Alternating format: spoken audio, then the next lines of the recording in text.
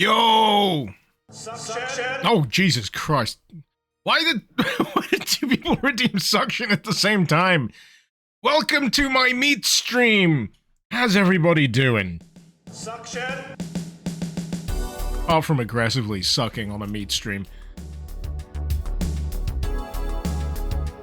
This is a crowdsourced suggestion today because I had no thoughts. Head empty.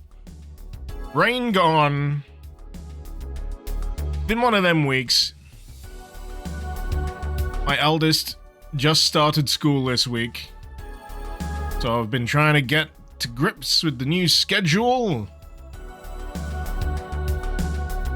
Things are going alright.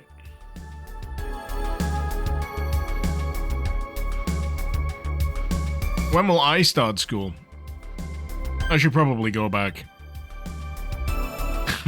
Replenish my brain.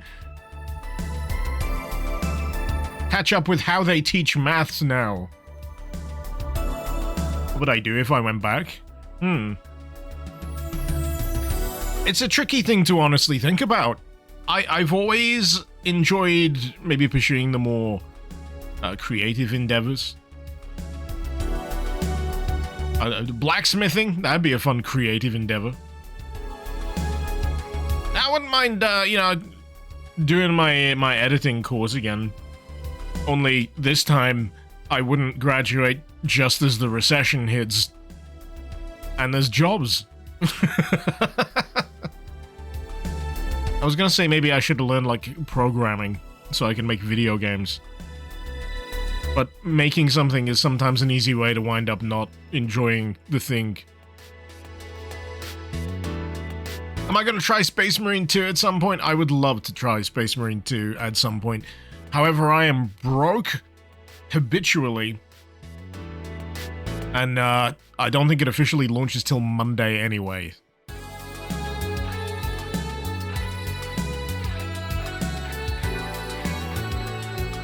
But apparently you can play it early if you get the deluxe edition. But today is meat day. We're gonna be slapping down meat with a variety of tools and implements and toys.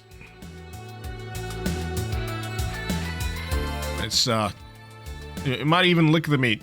I don't know. I don't know if that provision is modded into this game where I can literally taste the levels. But hey.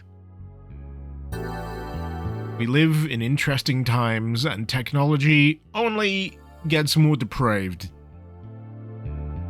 So yeah. I'm gonna launch some Doom. Where is it? That one. So yeah, I'm using the Steam version because apparently this works perfectly fine through VK Quake. And we'll see whether the damn thing's gonna display on screen anytime soon. That'd be nice. I did set this frickin' thing up so it should work, but it ain't. Give me a sec. I think I had a problem that meant I needed to turn off a certain option. Hey! Just in time for the keks. Dan, hey man. How you doing? How you doing to everyone, really? Oh, so. We need game meat jam. Add-on meat jam required.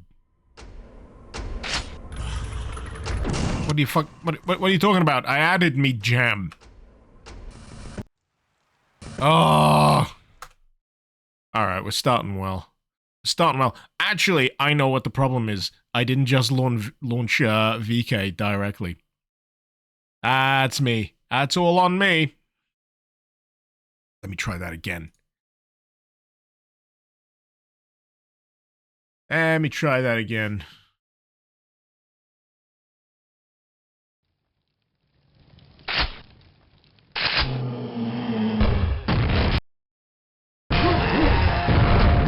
interestingly, it isn't full screen, which is why it's not displaying.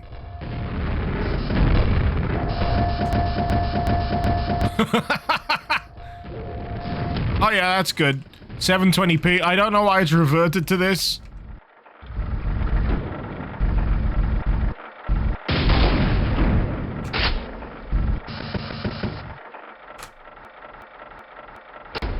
Hey, we're all good.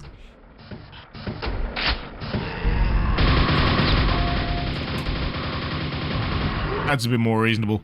So, theoretically, I should now be able to just do GME. Game Meat Jam. Hey, we got meat! We got meat! That's how it's supposed to work. So yeah, I made the rookie mistake of trying to launch it directly through the Bethesda Steam version of Quake, which ain't how it works. The VK Quake version, however, works perfectly fine. New game. Well, that certainly sets the stage. I did see this image on the thumbnails on Slipseer, but it's another thing entirely to be in the middle of a meat palace. Look at that, that's awesome.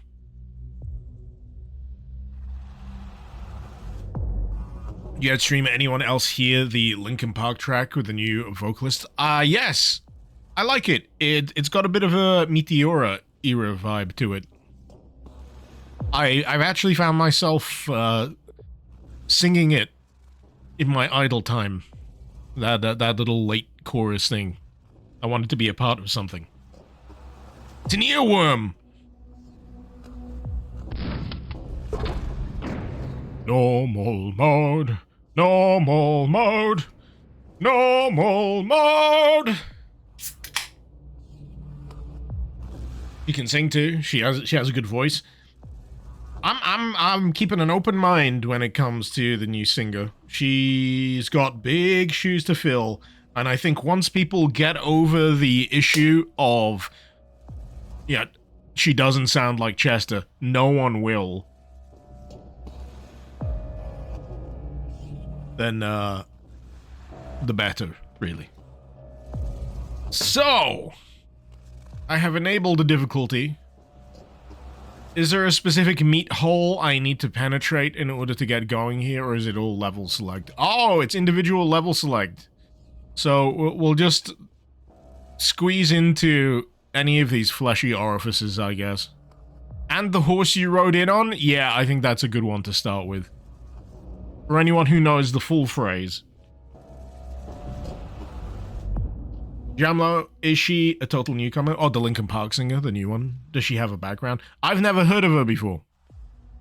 Apparently she's a Scientologist. This is a whole bunch of people going, oh no, she's a Scientologist. I'm like, well, so is fucking Beck. Anyway. It's oddly quiet now. This worries me.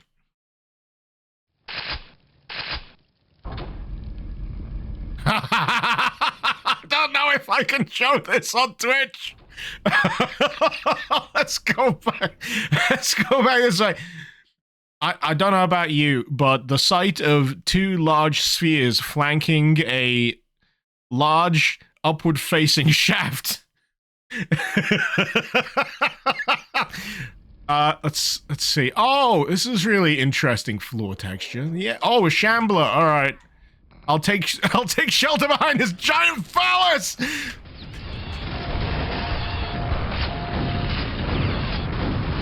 We're off to a good start.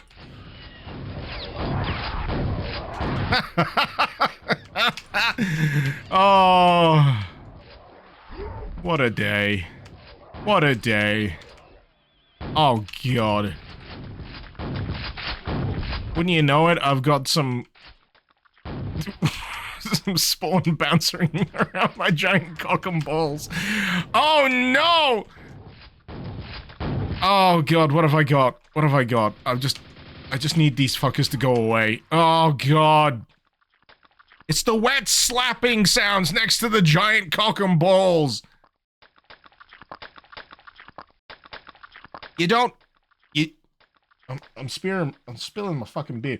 We don't need this on a family-friendly stream.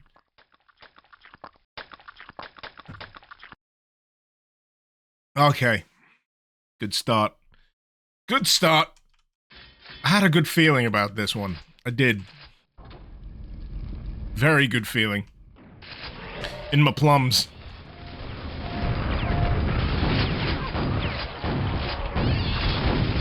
So I'm gonna try and avoid annoying the Shambler until I've dealt with everything towards the front side of the shaft. And then we'll go behind and give the rear side of those spheres a tickle, I guess, and see how we manage. 35 health. Oh god! 1 health! Slappy boys are back in town. Get my 9-inch nails! Fuck!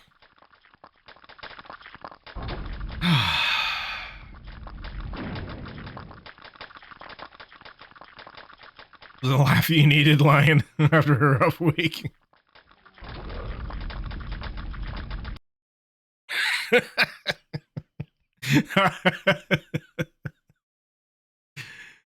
Yeah, it's reminding me of the Austin Powers bit now as well. It looks like a giant... Wang! Pay attention! I'm sorry, Sarah, I was distracted by this giant thing outside that looks like a huge... Johnson!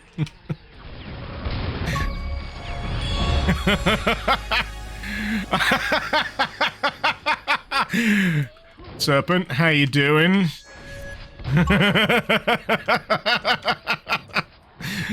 Oh. For anyone wondering, this stream is enabled with Tangier luxury harassment options. If you're on desktop, you can see them below the stream in the box marked Tangier. Why settle for standard harassment? You can deliver luxury harassment. Oh god! Thank fuck. Alright, I just need to deal with the Slappy boys. There's one more Slappy. There we go.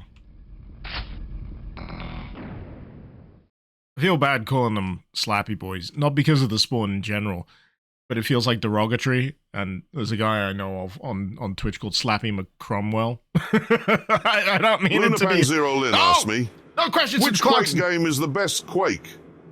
The age-old debate. It's like asking which is the best car. Oh, not clearly. the car analogy It's the again. one with the most power and the least regard for your safety. But in the realm of Quake, I'd say Quake 3. Arena takes the crown. Interesting. Fast-paced, brutal, and multiplayer madness. It's the Lamborghini of the series. Flashy, unforgiving, and designed to leave your friends in the dust. Based Clarkson! A connoisseur, I see! He likes his multiplayer options. Anyway. So that was, a very, very quick level. Right, let's try the seed. After the cock and ball torture, let's go directly to the seed.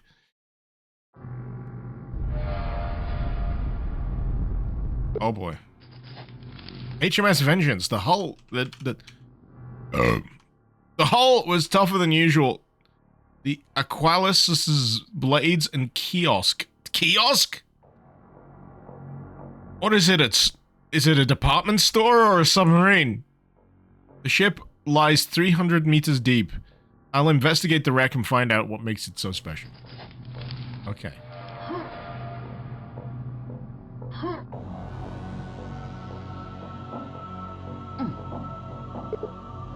Engines inoperable.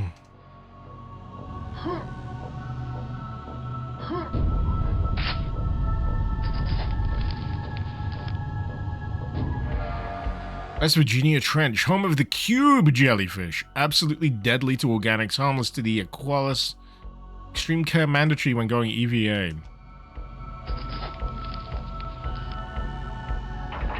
The heck?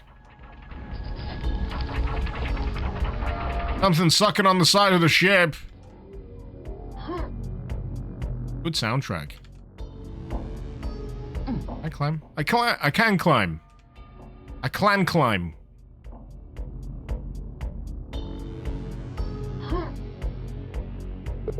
Viewport's inoperable. Steering wheel inoperable. Yes. Certainly fits the meat. Thank fuck. Fuck, I'm not a billionaire.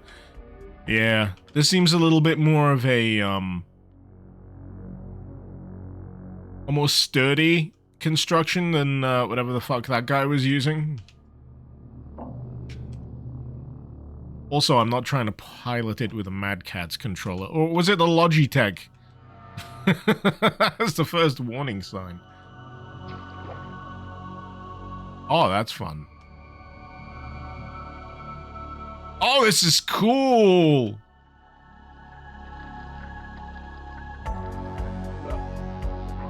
Wait, did I not pick up the EVA? Nope. I'm an idiot.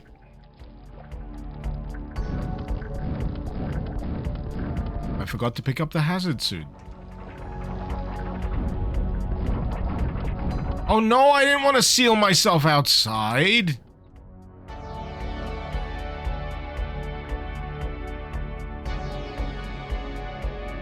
Very, 10,000 leagues under the sea?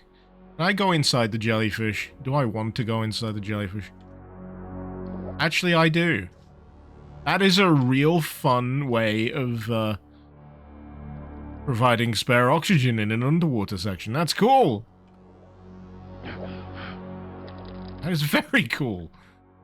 We got an underwater wreck adjacent to some meat. Okay.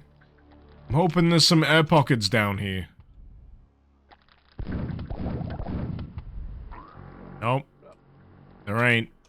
I'm probably gonna die, yeah. But that's fine. That's fine. We're getting to the grips with it. Big Samansky vibes. Getting big Dusk vibes here, says man who has only played Dusk. No! I meant Iron Lung as well! The point still stands. Maybe we'll run into Markiplier in here. No, maybe I just make a beeline. I'll ignore the fish. Ignore the fish. Straight for the flesh galleon. That's what I call my... No, I'm not gonna complete that sentence. Hey, baby, you wanna take a ride on my flesh galleon? You wanna man my harpoons?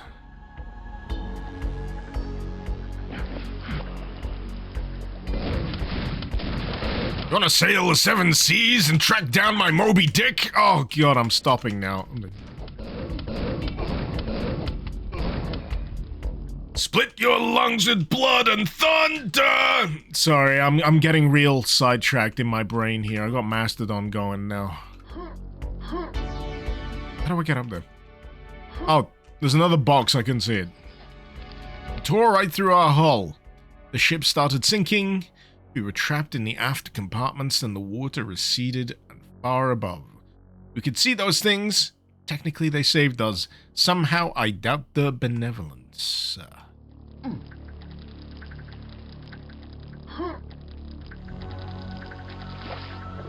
want to pinch my barnacles, TH.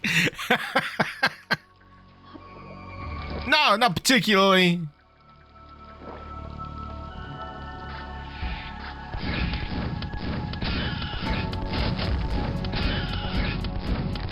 Come on! I'm not sure whether the soundtrack here is a good fit, if I'm gonna be honest. I feel like I should be, on neon-lit city streets. But I'm enjoying it, so that's fine.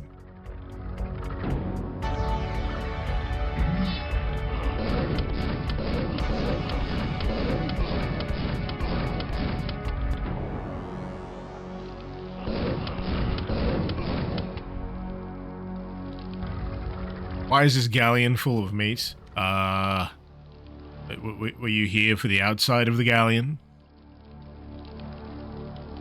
Someone rammed the galleon into a fleshy mass, and to describe the act any further would risk me getting my stream taken down.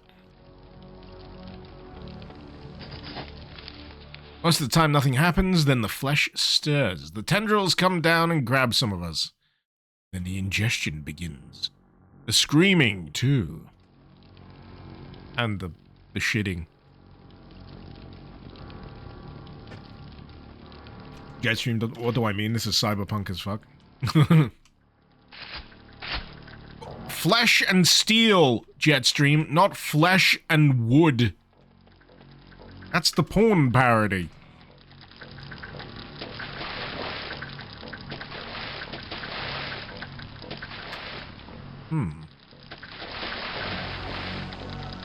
What am I hearing? I don't need anything splashing around in my hot dog flavored water, if you will. Oh yeah, it's kind of transparent. That's neat. Wait. How does the water work in this place? I'm confused.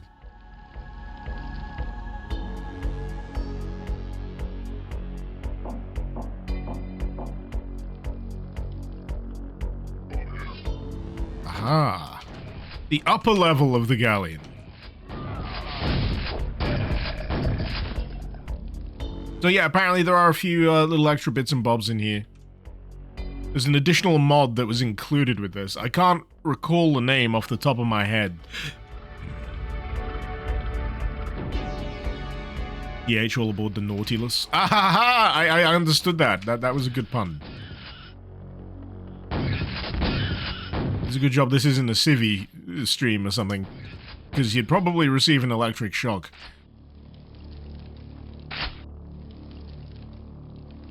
Can I fire my cannon into the flesh wall? No. Okay. Worth saying, and out loud.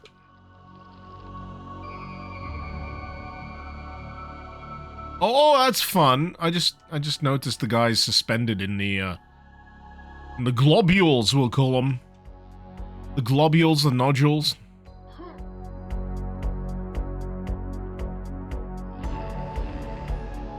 Oh god, they're falling. Oh god!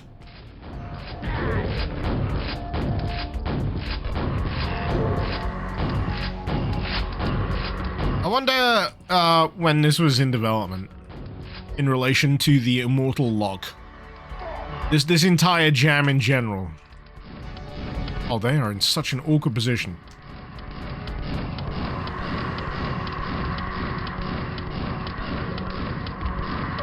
Oh my god! Friggin' scrags.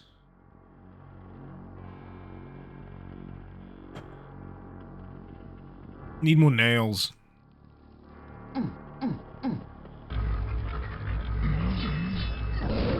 Did this level win, and why not, Jetstream? It's only the second level.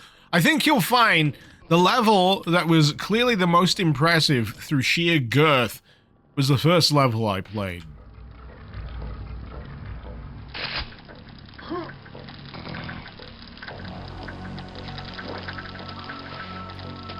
That said, we're not rating on girth.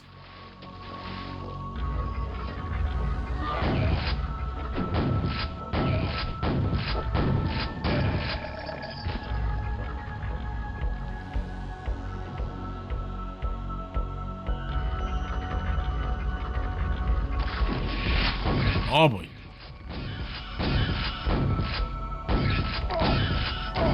Hard.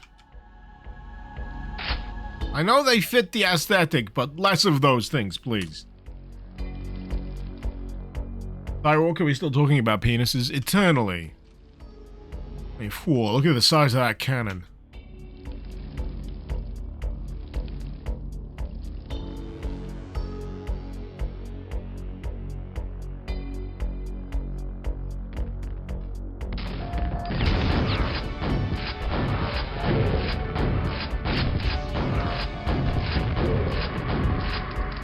Did I ever finish the Immortal Log Hornbuckle? No, I didn't. My schedule is a little tight when it comes to what I can spend time on. Or what I want to spend time on. I wouldn't mind playing more of it, to be honest. It's just that, new stuff that catches my eye comes along on such a frequent basis. It's hard to make time. Next week? Yeah, sure. Nothing else pops up on my radar. My current project doesn't overrun. I'm hoping... Oh, yes. I'm hoping that my schedule is gonna get a little bit more concrete over the next week. Because I had basically a half week this week. Because school didn't start till Wednesday here. My eldest. So now they're in properly, and they've got a more concrete schedule. I can plan a bit better.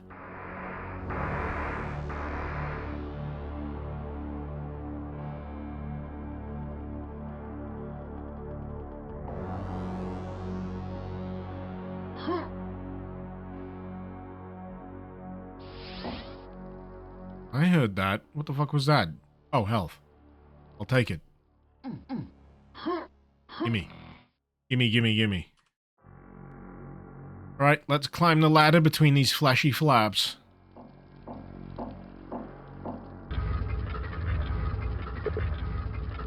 Shoot nerve connections whenever possible. What's a nerve connection when it's in town? Oh, okay.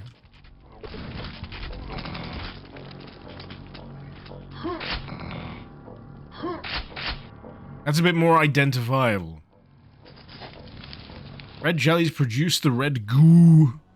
The green ones provide oxygen.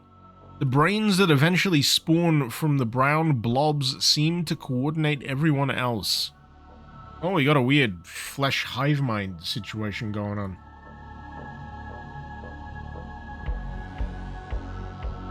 Very Zen-esque. Apparently that'll be the lion's share from all the conjecture and rumor. The next Half-Life thing, you're gonna be largely Zen-focused, which is a bold move considering everyone friggin' hates Zen. It's a cool idea, but in terms of, actually dealing with it, everyone gets to interloper and then they start rolling the eyes. Start rolling the blunts. Black Mesa redeemed Zen. A little. It did a very admirable job, I have to admit.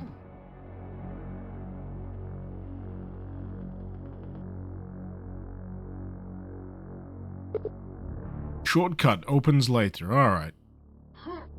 This is not the membrane we're looking for.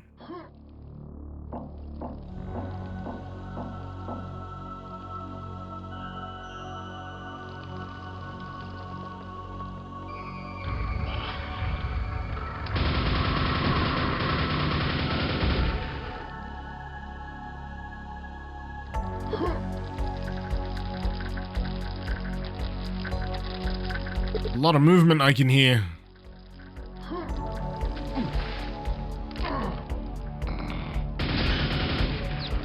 Oh wait, the cargo hold will basically just be a shortcut, right? I see the key up there.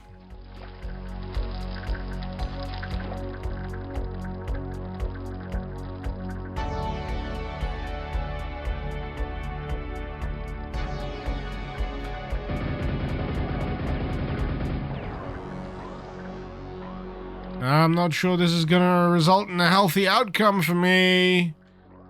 Oh, fuck. Oh, shit. I shouldn't have gone this way. Ah, bollocks.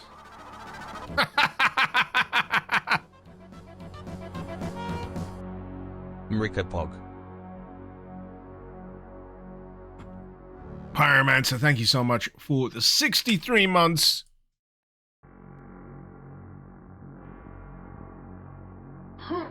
This is pre-membrane or post-membrane.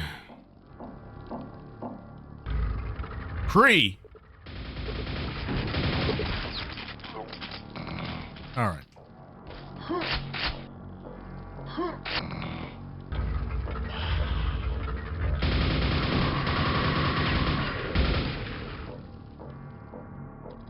I missed the stairway.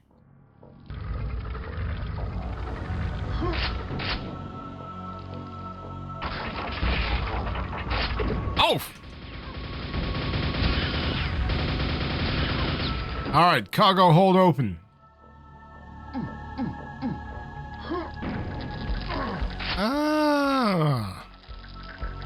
So it's just a transparent floor.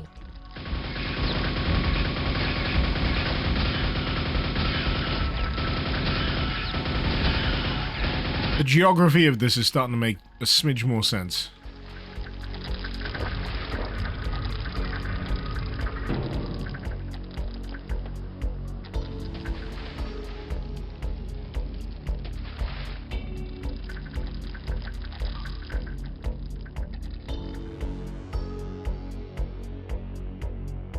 I guess if I go this way, it'll take me back to the ladder.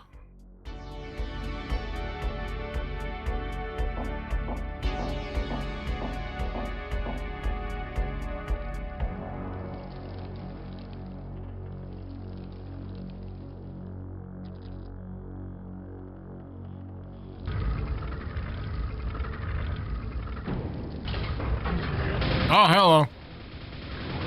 Chocolate starfish time.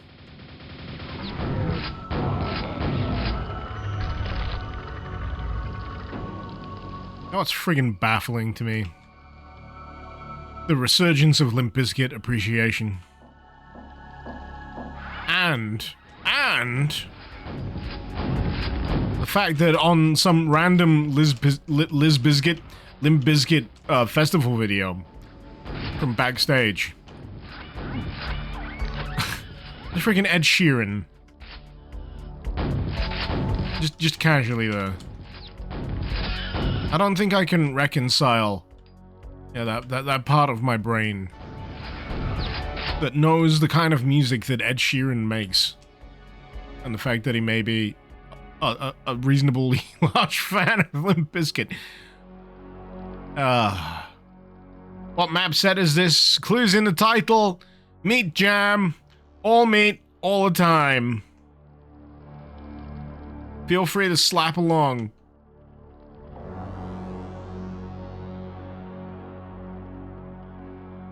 I see. Oh, it's quite fun. Enjoying the construction of this greatly.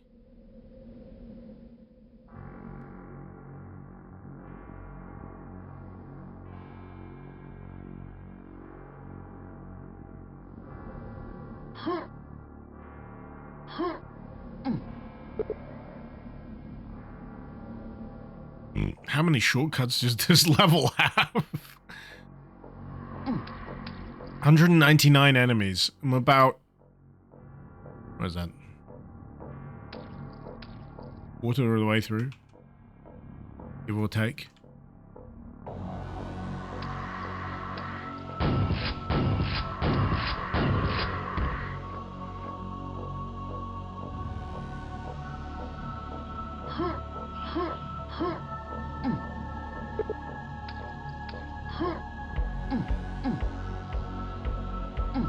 I unlocked the door from the other side. That makes this a Souls-like.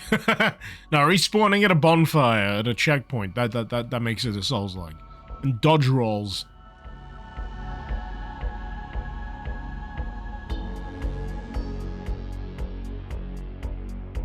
Not sure where exactly to go next.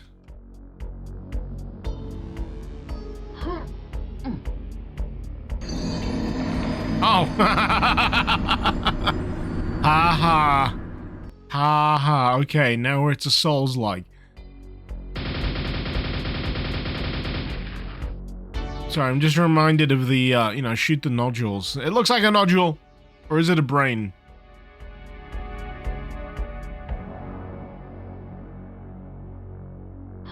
Oh, Oh, fuck, I nearly fell. Oh, I'm falling! Fine. I don't need shins.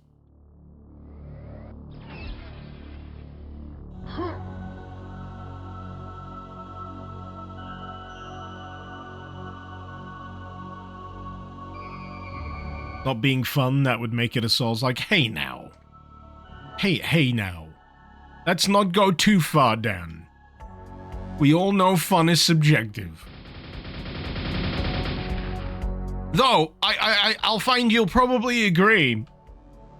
It's fun watching someone else eat shit when playing a Souls-like. Even if you're not particularly into it. It is fun watching other people get flattened.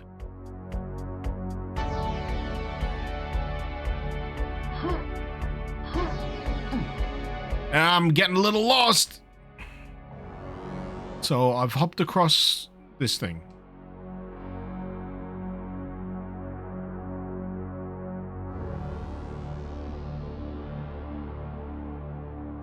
Dan, Souls-like's not your type of game. That's acceptable.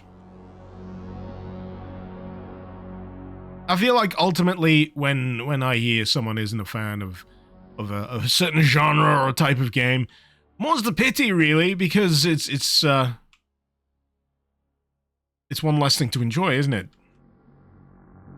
In an ideal world, everything would be enjoyable for everyone. But that's unfortunately not how this works.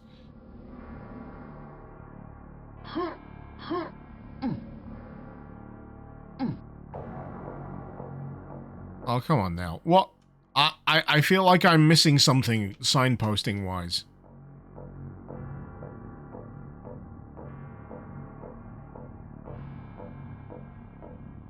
And I feel like it should be, like, big in front of my face kind of thing. I know there was the bit up there. Oh, there's a ladder in here.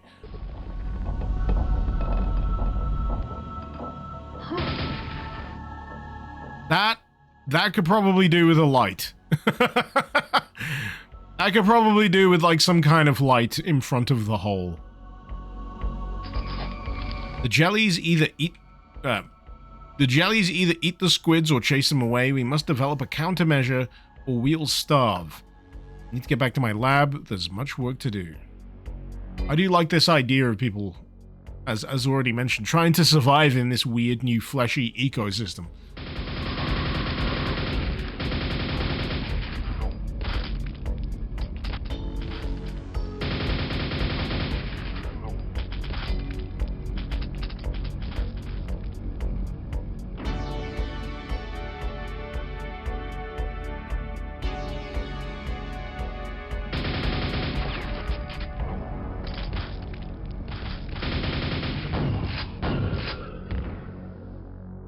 One more to go.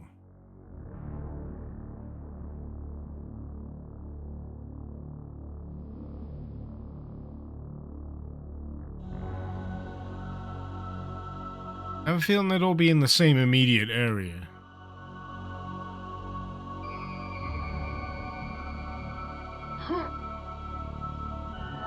Maybe in 2 years, for Quake's 30th anniversary, it'll release another Kexport with an in-game mod browser. As long as it's better than the Doom Eternal mod browser.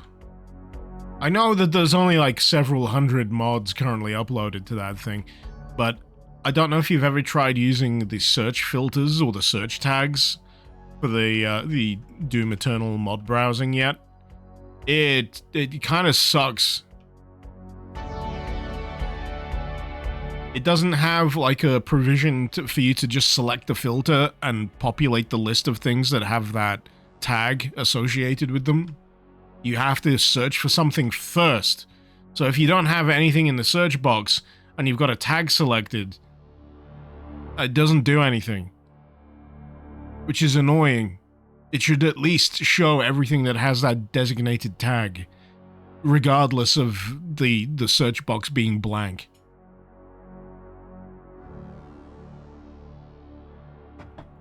It's one of my biggest bugbears with the experience right now.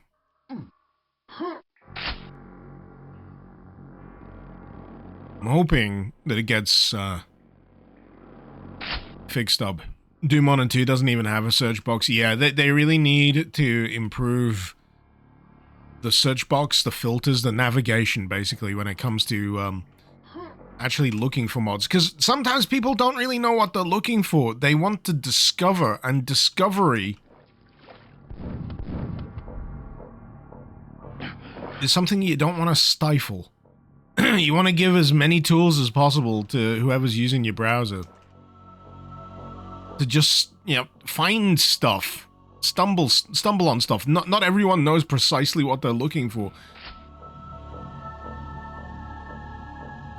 How do I even discover new shit? I really gotta fucking dig.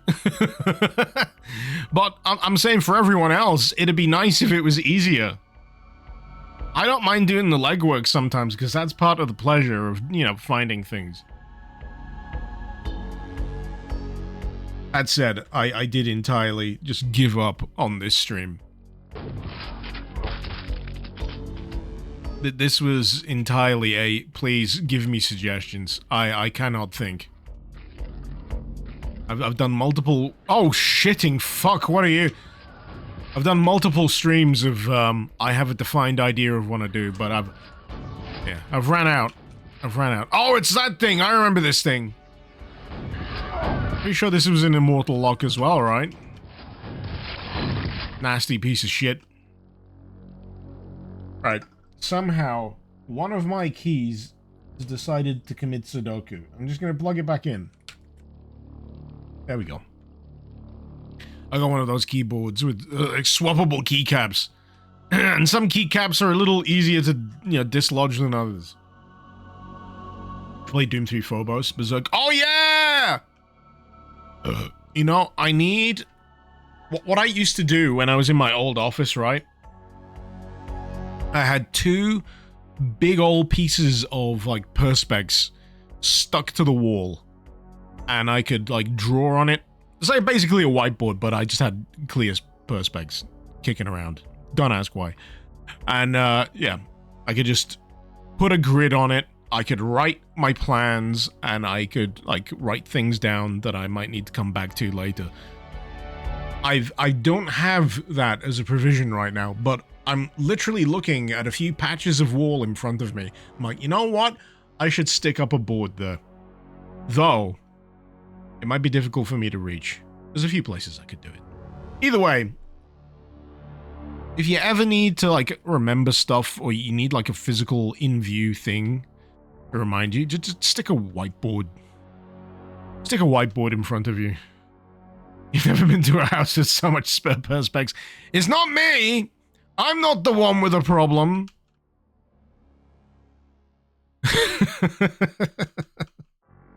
But yeah, I want to play Phobos.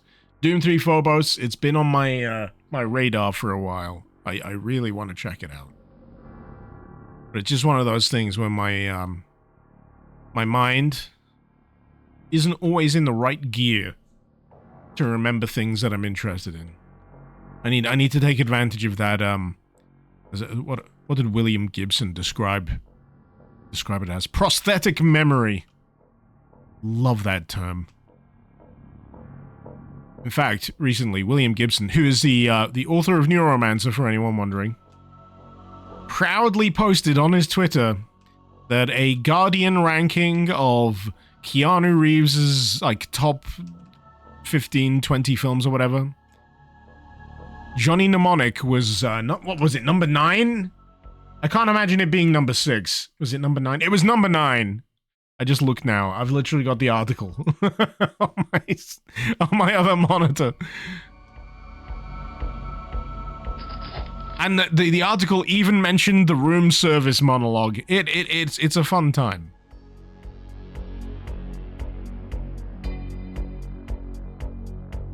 They use perspex as firelighters, Dan. And I'm keeping a large amount of it in a home with multiple children. We're gonna have a conversation.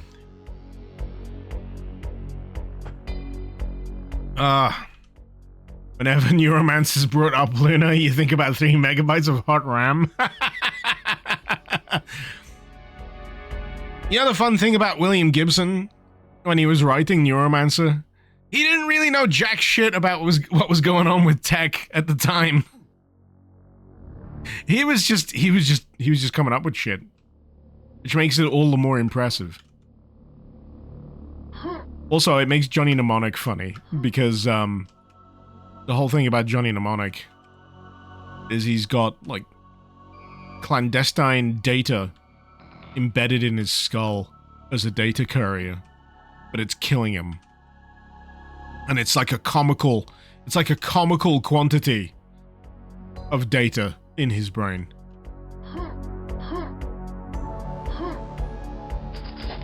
The jelly secretions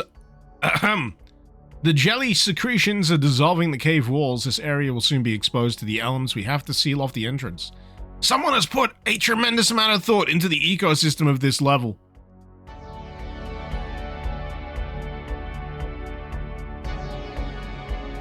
Very cool.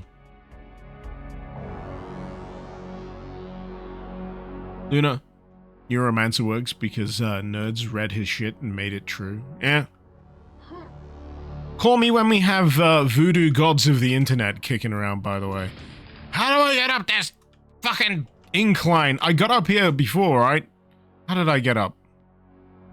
How did I do this last time? Where did I need to go? What shortcut did I unlock?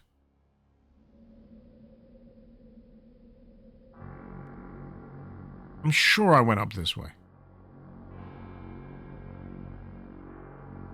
Oh, no. I remember now. It's this stupid little hole.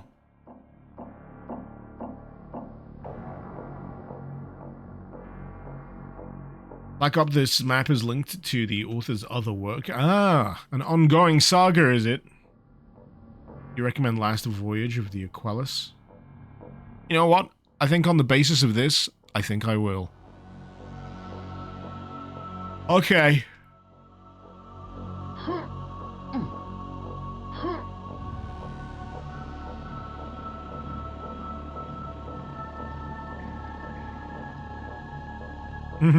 TH. Old Testament Dolph Lundgren and Johnny Mnemonic. Oh, he's one of my favorite things. Street Preacher.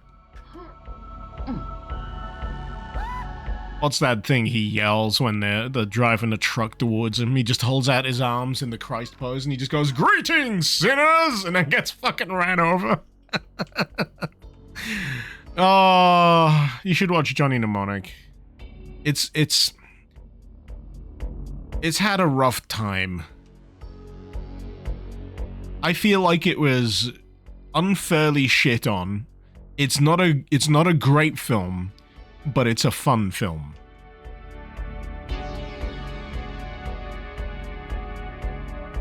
Alright, what the hell am I doing?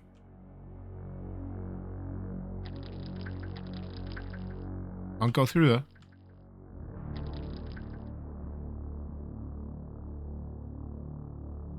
Was there another membrane that I forgot to shoot? Because I opened up that one. Yeah, there was a membrane thing here. I guess if I follow this around.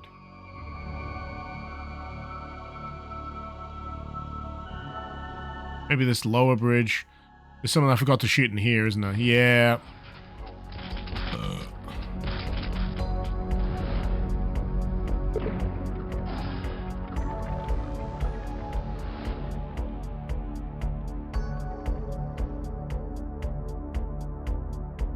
What about the super hacker that turns out to be a dolphin nugget?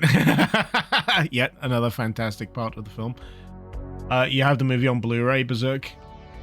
Japanese extended version. Featuring an order of magnitude more Takeshi Kitano. It's great.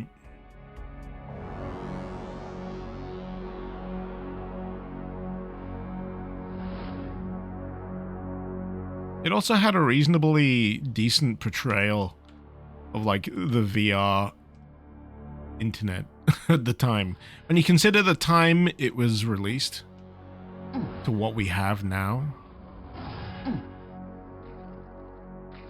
it's really interesting. Oh, it's one of them things again, isn't it? I could just hear it. It was stalking me.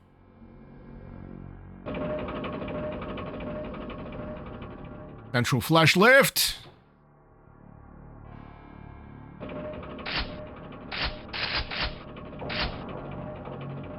Well, this looks like it's gonna become a bit of an arena. Yep, there they be.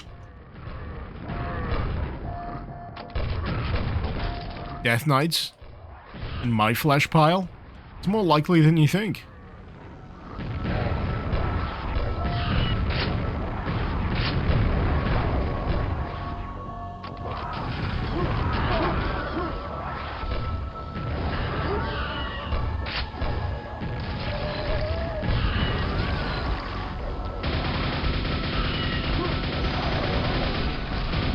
Ah, the chocolate starfish are back again.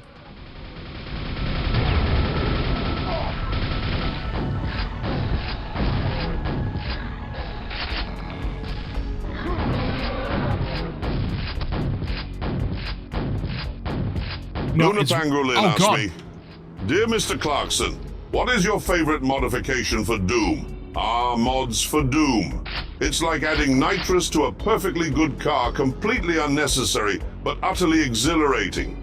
My favorite has to be Brutal Doom.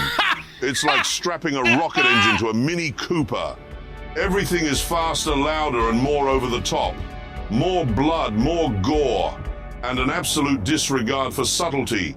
It's the Doom experience turned up to 11, with no apologies given. I'm dead! Perfect. I'm absolutely fucking dead! Sorry, someone mentioned texture filtering. Have I? No, I haven't turned it off. It's on classic. There we go. It was on smooth. We put it on classic.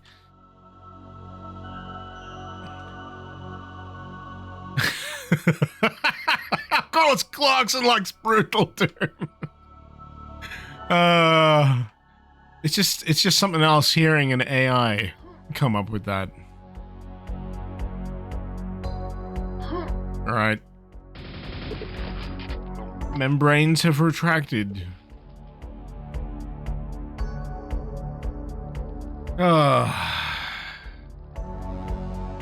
Brutal Doom is no longer the normie work of art. It's My House PK3. Okay. Is everyone making a My House now?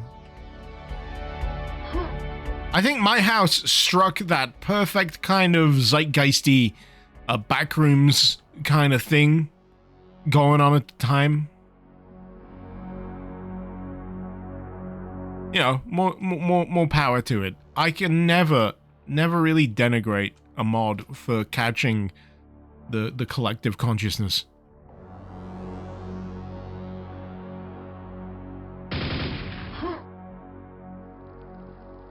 Because, you know, if you want a scene to keep going and not stagnate, you need fresh eyeballs. More people to turn up and go, hey, this is a really interesting thing. What? I can do this as well? Why the heck not? And there's Total Chaos, which is basically Silent Hill and Doom. Yeah.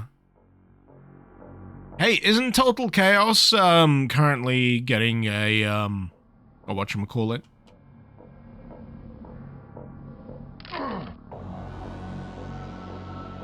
Like a full engine remake or something?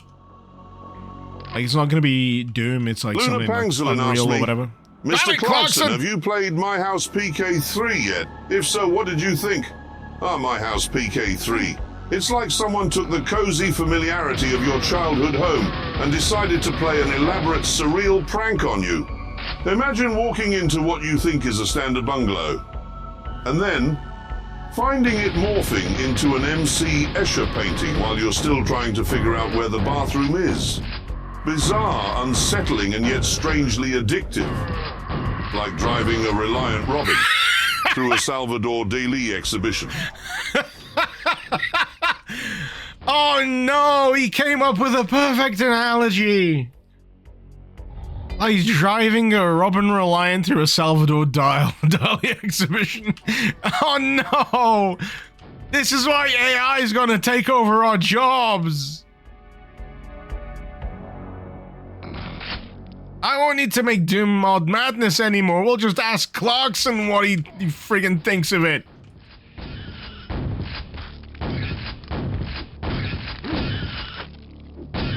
Clarkson's gonna be Wintermute. You can't tell me how annoyed I was that,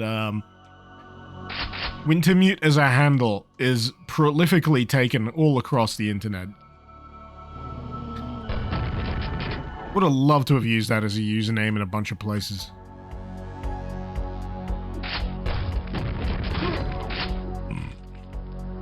Why does this look like a subway station?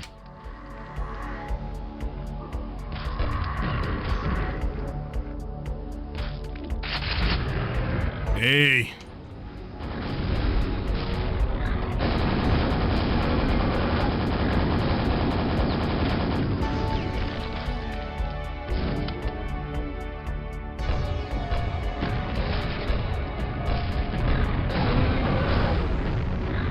You know what this soundtrack reminds me of? Friggin' Ashes. That's what it reminds me of. It reminds me of a track out of Ashes 2063. I don't know why it took this long for me to connect the dots.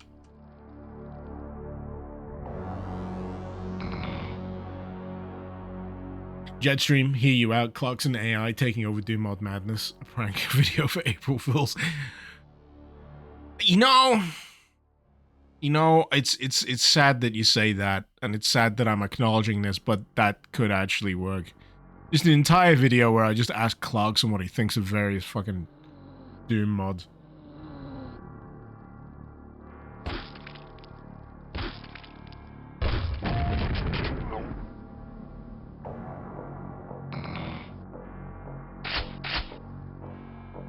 Nugget, you wish you could remember what those walking starfish things are? Just roll with chocolate starfish and we'll figure the rest out later. Alright, am I missing a membrane? Insane in the membrane.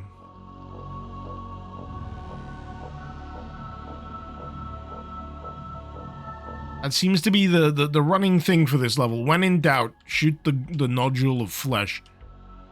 Yeah,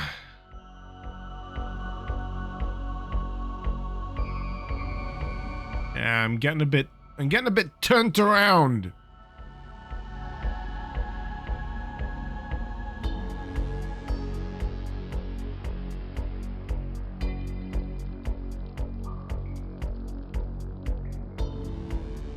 Black Op, the chocolate starfish are called drolls.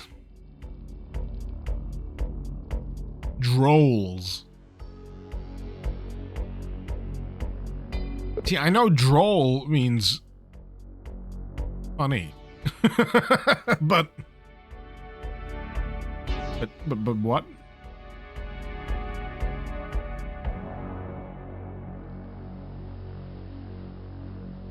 Oh, come on. Can I shoot this through here? No, I can't. I feel like I've done several loops of this. Oh, wait. Wait, can I just climb the rope? Yeah, I hadn't fully recognized the rope as a climbable thing, even though I just did it earlier. My brain cells hadn't engaged. They hadn't formed meaningful connections.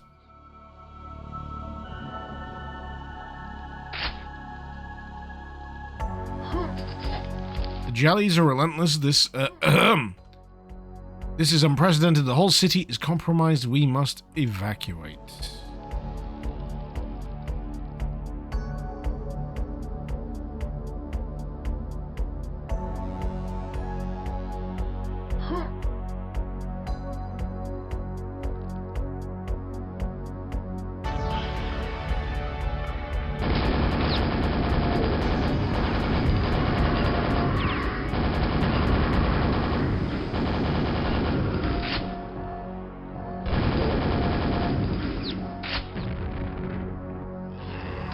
I ain't sure exactly what triggered what. Maybe it was just me moving from one section to another.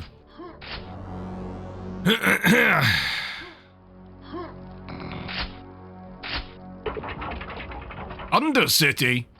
How big is this map?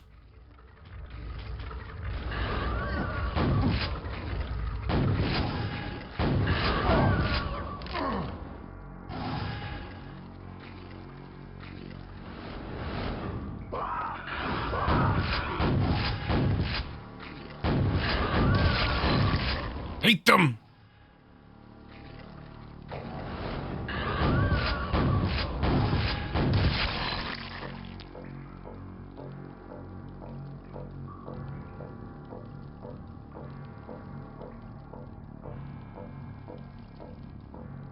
Right, Undercity.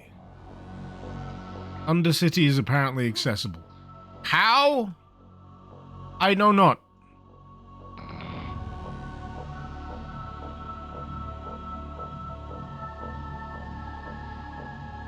Yeah, I'm gonna climb back up.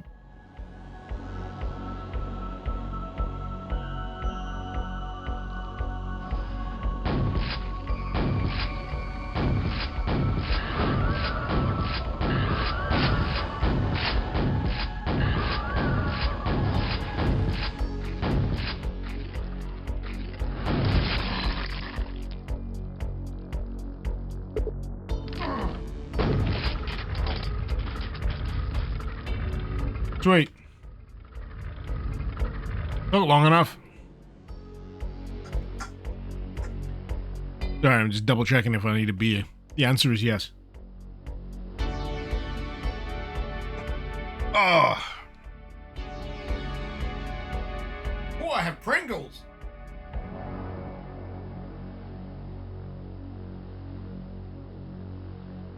I would like to thank past Icarus for buying Pringles.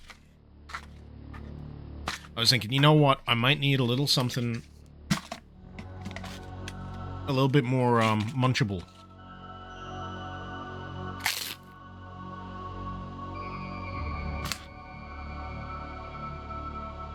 I got sour cream and onion.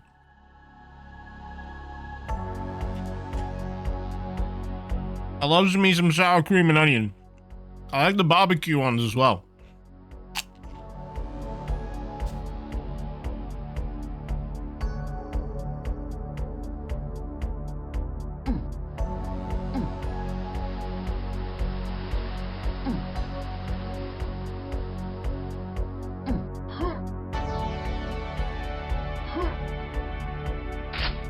Nugget, you'll probably hate me for this, but I've never been a massive salt and vinegar fan. The only time I really like salt and vinegar is when it's on my fish and chips. For the infected, there is no cure, only disposal.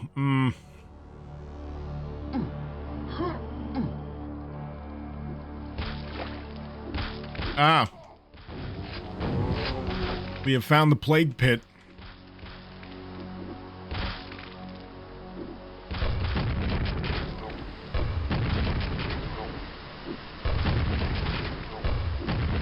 How many people were on that ship?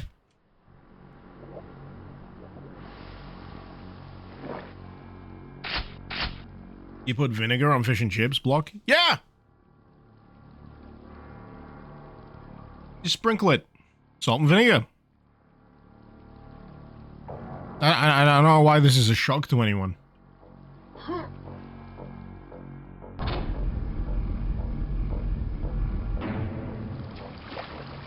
Maybe you get like a tub of tartar sauce or something.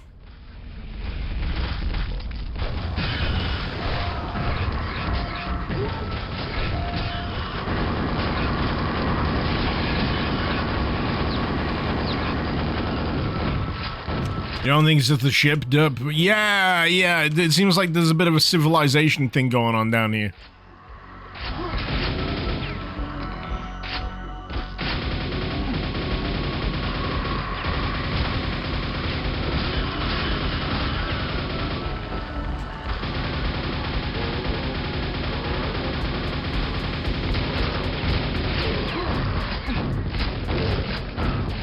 But yeah, this level has an astonishing degree of world building going on. It's pretty impressive.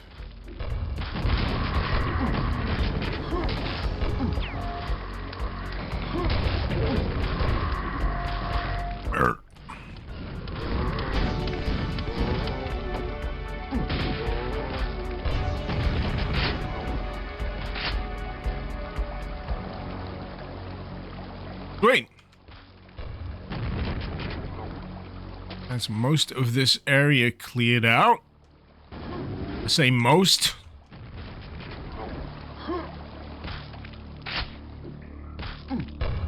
Good old stray zombies.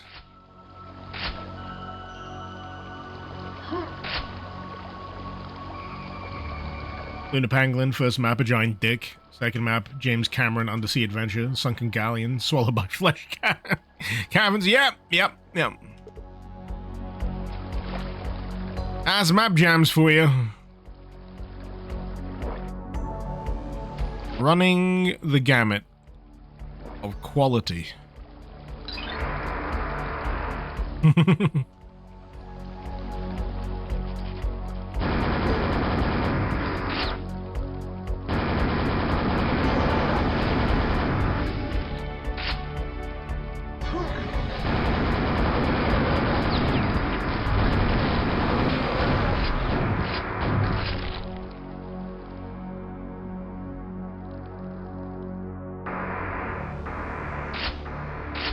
At least I got to kill a few things with that.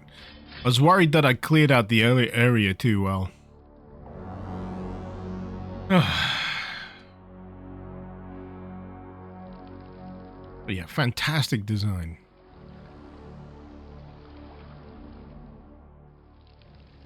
But yeah, I do find a lot of stuff constructed in Quake is still absolutely golden. There's just...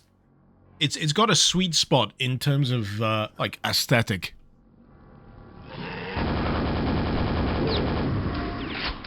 Quake-style polygonal chunkiness still works. It's got the same kind of appeal to me as, like, PlayStation era. You know, visual stylings. I know the fidelity in something like this is much higher. But, you know, it's the same kind of warm and fuzzies that I get from the visuals of either. Petition the High Priest to release the seed! We got a name drop! Drink! Actually, where's my beer? Gotta practice what I preach.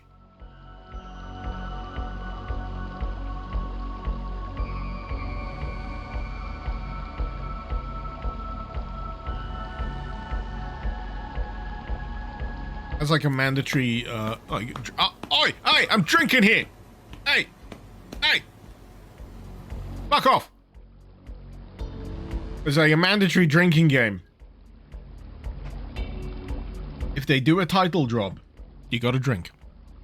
Doesn't have to be alcoholic, but you gotta drink. You gotta drink something. So, what was it again? Just to refresh my memory. I petitioned the High Priest to release the seed to deal with the jellies. He branded me as a heretic and asked that I be confined to my quarters. But faith won't save us. Science! Science will! Is there a lightning gun in there? I hope so.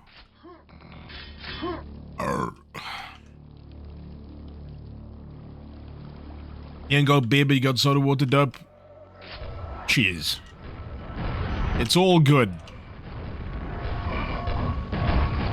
If anything, it's a good excuse to hydrate.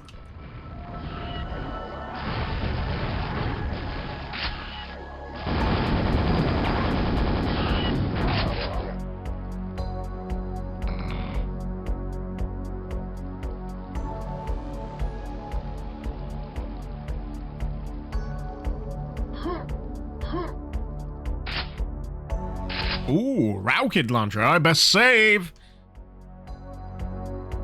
Because you know what Icarus is like.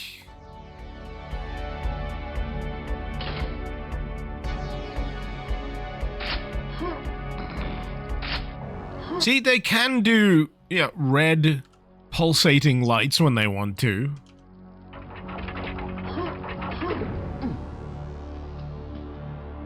Leading you to particular places.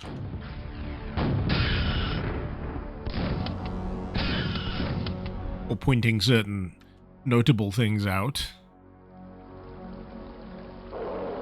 Oh boy! The drum beat of this reminds you of Two Tribes. What? Up here. All of this going on up here is what's causing me the most physical discomfort. Fuck you, Marky. Anyway.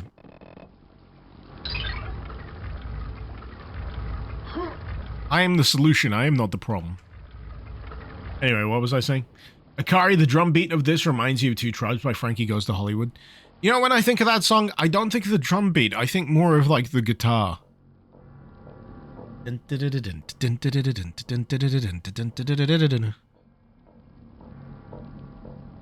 I love that track, by the way. It's a great tune.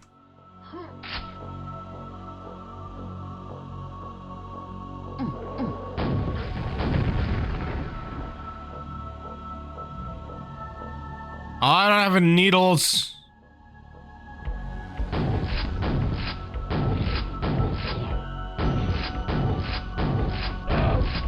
I kind of prefer the Super Needler when it comes for Shambler dispatchment.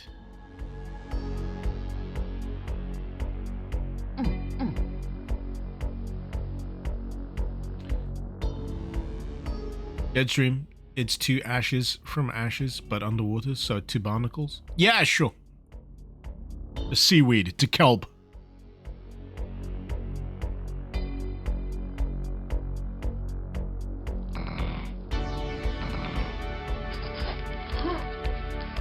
One specimen survived the procedure. Immunity to the jelly secretions, accelerated tissue regeneration. It will usher in a new species. It is a seed.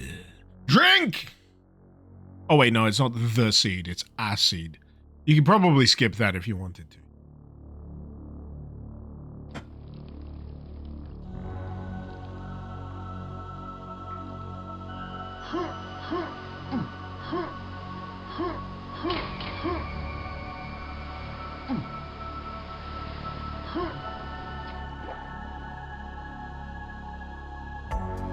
I can only imagine after leaving this kind of place, you'd probably want to get as many inoculations and shots as humanly possible.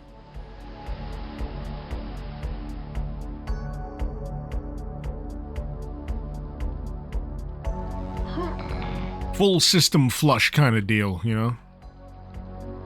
Surprised the key wasn't booby-trapped. Me too, to be honest. I was actually expecting things to spawn in there.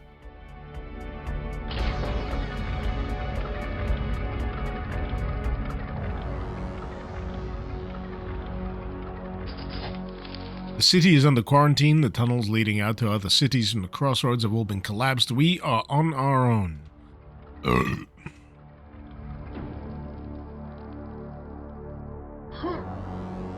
Oh. I thought it was water. Keeps tripping me up. These transparent membranes.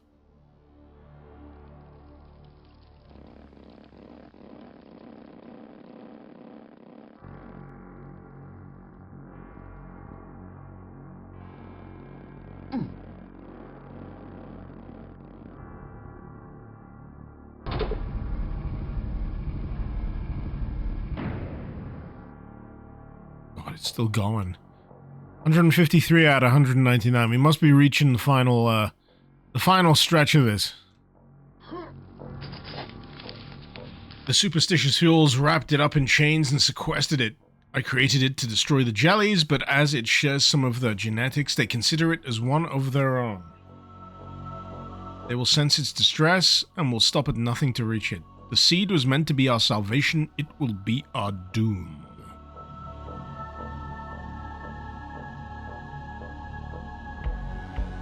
They said the seed, you gotta drink again. And doom. I don't know what that means. Maybe you should do a backflip or something.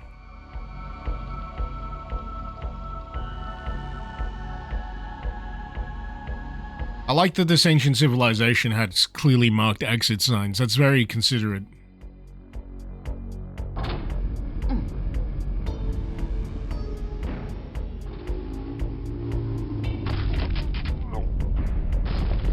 Oh, fuck!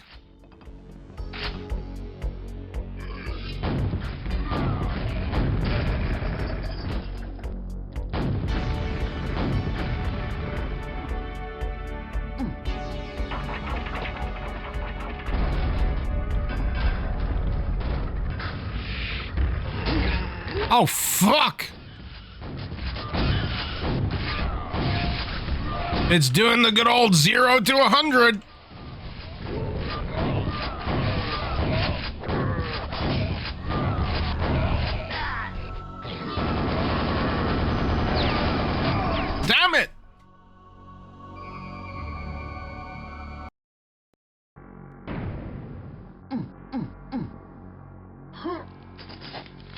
There, I guess you need to unchain the beast.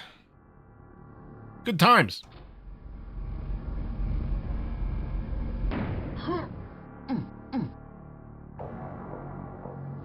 Can't go straight to the exit, can we? No. But of course.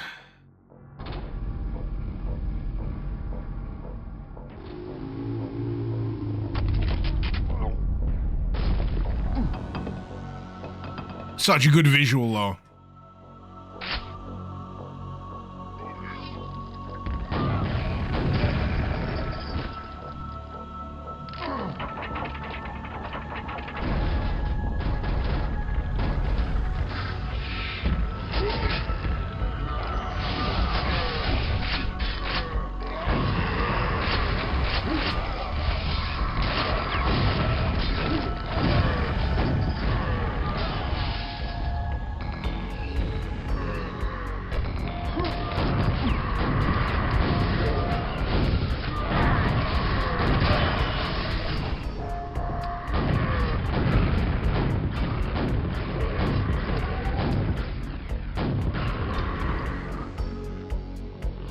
I feel like I heard a shambler. Won't be surprised.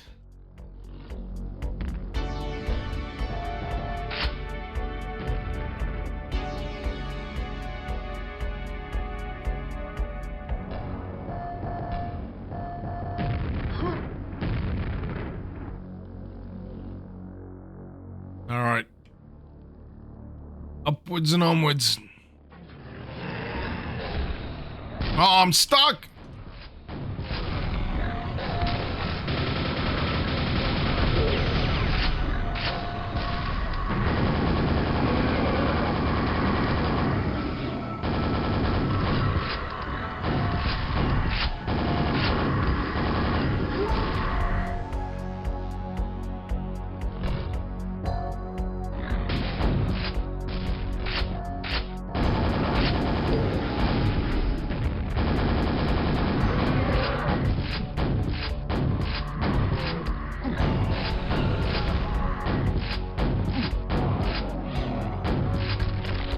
Yeesh.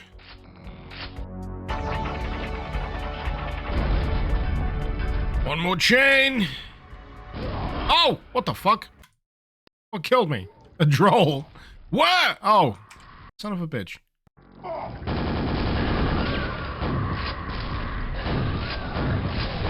What a dickbag spawn. Oh. Fuck! Alright, straight in here. Straight in here.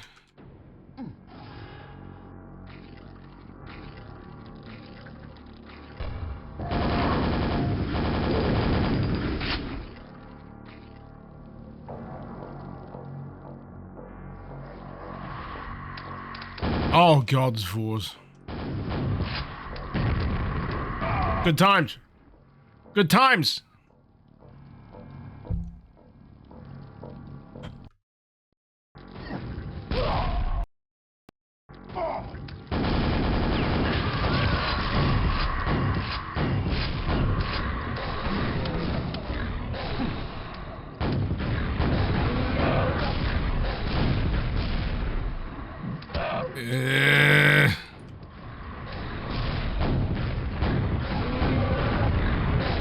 Why aren't you dying?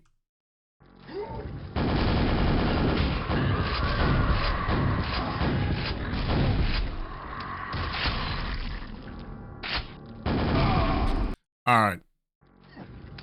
I said, can I just get out of dodge? It doesn't feel right.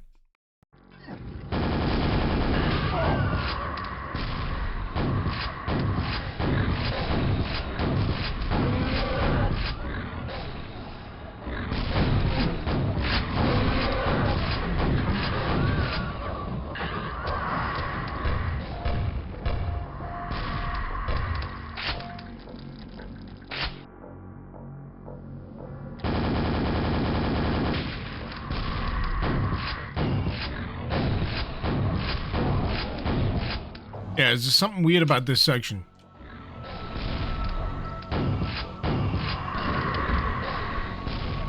Come on.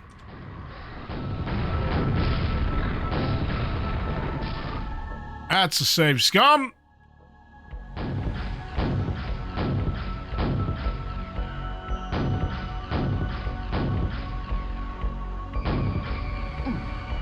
Oh, no, no, no, no, no, no. No, no, no, no, no, no, no. Bad. Bad. Bad. Just want the projectile to go away. There we go. 1 health. Good enough for me. Oh, fuck off!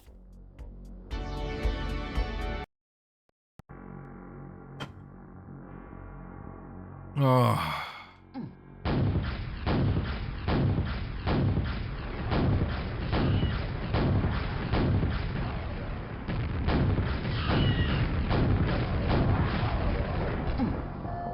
Ah. Piss off! Fuck off! Just explode on something already!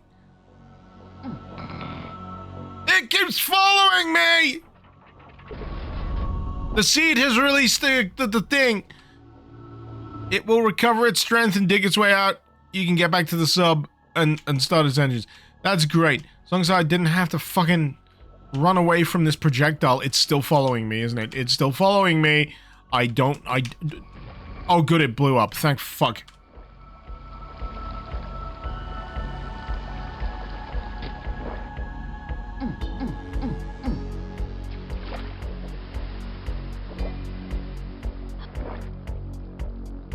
We are leaving.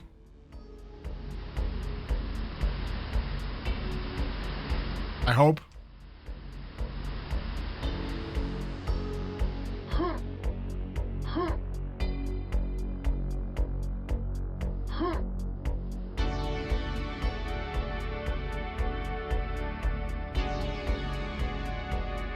Exit?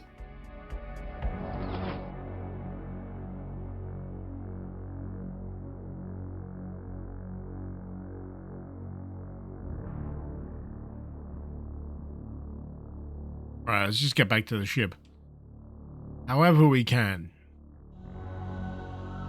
Just hoping there's not too much combat between here and there, because, a bit low on the ammo.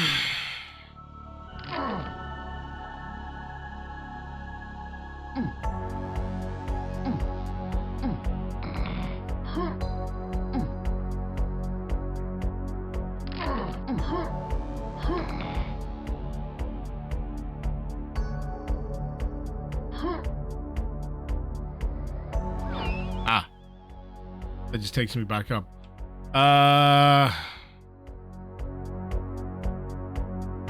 Fuck.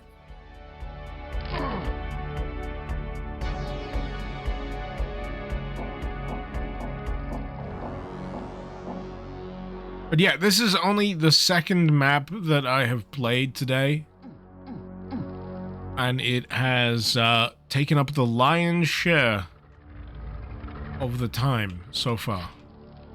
The first map, well, well, the first map, you're just gonna have to find out for yourself. I'm sorry. Actually, yeah, how am I meant to survive the swim back?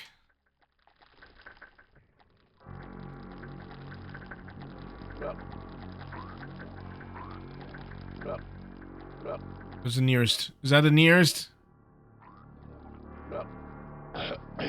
So wait, are these the jellies that they were worried about? Because, I don't know, they feel kind of benign.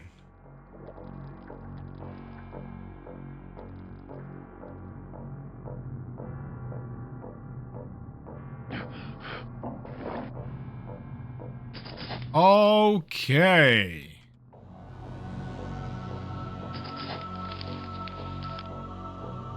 Yeah, they're going about the cube jellyfish. And the ones I've seen so far aren't quite so cubular. Lunapang Zero Lin asked me, "Hi Jeremy, hope you're doing well. I was wondering if you would elucidate all of us as to your favorite boomer shooter protagonist." The protagonists of boomer shooters. The digital equivalents of those mad, reckless drivers you find on British B roads. If I had to pick one, I'd go with Duke Nukem. He's like the 1963 Aston Martin DB5 of protagonists. Iconic, a bit outdated, but undeniably stylish and full of gadgets. One-liners over the top action and a healthy dose of irreverence. What more could you ask for? Oh, I hate that he's good at this. End! Oh, what a... Nearly an hour! Probably an hour, considering. Jeez. I need more Pringles. I need more Pringles in my face. The worst thing, right, earlier, well, last week, Clarkson knew about me in some fashion or another.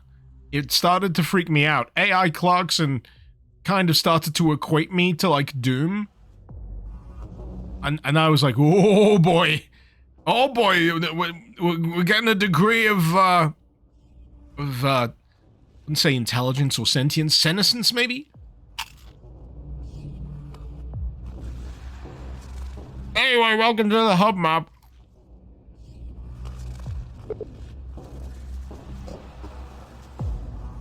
Have completed the seed. Have completed the horse you rode in on. Cadaver Sanctum, don't mind if I do. A good an ambush start, that's good.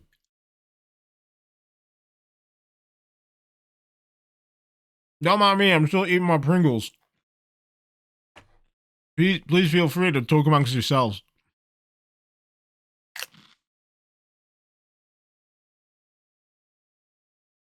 Okay.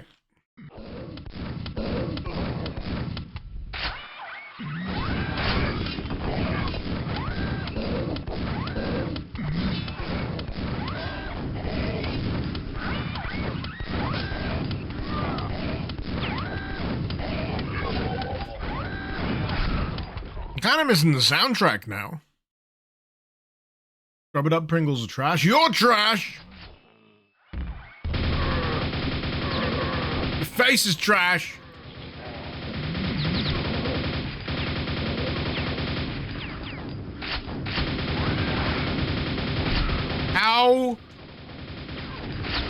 How dare you?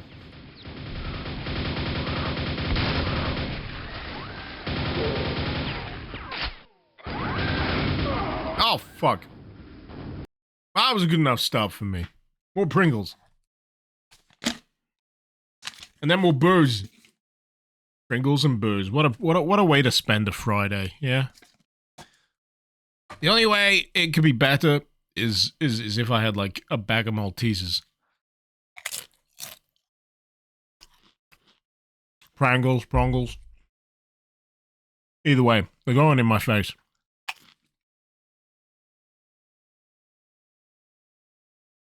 I'll be done eventually.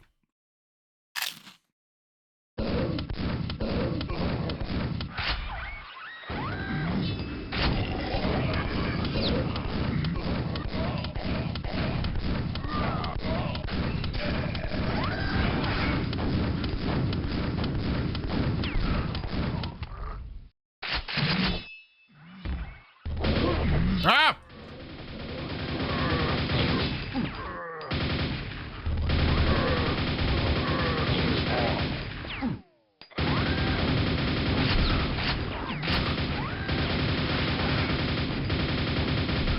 I like that there's some kind of infighting setup going on here.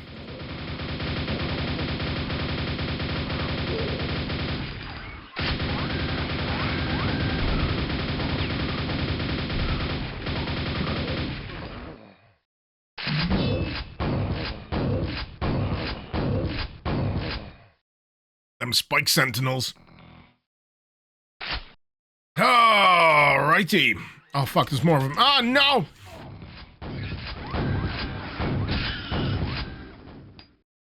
just want to vibe, damn it! Of course I need the gold eye key.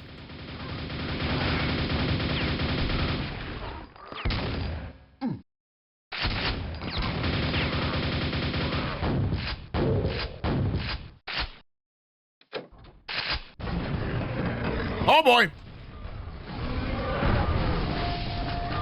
Nah.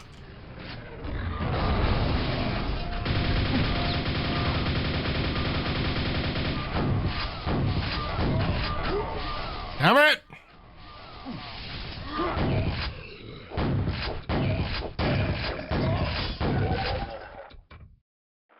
Been fun so far, though.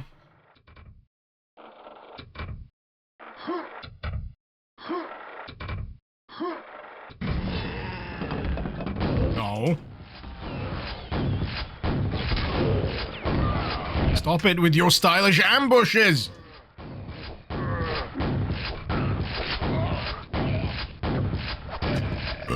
Right.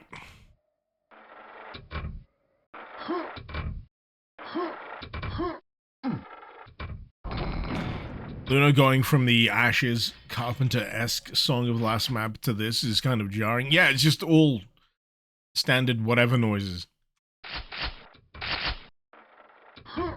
Though I do always enjoy the contrast because it makes you pay attention a little bit more. From one level to the next, you start to consider, you know, how much of the atmosphere of the level is dependent on the sounds going in your ears.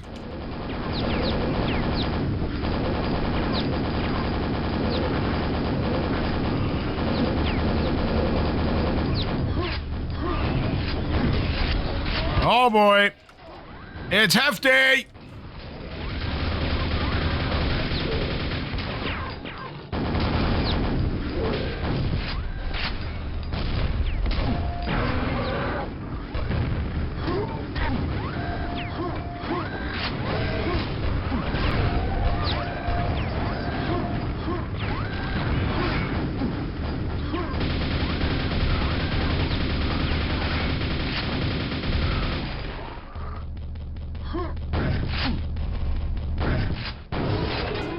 Oh God, what are you? I remember you, actually. He was in a mortal lock. You were a pain in the ass. A big old ground pound attack.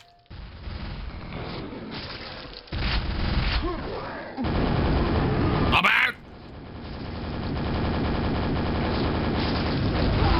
Fuck! A gug! A gug!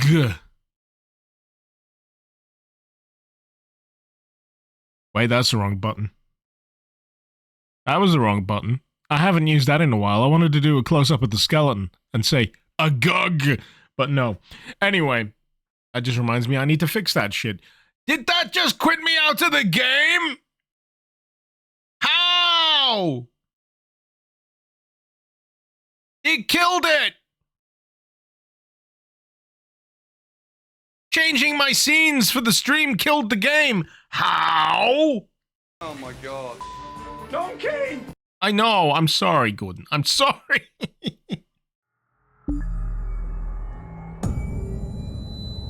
Oh, no, that's the wrong launcher as well.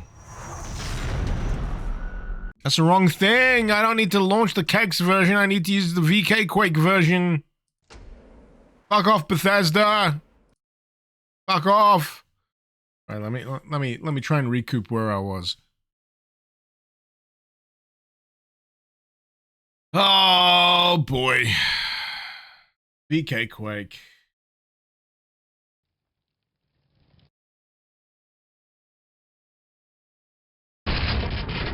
That'll do.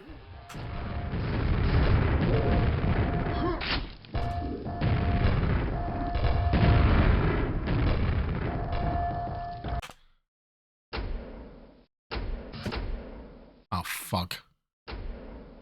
Right, what if I just hit F9? There we go! I remember having this problem last time.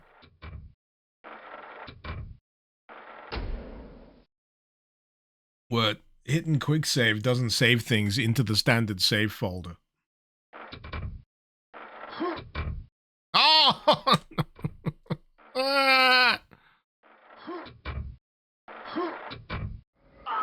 No. No. No! What's going on?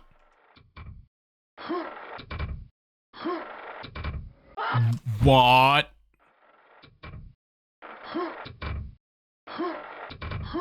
There we go.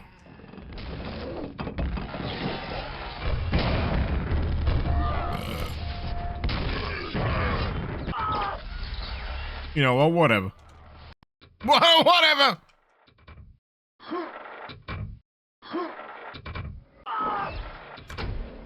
I just need to take a pause for a second. I need to take a pause.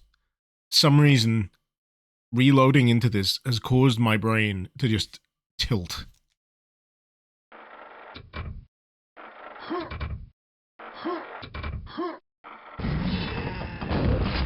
But yeah, oh my god! I did make it out of the seed. The seed was a very, very cool level. You know what? This level ain't too bad so far either. It's just that, for some reason, reloading into this has caused me to suffer some degree of brain damage.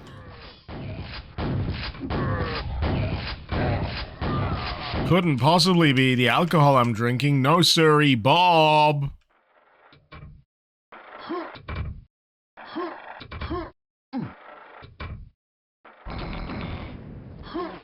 I have a brain injury.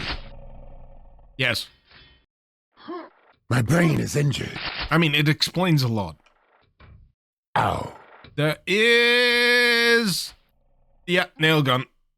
Super nail gun.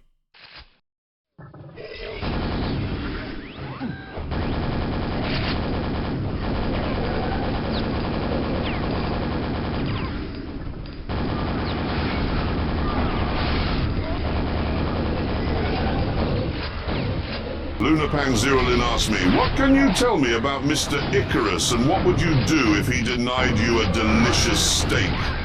Mr. Icarus, the virtuoso of virtual violence, the master of meat-mangling mayhem.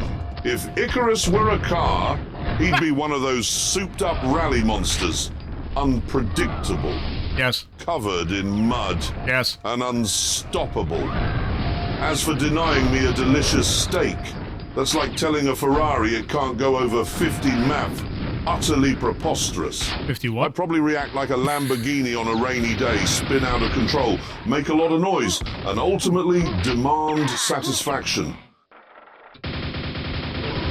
So you're telling me I'd have a very angry AI Jeremy Clarkson on my doorstep. You got everything else right, though. Master of meat mangling mayhem. You damn freaking right. I'll take a rough and ready rally car or whatever the fuck he said. Instead of miles per hour, he said muff. I gotta say, out of all of the AI, whatever the fucks that are available on Tangia, that one is by far the best. By a country mile. Deadstream, you refuse to use any of the channel points until you get your 100k redeem. Well, joke's on you, these are all redeemable by bits, so... As I said earlier, luxury harassment. There's regular harassment, then there's luxury harassment. How embarrassing.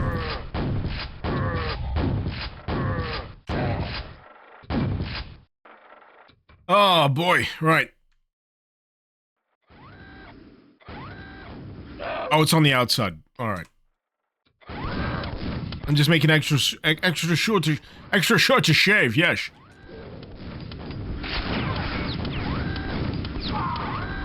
You know what? I've not watched a Bond movie in a long while. Been a hot minute.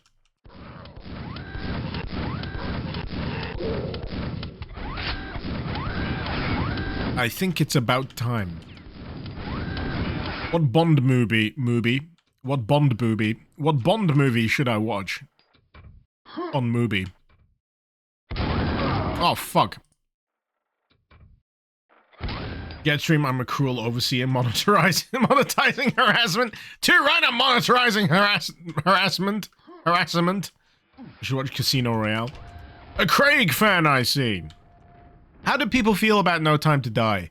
It's the last entry in the Craig pantheon of Bond. And I feel like some elements of it did suffer as a result of, I think it was like filmed during COVID.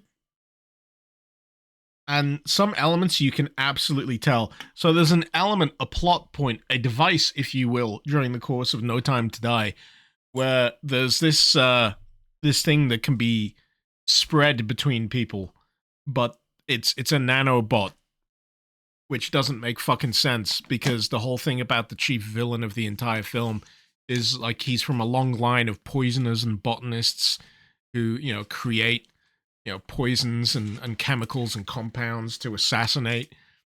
And to have him just create nanomachines to do the Fox Die thing from Metal Gear Solid seems like a last-minute rewrite, so people don't think instantly of COVID when the film comes out.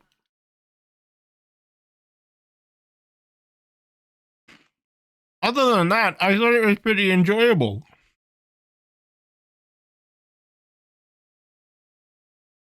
James John is having a stroke. Call the Bondulance.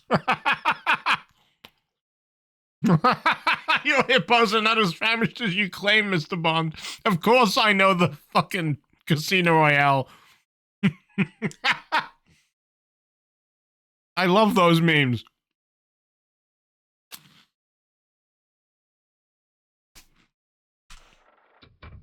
Anyway, what was that? A mouthful of Pringles. Does he say nanomachines, son? No. Unfortunately not.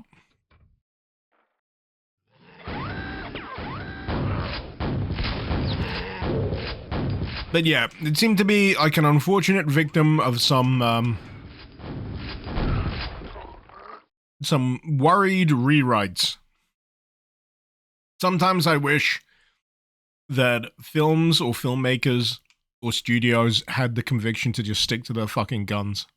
But I know that the whole thing about the studio system when it comes to big ticket cinema stuff these days is all about mitigating as much risk as possible. Which sucks. It shouldn't be the way films are made, but, you know, it's all about the money-making machine, isn't it? If at the end of the day you get a film out the other end that is entertaining and enjoyable, you know, everyone wins. But you do sometimes think about the sacrifices that are made along the way, for the sake of appealing to as many people as possible, and, you know, trying to avoid hot button topics.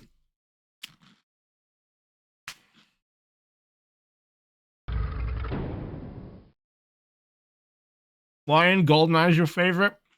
GoldenEye was one of my earliest Bond memories, I think. I have seen other Bond films before then, but I think that was the Bond film that thoroughly stuck in my mind.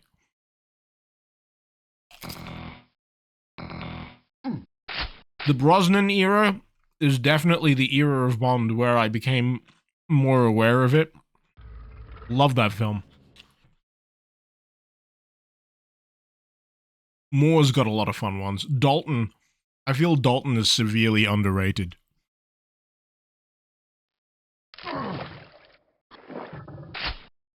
The Living Daylights is tremendously enjoyable. I haven't revisited License to Kill lately, but I do feel a lot of people rate that on how it's such a weird departure, because it's like the 80s war on drugs Bond, with a lot of like almost unnecessary cruelty. There's a guy's head that explodes in a pressure tank. It's like full bore head exploding in a Bond film. Dan, what came first for me? The GoldenEye the film or GoldenEye the game? That's a really good question. Because I can't honestly tell you with any degree of accuracy if I know.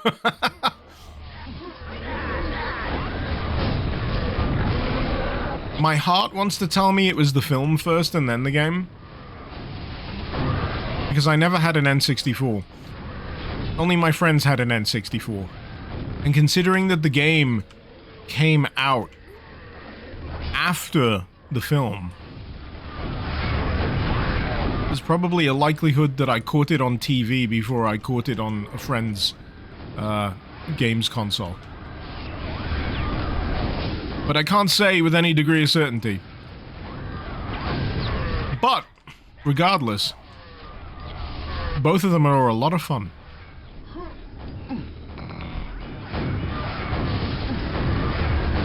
Berserk Brosnan's your favorite Bond?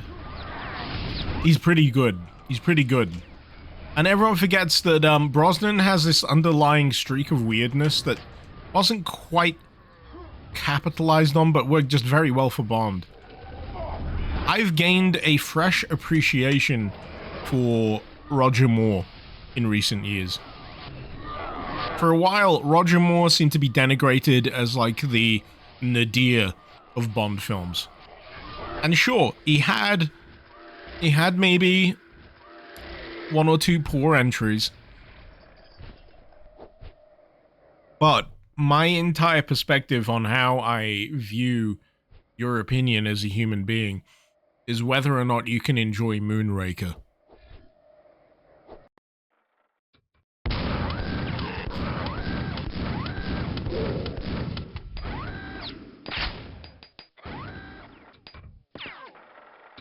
Well, my thoughts on Lazenby's portrayal. I ultimately hoped that he would have got more than one film. I feel like his introduction was interesting. Almost annoyingly self-aware, because it literally draws attention to itself in the opening scene of the film of Her Majesty's Secret Service. He practically turns to the camera and looks directly at the audience and says, "I'm not like the other Bonds. Ho ho ho." But I wish ultimately that Lazenby had time to breathe. But at the end of the day, it was up to Lazenby himself. And he made the decision, I believe. Actually, no. Was it a studio decision or was it a Lazenby decision? I get confused, but, you know. I think he was worried about being typecast. Or about being locked into the role.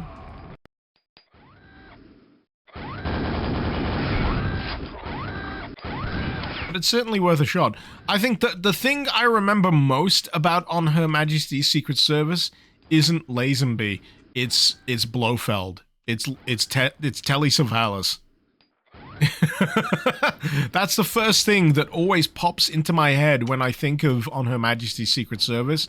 I don't think about Lazenby. I don't particularly think too hard about his Bond. If anything, I think more about the fact that they had Blofeld played by Telly Savalas. Moonraker, if you took out a few of the sillier things, it would be an all-timer. Moonraker is phenomenally entertaining. It is... for a long time, I genuinely was under the misconception that it was an absolute stinker. I'd seen it once, and, all I had to go on was the memory. I knew that they went into space, and it was very campy.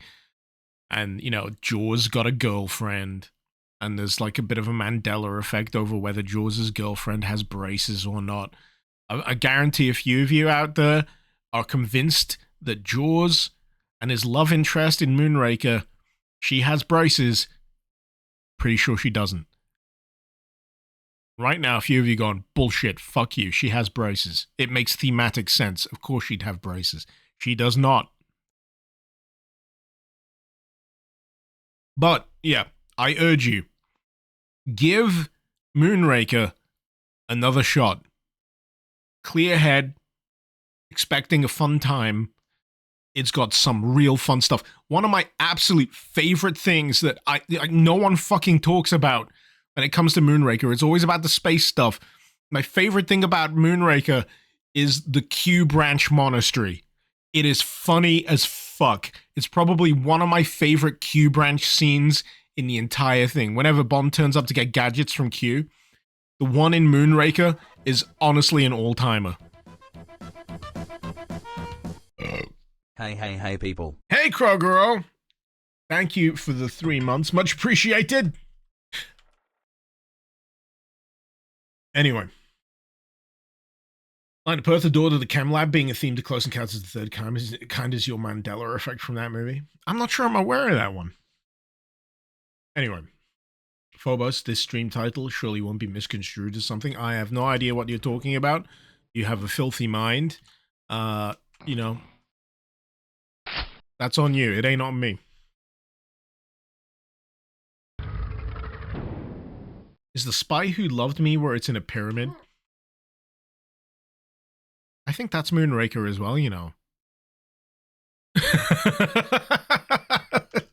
he goes to like where the launch facility is, and I'm pretty sure that's a pyramid as well. Isn't The Spy Who Loved Me with the ship, like the tanker that eats submarines? How many Bond movies do we have at this point? At least 25. Spy Who Loved Me was set in Egypt for a bit. Or was that... What was the first appearance of Jaws? That's the one that gets me, because Jaws is in, like, more than one, right?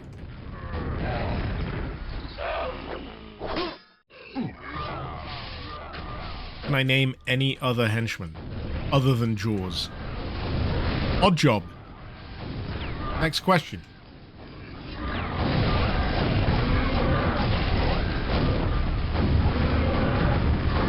Spy Who Loved Me was probably the first Jaws. I get the feeling that that's the one with the pyramid.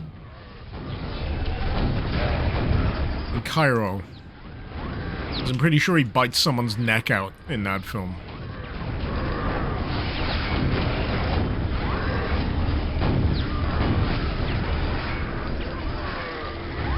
Lion got off topic on Discord. Get the Discord. Check the YouTube clip. Alright, give me a sec.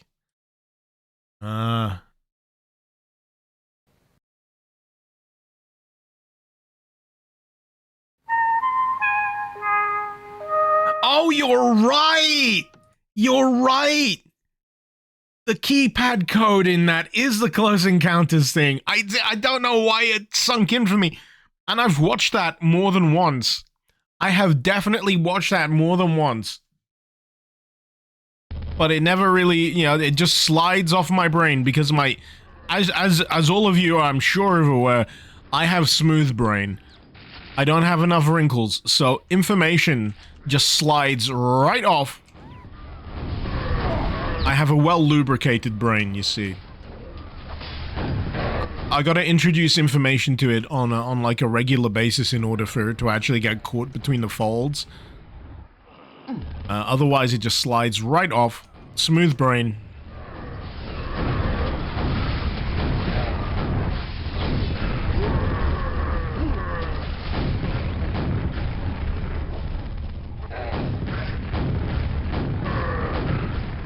I'm trying to figure out whether I should be shooting this boss type thing over here or shooting the heart.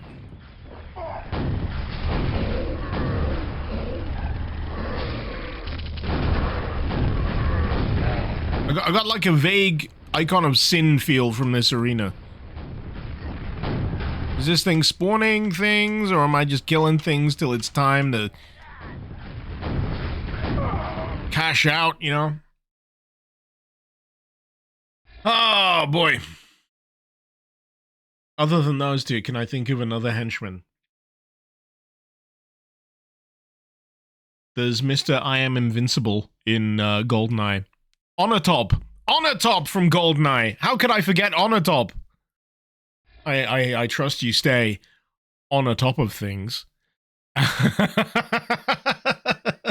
Boris! Boris! You sit on it, but you cannot take it with you.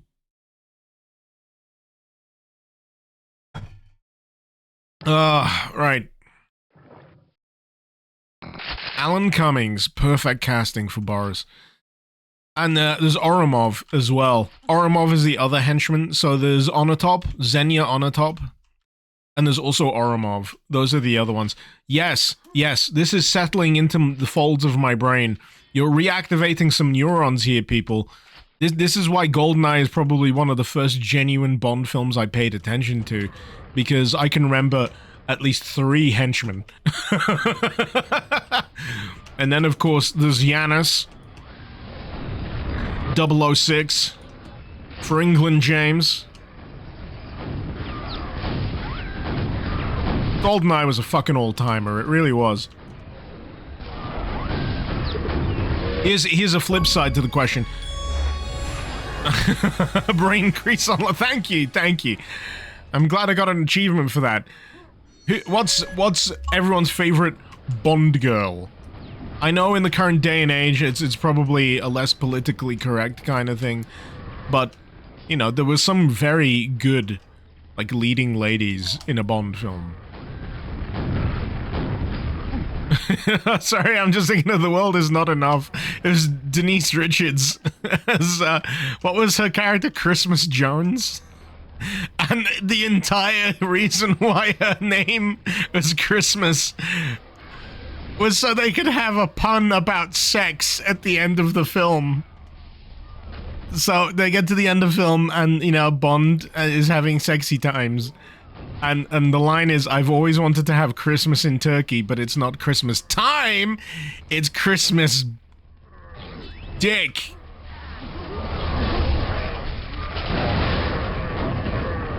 A lot of vagina. Pussy galore. Pussy galore, that's a good one.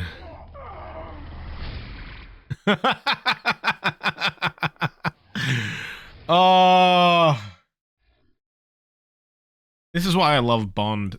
You can talk about Bond all fucking day.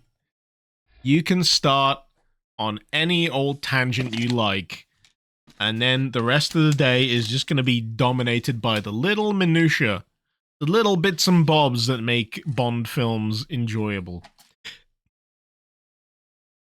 And everyone's got something. Everyone's got something. GoldenEye is your first foray into Sean Bean's rather extensive legacy of dying on screen, TH. My significant other has a conspiracy theory that any piece of media where Sean Bean doesn't die is technically an episode of Sharp. Or he could be a descendant of Sharp, because I don't think he dies in Sharp.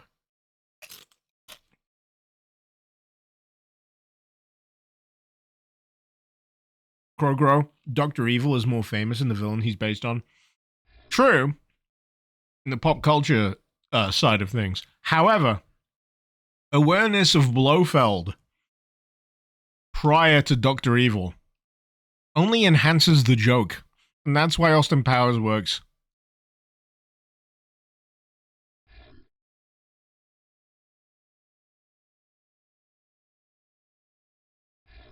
He didn't die in Silent Hill, TH. Well, Silent Hill is technically an episode of Sharp. Berserk, the coolest part of the Bond movies is the Ice Palace. Oh god, die another day.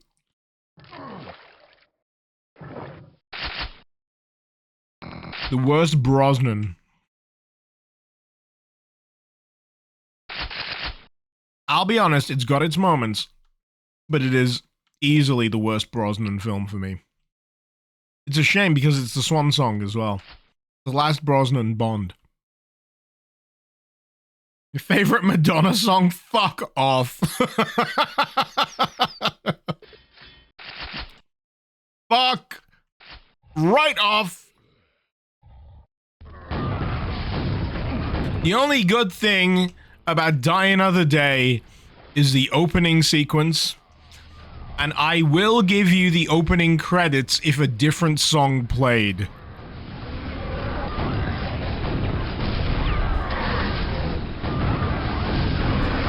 You know what I'm sad about when it comes to Bond themes?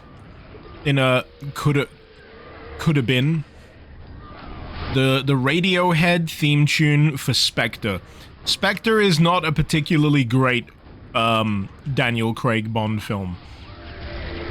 And in its theatrical release, it doesn't have a particularly great theme tune either. I think it's an absolute snooze fest. It's an absolute Debbie Downer of a theme tune. And originally, it was going to be a Radiohead tune. And someone posted a version of the intro with the Radiohead tune playing instead, and it is so much better. So much better. Casino Royale is your favorite? Chris Cornell? It's a bob. It is an absolute bob. It is exactly the kind of theme tune you need when introducing a new Bond and you want everyone to be excited. You're like, hell fucking yeah, we're here. You know why we're here. We're gonna have a good time. You know Bond's gonna get into some shenanigans. You know his name.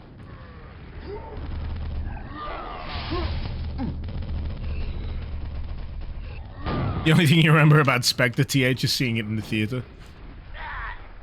Spectre was, yeah. I don't know what went wrong specifically with Spectre. I'm kind of fascinated by how much I was disappointed by it. Like, the opening one-shot is really impressive, but it's like almost all downhill from there. And like the plot point where they tie in Blofeld having like a personal connection with Bond is so fucking dumb. It just falls so flat. It was me, James. It was me all along, is what it boils down to. Every horrible thing you've suffered so far, it was me. I planned it.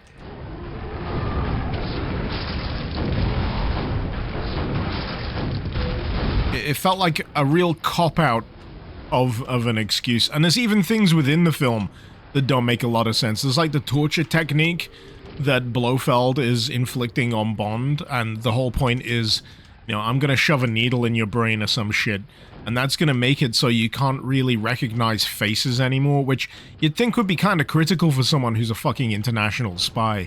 Kind of critical on identifying specific faces from, you know, certain criminal elements and all that. But it's in the context of you'll never be able to recognize the face of the person you love ever again. And the downside is, I got nothing against, what's-her-face. I know her name was like Madeline Swan. I'm struggling on the actress's name for Spectre. But the trouble is, she was replacing, Eva Green from Casino Royale.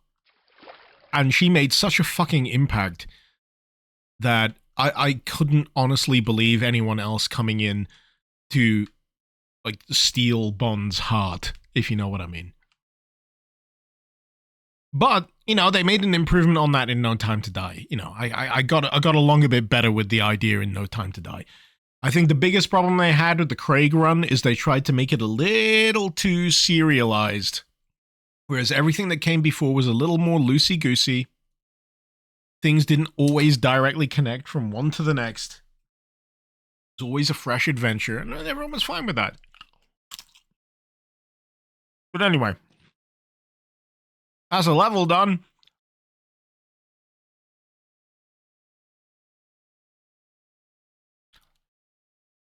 Spectre kind of ruined Skyfall down. Yeah, that's why I like to skip it. But then you have questions when you get to No Time to Die. Again, this is the question. This is the reason why I'm opposed to the idea of such hard and fast serialization for Bond films. It was both a unique kind of selling point for the Craig run, and also its biggest flaw at the same time. Fascinating. H, have I seen the Casino Royale parody with Peter Sellers? No, I'm reasonably assured that it is a terrible time.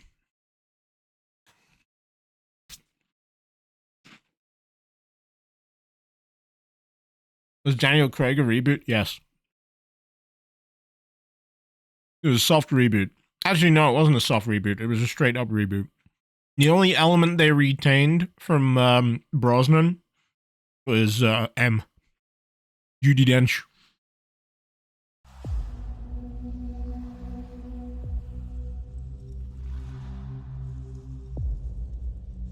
but there wasn't any connective tissue. So any of that overarching, it's all the same Bond bullshit, nah. It'd be fun, but nah. What it really is, if you want to dig into the Bond casting conspiracy theory, what it actually turns out to be, and this will shock you, is they've made a phenomenally successful series of films, and every now and again, the actors either get too old or too annoyed with the role, and then they want to go do something else. So that puts the studio in a bit of a tricky position. So what they do is they hire someone else, and they do a whole bunch of other films. But they know that you've seen the other films, so every now and again they do a little bit of a wink and a nudge.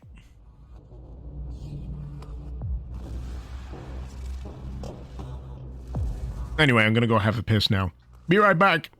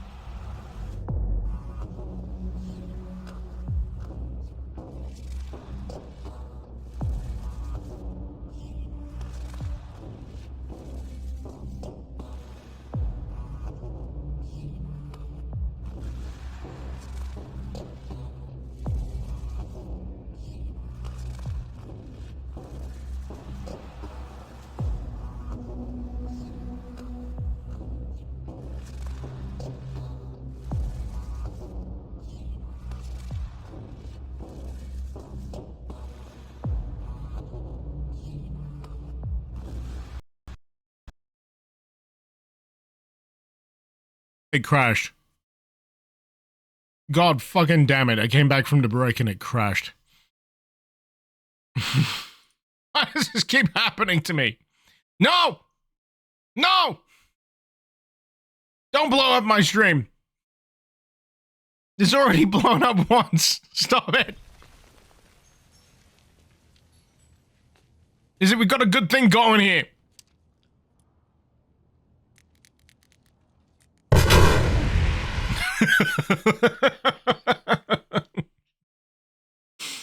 Are we using latest version 1.3? I don't know. I ain't got a clue. What version do you mean? The version of the mod or the version of VK Quake? If it's the version of the mod, it's literally the version I downloaded today.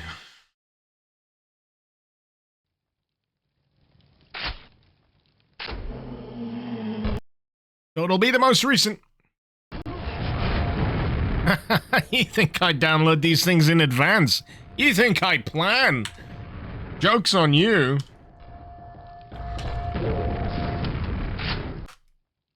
Wait, I hit the wrong thing.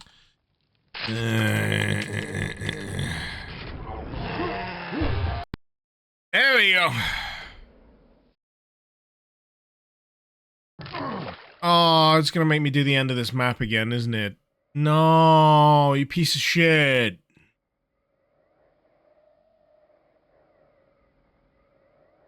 You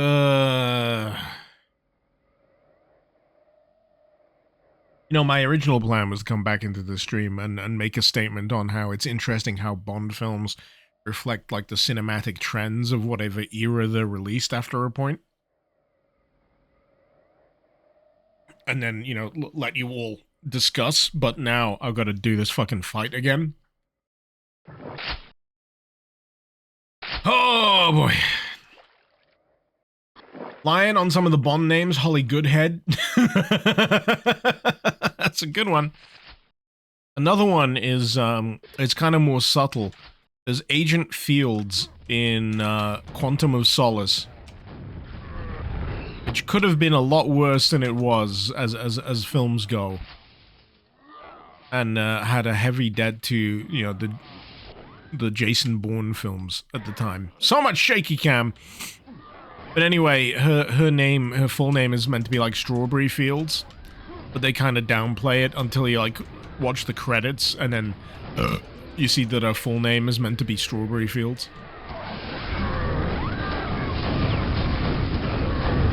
Gemma Arterton.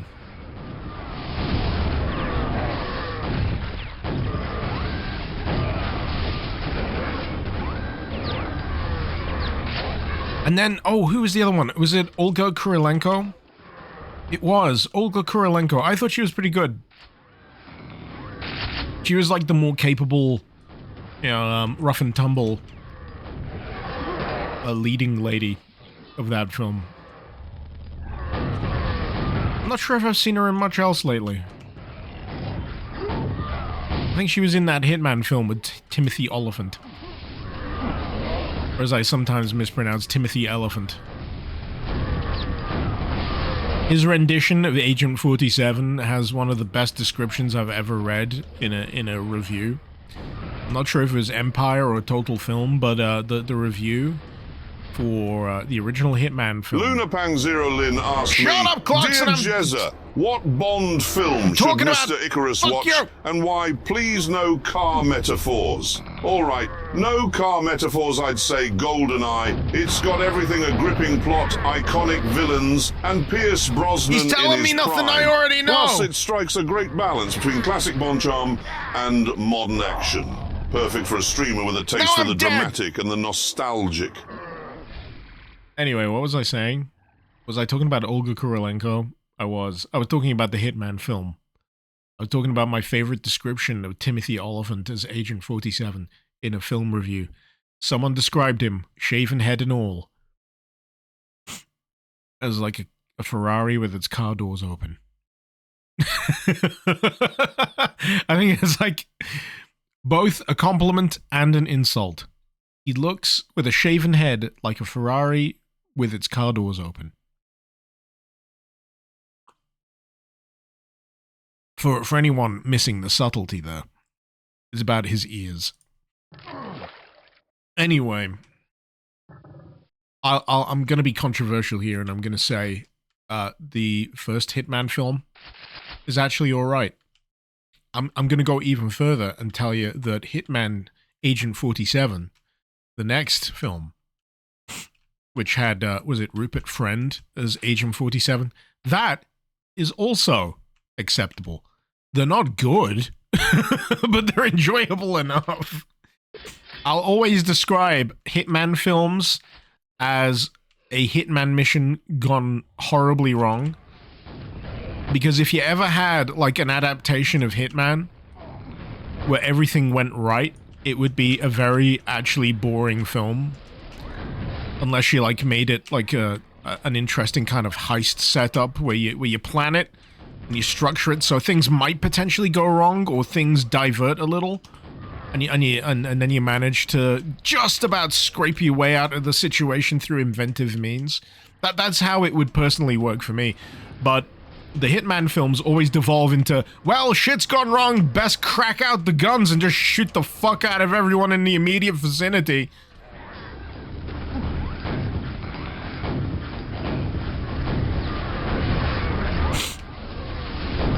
Oh, God damn it. So I was meant to be shooting these things protruding from the side.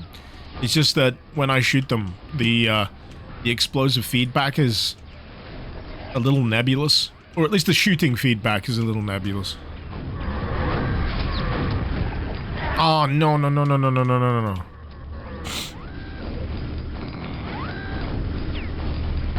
I've not watched that Michael Fassbender film, The Killer. There's too many films called The Killer. There's that John Woo, The Killer, which is a fucking fantastic film. There's the Michael Fassbender Killer. The Killer. And then there is a remake, or a reimagining, let's call it a reimagining of John Woo's The Killer, directed by John Woo, released in current year. But nowhere near as good, because there is no way on this good green earth that you are going to be able to replicate the conditions of that time in cinema that allowed John Woo to get away with the shit that he was allowed to do on film. It's depressing, but it's true.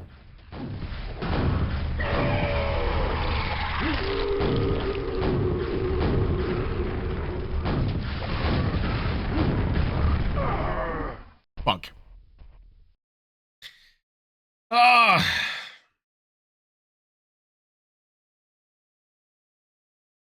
Yeah. Zekri, that said, one could say the movies were an adaptation of Codename 47's Play Solid. It kind of makes sense, yeah. I say I can't bring myself to ultimately hate the Hitman films. They're alright. They're just kind of dumb. The heart's kind of in the right place. There was an attempt. That's the nicest thing I can say about the Hitman films. Line of Perth, if we're talking heist movies, one of the best and funniest heist movies you've seen, Castle Cagliostro. Yes, very good. That's, yeah, Studio Ghibli doing Lupin. Lupin the Third. Which is a character I feel like I want to watch more entries of, but I've got no idea where to start or the time to dedicate to it, so I'm just kind of carrying on with my usual backlog of things I want to watch. I think most recently I've been catching up on a few animations that have been trapped in Disney jail. There's an anime called Tengoku Daimyo or something like that. They made the boneheaded decision to release it not only on Disney Plus, but also use the original Japanese title when there's a perfectly translatable English title available. So the English title translates to Heavenly Delusion. It's a really interesting anime. It's got a really fun, like, central mystery that goes on. There's, like, dueling stories of, like, a bunch of kids in this enclosed, mysterious facility. And there's kind of strange kind of things going on. You're wondering what the whole purpose of it is. And the other half of the story is a pair of characters traversing like a post-apocalyptic Japan, trying to get to one particular place for nebulous reasons. And I would recommend it.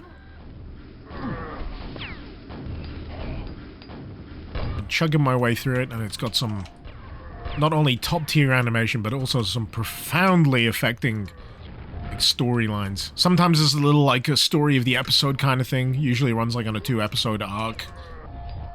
But some of them are genuine kind of like gut punches. Good stuff. Production IG, if I'm not mistaken. Same studio responsible for Ghost in the Shell standalone complex back in the day. Very happy to see they're still going.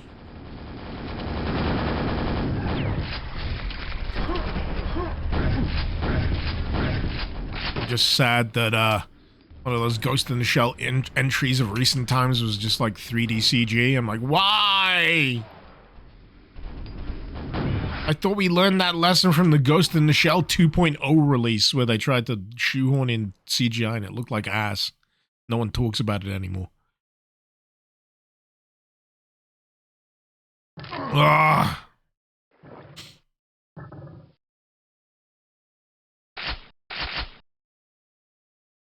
Oh, I think I saw a mention of Punisher as an adaptation of a video, comic book character, actually. Luna Pang Zero Lin asked me, Yo Jezza, what is your favorite anime and why are anime the realm where cars can transform into robots and school kids save the world on a daily basis? If I had to pick one, it would be Initial D. It's like Top Gear, but with more hairpin, turns, more drifting, and a protagonist who delivers tofu. The sheer dedication to the car culture and those epic races down Mount Akina. It's like watching a Nissan GT-R in its natural habitat. Thrilling stuff. Based. Absolutely based. Oh, I've got zero fucking regrets about enabling that option on Tangier, by the way. Anyway, I was talking about the Punisher. I like Thomas Jane as a portrayal of the Punisher. I also liked Ray Stevenson. I don't think there's been any sweet spot as of late. Gonna be honest. Though, that said, what's his face? He was in The Walking Dead, and he did the Punisher for part of like a Daredevil series. He did a Punisher series himself. John Bernthal, I think is his name. I think he did a pretty fucking good Punisher. I think he's coming back for new stuff, actually. Hoping they let him retain the edginess. Did I get to see the new Deadpool? Yeah. I went to the cinema a few weeks ago. Had a whale of a time. Had a very, very fun time. It is probably the paragon of fan service, that film. The opener was like everything I needed to know in terms of the tone it was gonna strike. Because it just had a very fun kind of meta setup. How do you bring back Wolverine when Wolverine had a satisfying closing entry with Logan? And Deadpool and Wolverine addresses that in an amazingly funny, sacrilegious way. For some, I can easily see it being as maybe taking it slightly too far, but I'm like, fuck it, it's a comic book. It's a comic book adaptation, it's Deadpool, go fucking nuts. Be as offensive with the idea as you like.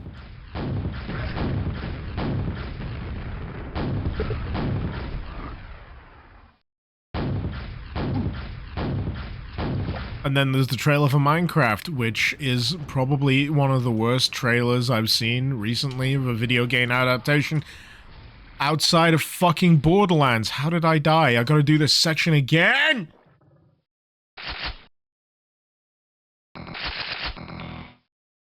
I'm sick of Jack Black at this point, you know. I'm absolutely fucking sick of Jack Black.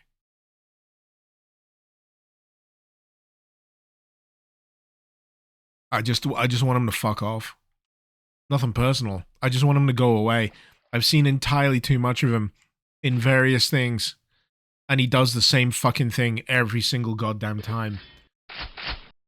All he does is turn up and go, "Hey, I'm Jack Black! Look at me! Watch my eyebrows do the wiggly thing! I've got a beard!" You know, it's just, I'm so fucking sick of the guy. Absolute overexposed. Keeps turning up in bullshit that I don't want to see him in. He was in Borderlands as well, wasn't he? He played fucking Claptrap. And I'm not even a fan of Borderlands. I just could not give a fuck.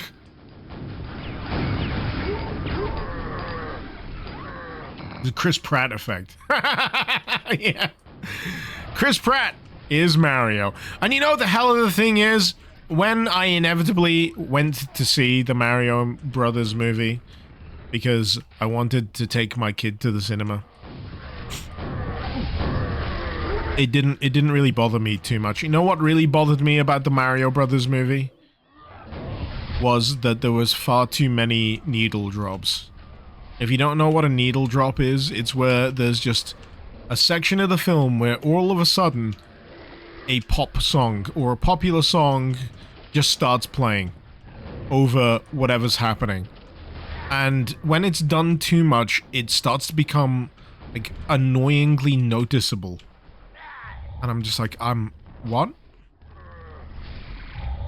Why am I listening to this song right now? I've listened to 3 different fucking songs in the past minute of screen time.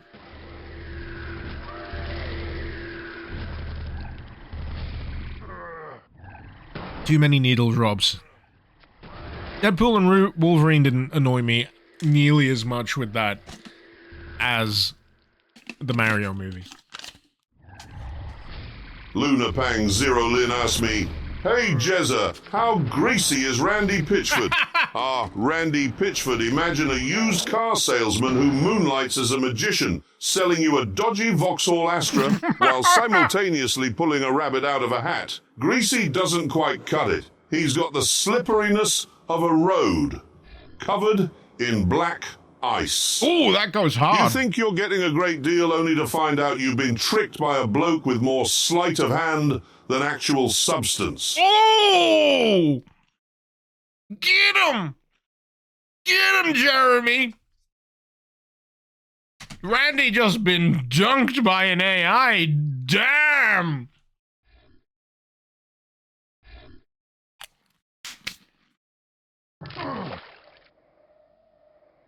That was a sick friggin' burn. Oh, boy.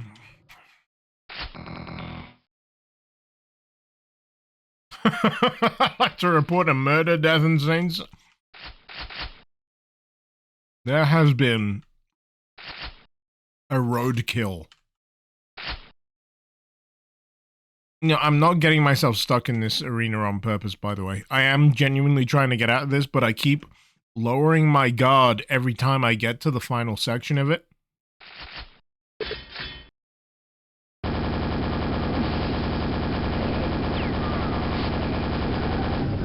And I'm only kind of half paying attention because I'm far too invested in talking shit about films. It's like my special interest. Niche, action film, whatever fuck, cinema trivia. What actor did what? Murder, death, kill. Murder, death, kill. The missile knows where it is at all times.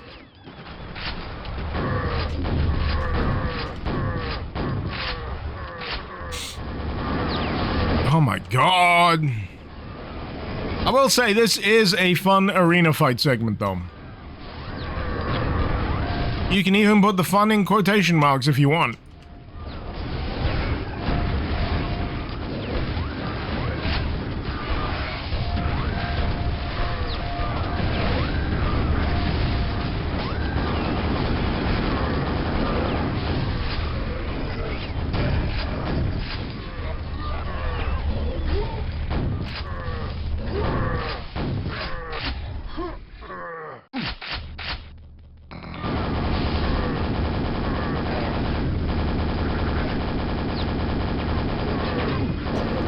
I've been trying to figure out whether that kind of yellow glow around certain enemies is a shield or just a pointer for what I need to kill. Get up!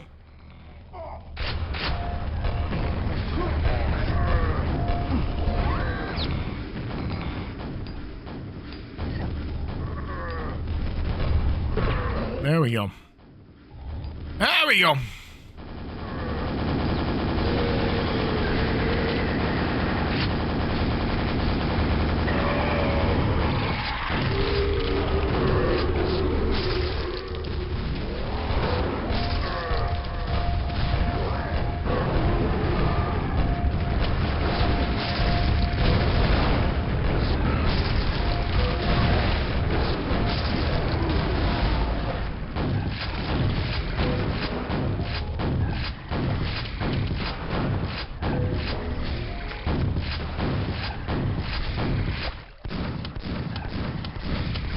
Die!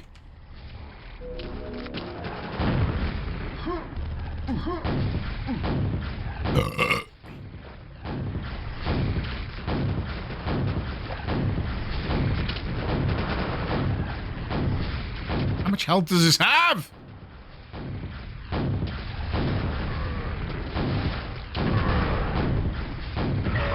Oh,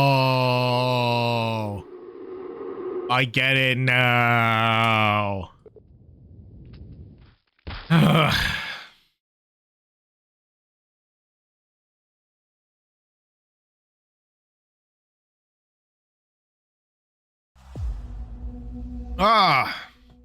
Finally.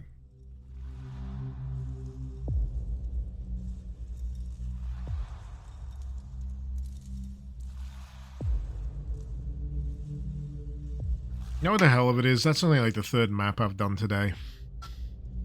I'm almost averaging a map every hour. Save before it crashes again. Good idea. So I used to have a problem, right, when I was streaming. And sometimes when I hit the be right back, it would exit the game or crash the game. And there's no reason, there's no good reason why. Like the Stream Deck stuff that I've got set up should ever, I mean ever interact with that. There's no good reason.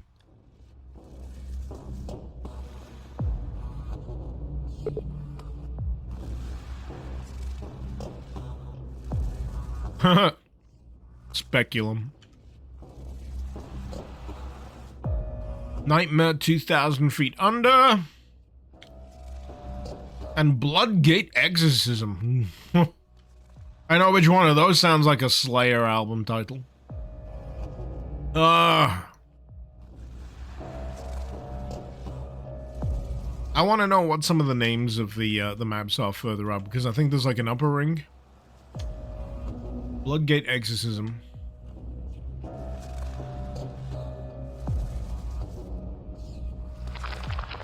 Oh god, there's another chamber? Fuck.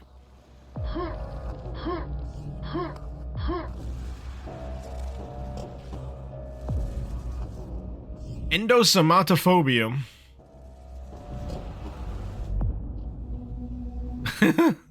I'm endeared by this one. A little trip to the meat factory.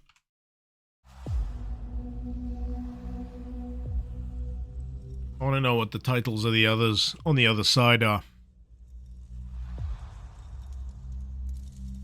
Hell of a hub! Hell of a hub! What's this one in the middle? Is this a map? Carrion Star. Currently requires the newest VK Quake.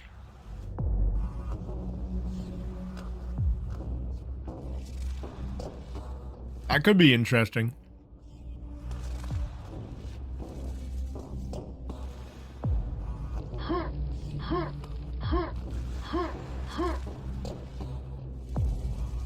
Humors. Slough domain. That's what that actually means. Demens. I gotta credit John Ramiro for teaching me how to say that. Is there another one? No, just them two.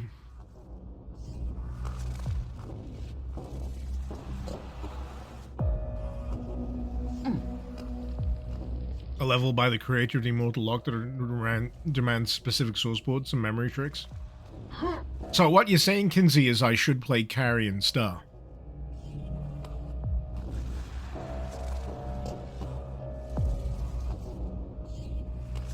That's the vibe that I'm getting.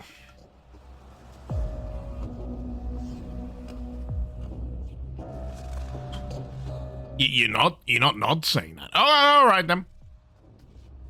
Whee! Carry on my wayward son. There'll be meat on the grill when you're done. Lay your weary head to rest. Have this big burger.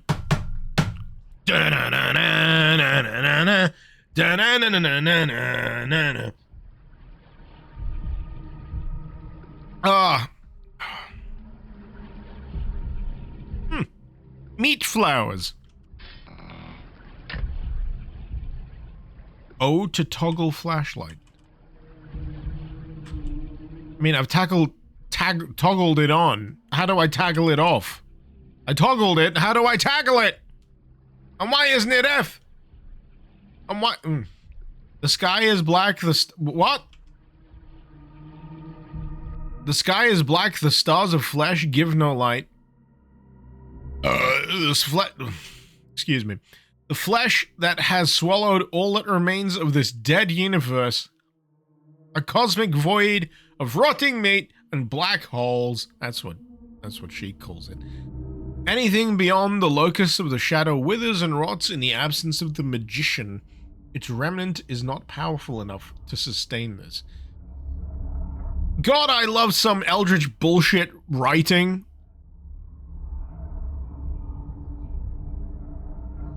This is the way the things they are. Has anyone been as far as to do more, want to go more look like?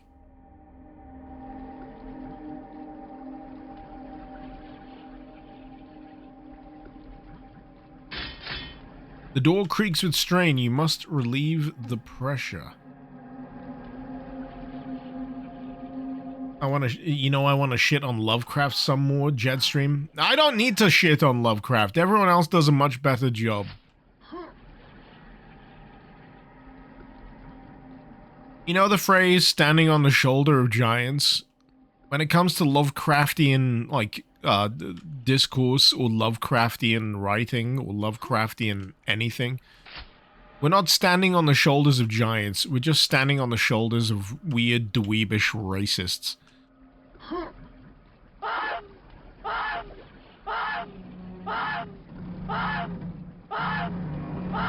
No wonder the fucker couldn't get laid.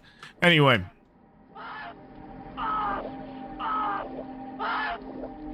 I mean, let me put it this way. I hate Lovecraft as a person.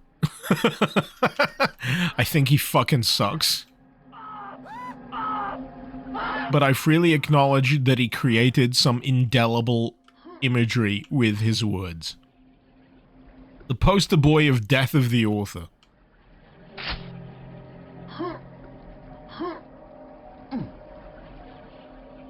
Does this fucking flashlight recharge or anything? Is there an option in here? Key bindings. Because I was bound to something really weird like O. Who binds a flashlight to O?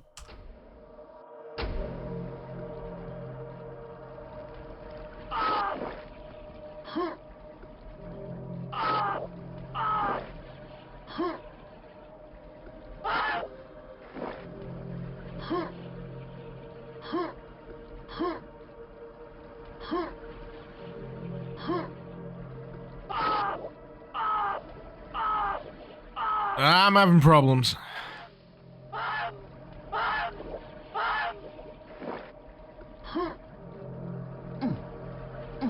6 health.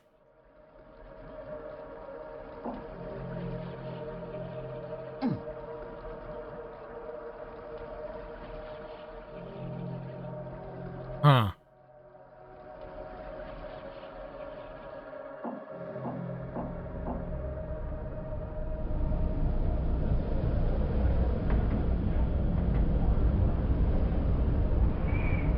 I'm not familiar with this weapon.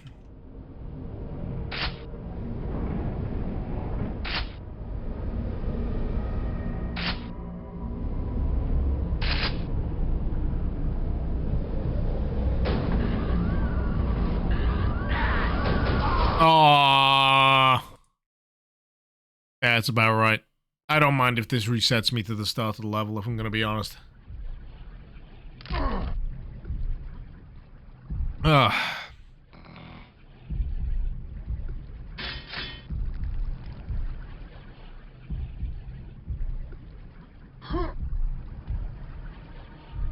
I'm gonna get the feeling that I, you know, follow the lights.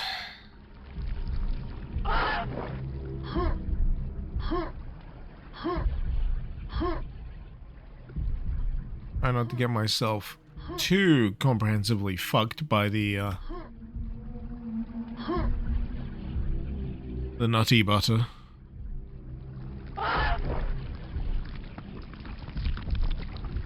To a level? Yeah, sure. Oh, there's it. Hit O to... Oh, it's 0? It's 0! It's not fucking O! 0! Weapon slot! Oh! That annoyed me so much. Yeah, if you're gonna... Right. If there's any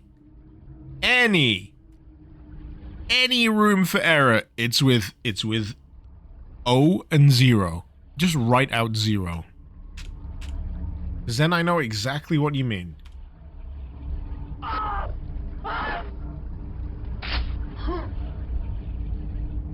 Rebind 0 to F.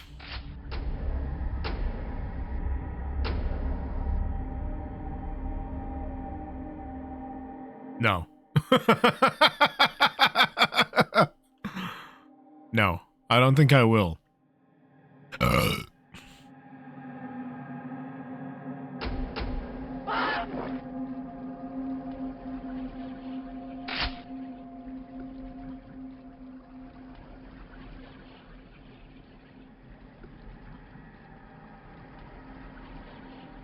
You wonder if it's a map script, Zikri? I wouldn't be surprised, considering all the preconditions to actually playing this level. I'm gonna guess that. Yeah. So there's two kind of ways you could tackle this independent of the flashlight. You could structure it just like this with the little, like, flash lanterns.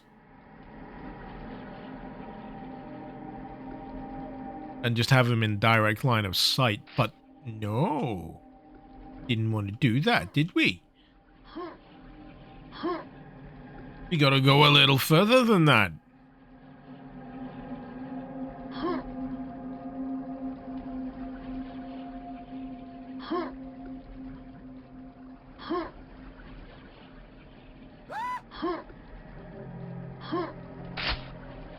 So, is this the one I saw earlier? Yes?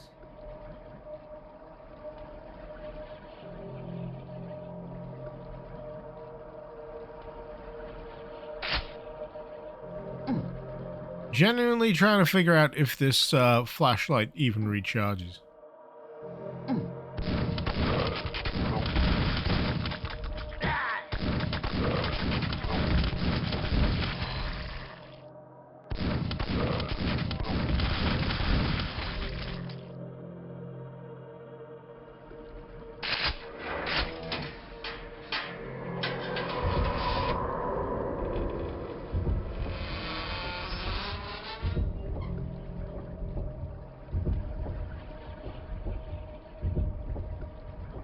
Oh, the gate doesn't open? Why?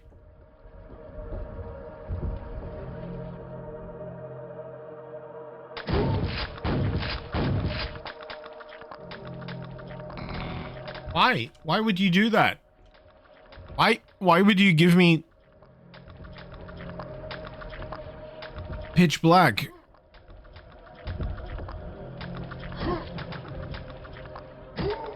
Well, this sucks. Lunabang Zero Line asked me, Oi Clarkson, what's your favorite episode of The Venture Bros and why? The Venture Bros, a show that's as unpredictable and chaotic as trying to race a reliant Robin down the Nürburgring. My favorite episode would have to be The Trial of the Monarch. Good pick. It's got everything courtroom drama, absurd humor, and a villain who's both completely incompetent and strangely endearing. It's like Top Gear, if we had a segment where we were put on trial for all our driving misdemeanors utterly entertaining. Respectable. I can't. Oh, I can relight the fucking thing. Good.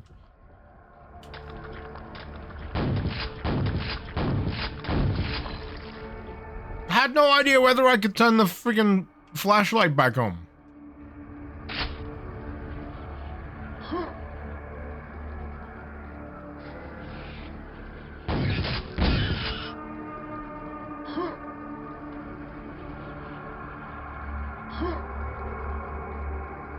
Creepy.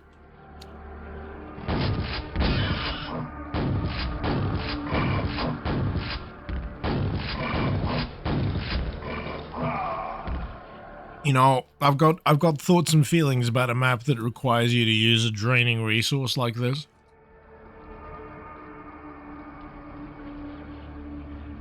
And my chief question follows thusly. Why does it have to drain?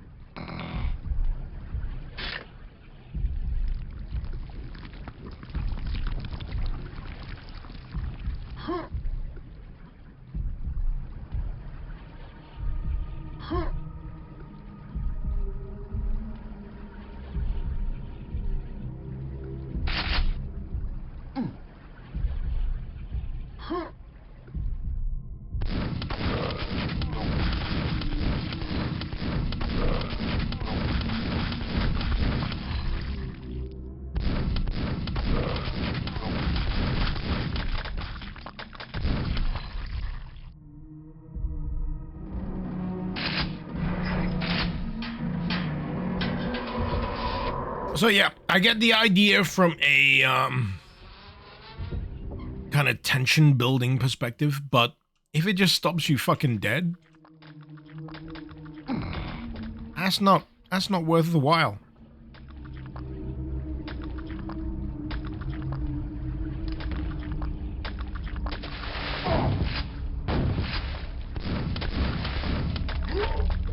Oh fuck. And level's annoying enough in its openings. What the fuck is that?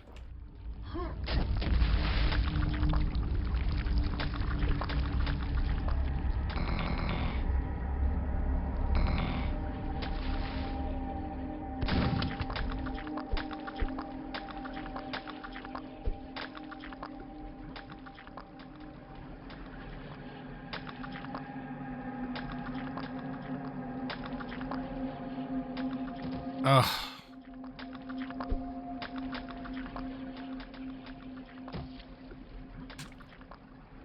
It's got problems. It's got problems. Got problems. I'd rather it just explode in my face, you know.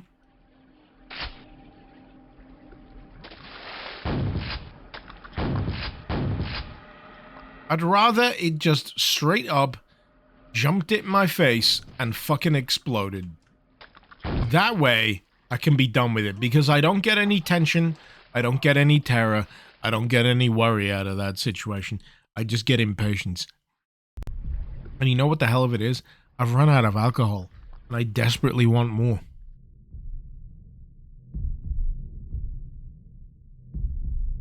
I'm gonna have to go buy more beer.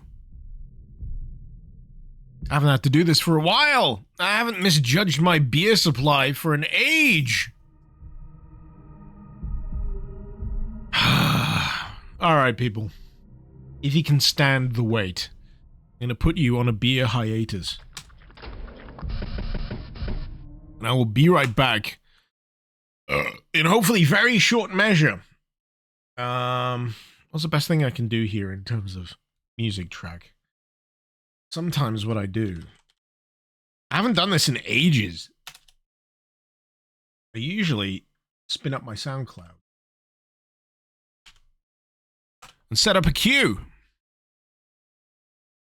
Or if I've pre-prepared this kind of shit, I usually find my my playlist on Spotify. You know what? Let's start with this. Get hit on the head by a cat. Add to next up. Add to next up. And where's my next one? Add to next up. Hopefully that should cover all of the shit. And I will be back as soon as I can. See you shortly.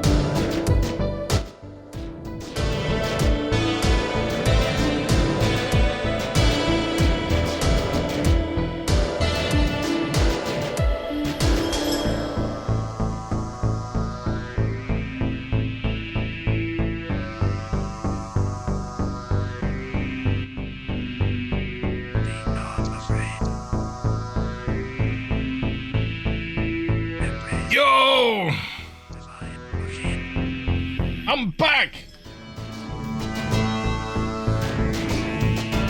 Sorry for the wait. I was stuck giving directions to people a little lost. It's time to play the game. This is Time to play the game. It's very uncomfortable. Anyway, I was stuck giving directions to some couple trailing a camper van in a completely wrong place. So you know what I did? I got out my phone and I googled the destination for them. Local no- hey, I'm telling a story here. Stop it. Lunapang Zero Lin asked Oh me, my what are God. Hammond and May's favorite boomer shooter Can't hear respectfully and why? If we were to delve into the gaming closets of my fellow presenters, Hammond would likely fancy Doom. It's fast, furious, and full of heart-pounding action. Much like the stunts, he's always eager to try, despite their inevitable chaos. May, on the other hand, would appreciate something with a bit more strategy and nuance, like Half-Life. It's cerebral, slow-paced, and requires a bit of thought mirroring his meticulous approach to everything, including car reviews. Two very different games for two very different blokes. Yes, Clarkson, I am familiar with the Half-Life. I'm back, baby.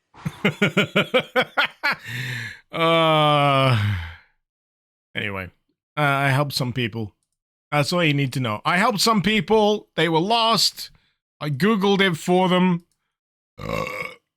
It's like whenever my parents ask me for help on something. You know, how do I do this? How do I do that?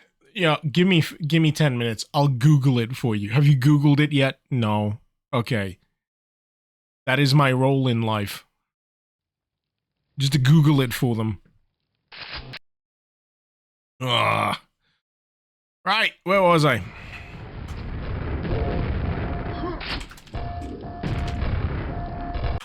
I was knee deep in the meat.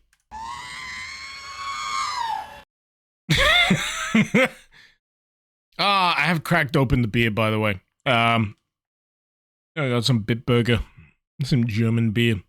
Is there an issue with the flashlight key binding? Yeah, it's weird. Let me see. F9. Hey! Alright. So, the weirdness with the binding is that it can be taken one of two ways. Firstly, it turns itself on by default, and you can read it as O or 0. So, an easier way to kind of convey the information would be to actually write out the literal name of it rather than the letter. So if you wrote it out as Z-E-R-O, you're more likely to maybe hit the right button instead of the letter O.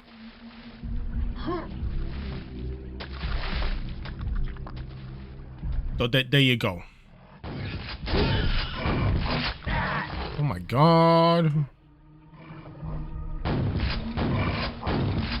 I mean, I like the gimmick, don't get me wrong. I just don't understand why it needs to be a diminishing rechargeable resource, because if it recharges when I'm not using it, I don't have to pick up a battery or whatever. You know, just have it be a thing I can use.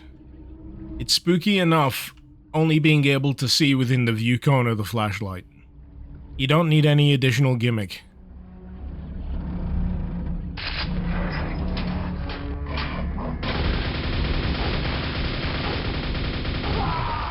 Especially when you get to sections like that.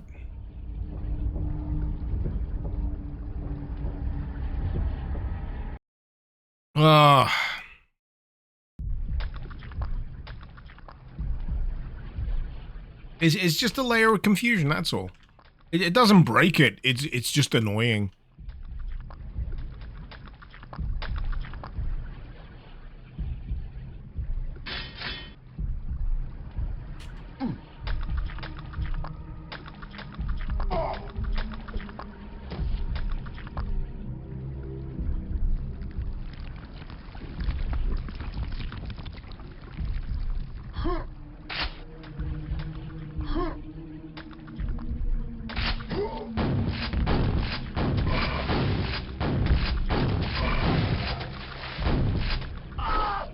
Ah, come on. The hazard would probably be a bit more tolerable if it was just a toggleable, you know, no battery drain flashlight either. I think that's honestly, that's my genuine soul bugbear.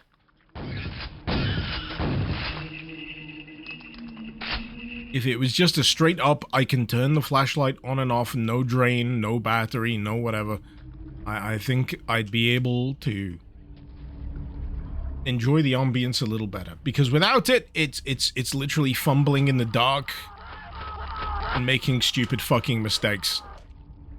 Now the main problem area is up here. All of this going on up here is what's causing me the most physical discomfort. How dare you? How dare you?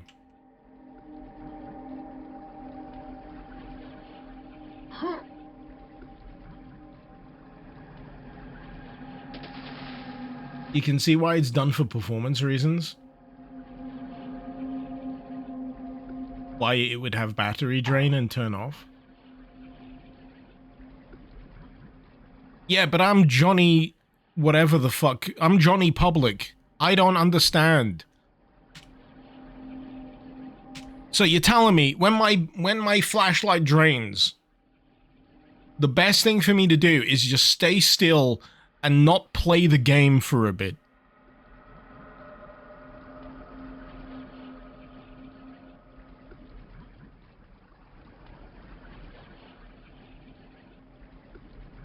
This is thrilling, isn't it? I'm having fun, are you?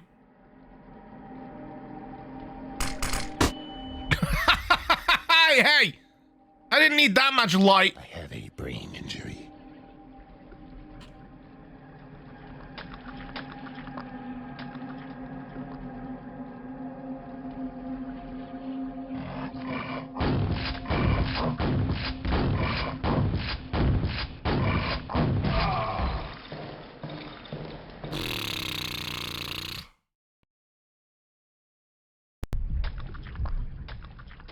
It's a clear-cut example of I want to enjoy this level.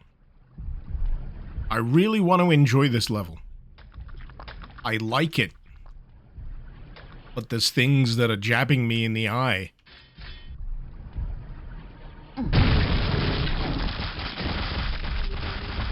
Was that me? What? It's like something new every time. What's happening? What's exploding? Why? Let me try that again. I need to understand why that happened. I have a brain injury.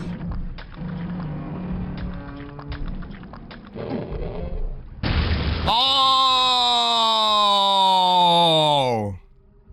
I didn't know that was a thing that could happen.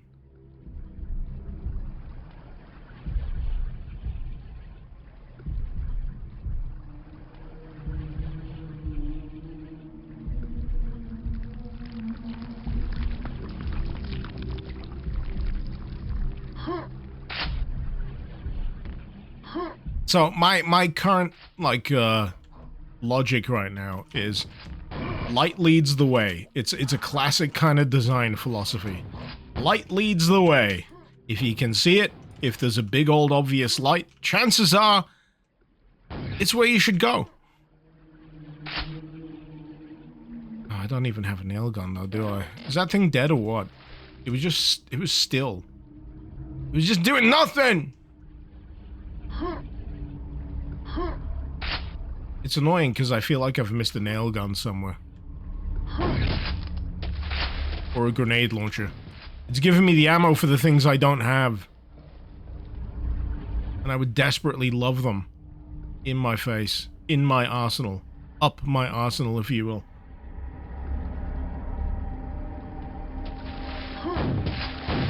Alright, we got the spooky red eyes thing going. Okay.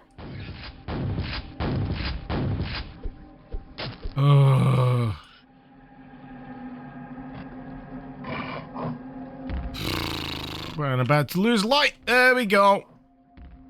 I'm just gonna like awkwardly strafe in circles and hope that I don't get thwacked by a fucking demon. There we go.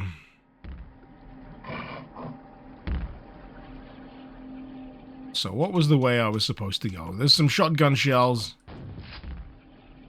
So yeah, I can imagine this being good for people that are scared of the dark. But me, personally, I'm greatly inconvenienced by the dark. You know what the dark is for me? It's, fucking hell, I need to get to the toilet, but the lights aren't on, and I don't want to turn the lights on because it might wake up the kids. So I gotta kind of bumble around the fucking hallway, and then maybe piss in the right location.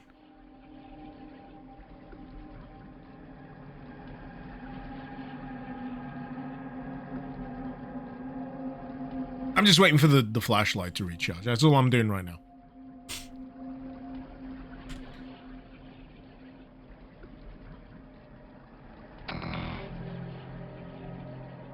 I'd probably, the hell of it is, I would actually be more invested in it if there was like a flashlight resource that I had to pick up.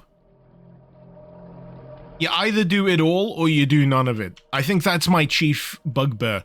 You should either do all of it or none of it.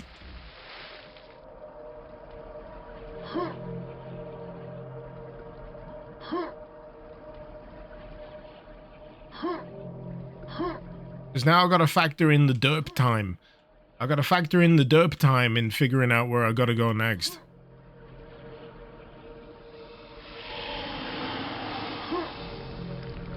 This is a friendly reminder that you can pee sitting down, pee often, pee safely. Thank you, Missile.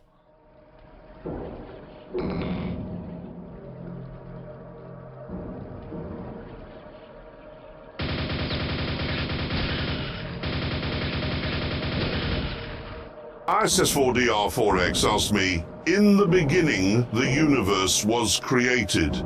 This had made many people very angry and has been widely regarded as a bad move.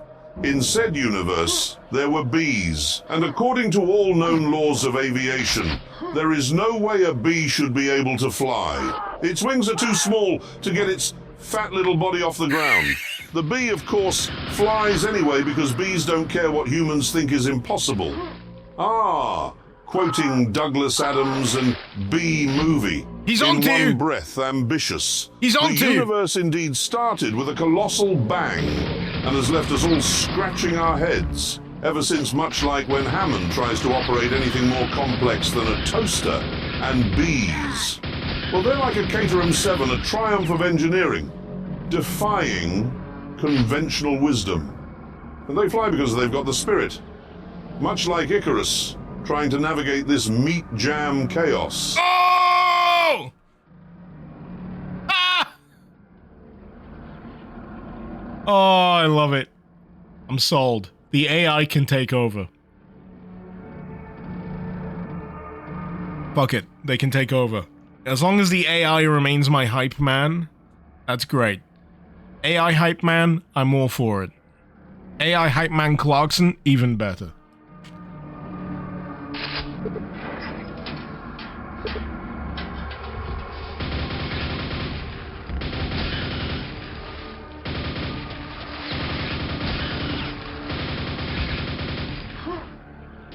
Oh, out of the poop!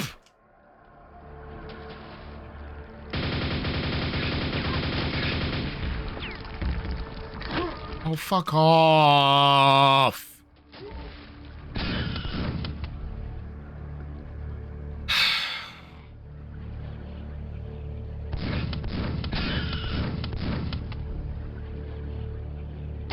Oh, I just saved!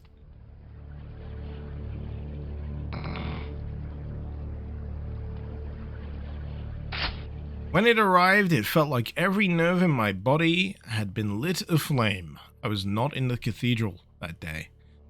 But one of the prelates had stood beyond the event horizon and spoke of the horror.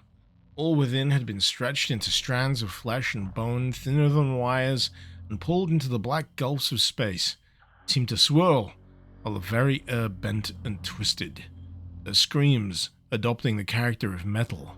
The bonds had worked, however, temporarily, but they were not enough. Civilization instantly collapsed into an orgy of filth and destruction, shrieks of pleasure and pain transforming into an inhuman wailing that forced your ears to ring and bleed.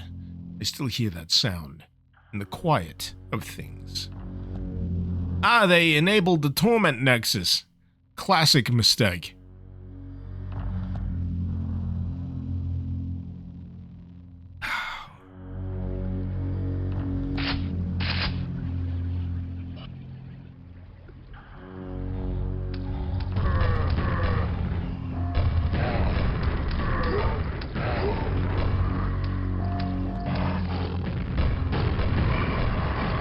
I gotta admit, despite my foibles, Meat Jam has been pretty fucking good so far. Heck of an opening for anyone that was here for that. All-time opening. All-timer. Easily. Oh, here we go. My wife was one of the first. She had grafted her skin into our garden. Flowers of flesh and teeth blooming open in the bleeding soil. I begged her to listen, but she was so trusting. A soul of pure and unrelenting goodness crushed into a shell of a person by that wretched thing. She let it in, and it changed her. Forced her to do it, until the flesh was all that remained. I don't know if she was still inside that faceless body, but I hope that she was not. I never want her to know what I had to do. Well, that's chilling considering she's already done some pretty freaky deaky heinous things.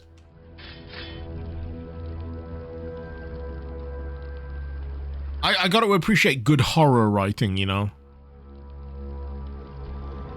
There's something about a correct sequence of words that can really make the skin crawl. I'm trying to think of the last time that genuinely happened in a book, and it was probably part of the Southern Reach Sorry, let me try that again. Southern Reach trilogy. Jeff Mandemir. I can't read that, Clippy! You're too small!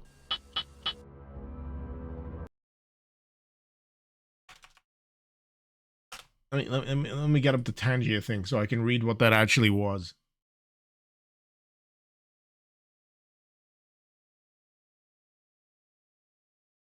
What was it? I see you're trying to play Quake. Remember this helpful set of tips. Shoot the enemies to kill them and use a flashlight in dark areas and then wank off. Thank you, Sadrax. Thank you for bringing that to my attention.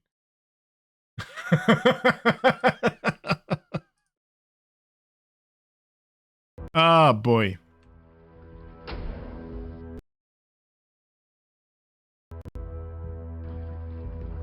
Lion is why you love the Hulu 2022 Hellraiser movie. I've still not watched that yet. Got your heckles raised, got under your skin. Proper dread, not just jump scares. Ooh.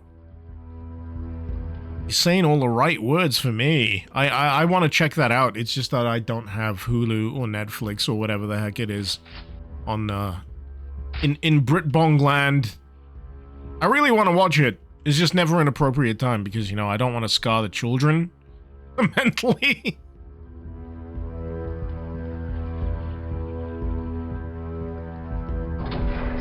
And some people have to be in the right mood for horror, you know?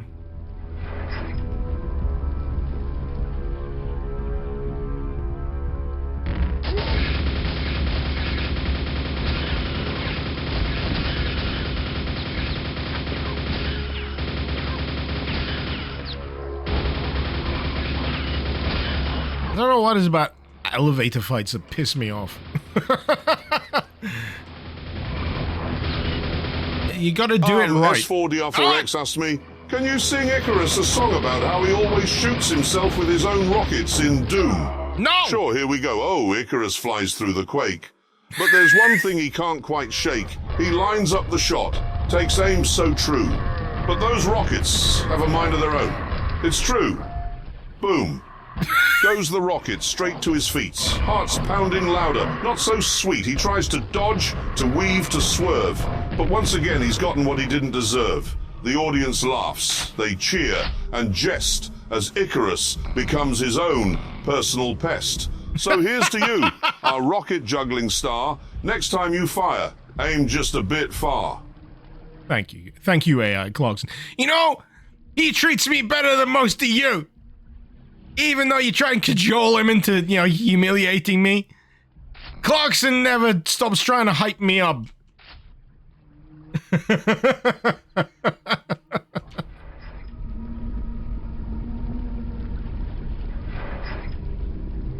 I missed the secret. Oh no! How will I ever survive? 0 out of 7.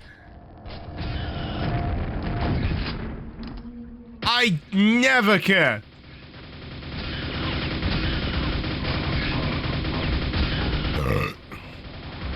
Does he care? Does he really, Thyrook?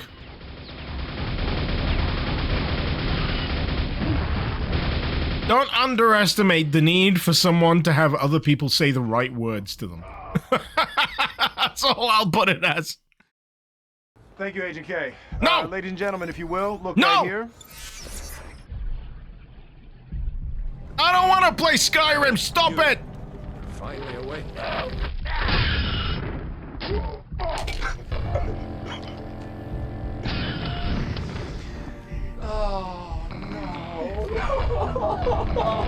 I'm trying. Brutal Skyrim when? Is there a brutal Skyrim? I will play it if it exists. Fuck!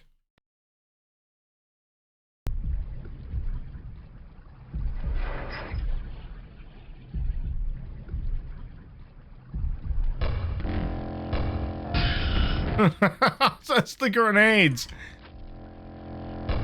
If they get stuck in the floor, they just go brrrr.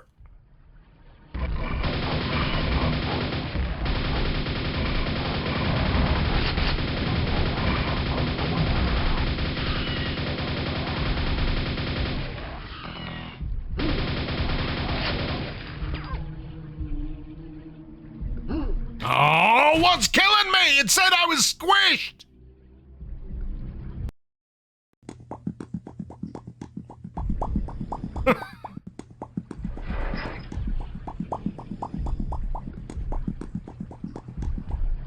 Oh, that's annoying. The game, not the interaction.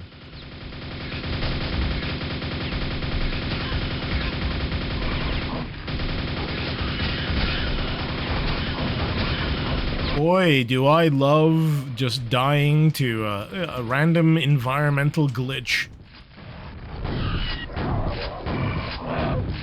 Oh, it's squishing me! There's a bug!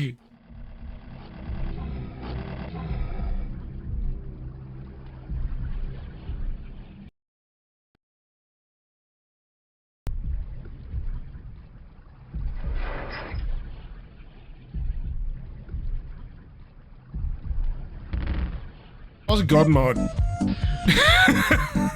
No, that's not God mode. That's not God mode at all.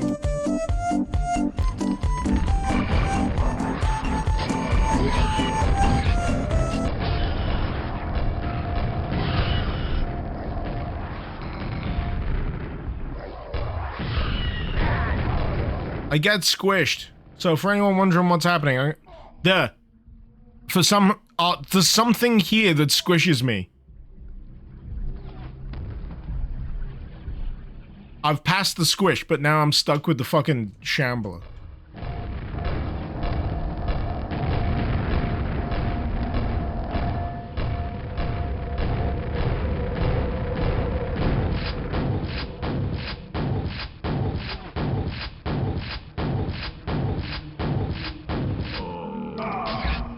What?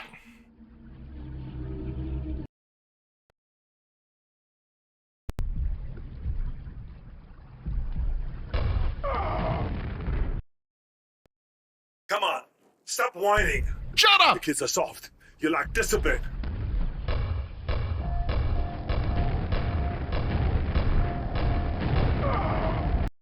You don't know my pain. You know the bullshit I'm going through, Arnie.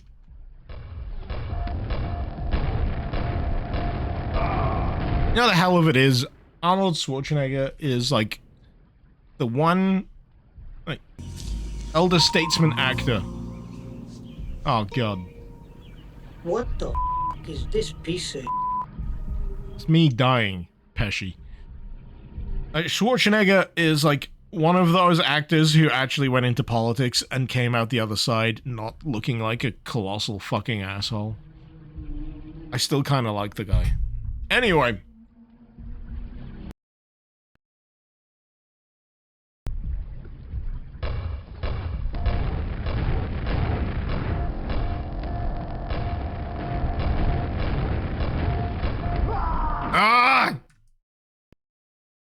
I'm getting past it.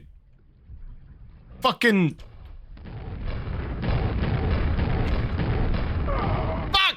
I'm doing it! You can't stop me! Arnie has a penchant for housekeepers. Yeah, but, you know, at least he actually stuck with it. I gotta respect it. I gotta respect, you know... He fell in love with his housekeeper. Hey, S4DR4X asked me, can you list all the cheat codes for Quake? Also, can I get a Santa Fe chicken recipe while you're at it? Ah, cheat codes for Quake. Input these in the console for some classic mayhem. God invincibility, give all. All weapons and keys, give ammo, full ammo, no clip, no clipping mode, fly mode, impulse, 9. He knows! All weapons, impulse, 255. Quad damage, give health, full health, and now Santa Fe, chicken 1. Season chicken breasts with salt, pepper, and cumin. 2, sear in a hot pan till brown. 3, place in baking dish top with black beans, corn, and salsa. 4, cover with cheese. 5, bake at 375. F. Not for how long, though. You ran out of time on the question, didn't you? You spent too many tokens on Quake cheat codes instead of Santa Fe chicken. Oh. Oh my god.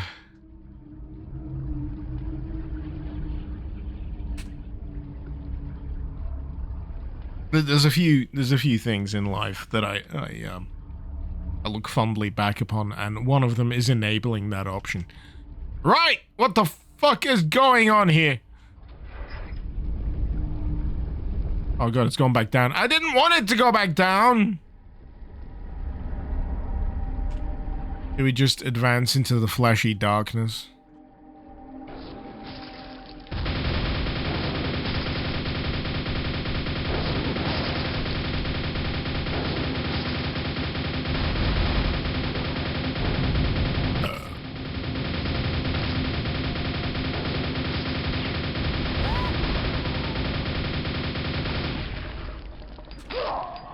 Oh no! Oh no!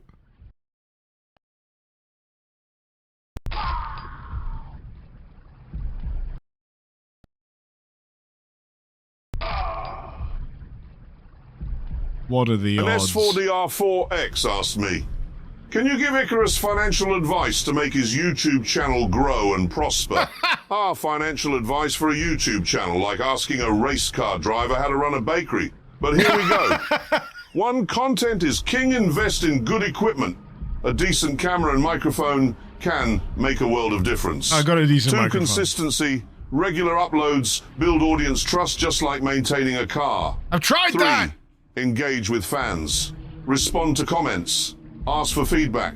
Treat it like a community, not a one-way broadcast.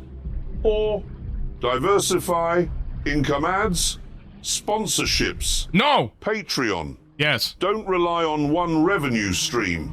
And remember, you can't polish a turd, but you can roll it in glitter. Shit, he's figured me out. I've been doing that for years. No! I'm already dead! You don't need to fucking... You don't need to rub it in! God damn it! Anyway, where were we? Dying over and over. What's the resurrect option? Because I'm sick of this shit. Is there a resurrect option? How do I just bring myself back to life? There's at least that option in Doom. There better be a fucking option for that in Quake. I just don't know it off the top of my head.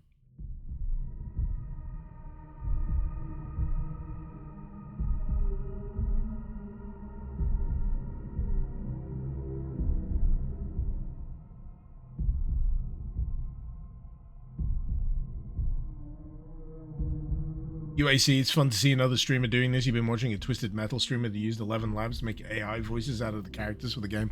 I have toyed around with that, but I think you'll understand that one of the inherent troubles of trying to make AI voice packs or whatever for Quake or Doom, there's not a lot of voices. There's not a lot of voices. Zekri Resurrect is technically more of a Zed Doom command. Yeah, that's great. What's the Quake command? Anyone know? Ah! Dropped a chip on the floor.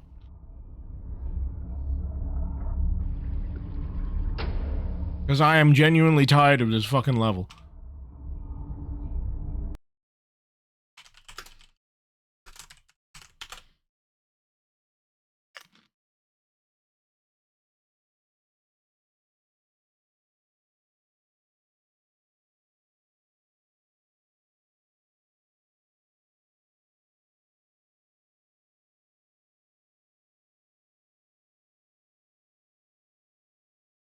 You know, actually, come to think of it, if I'm really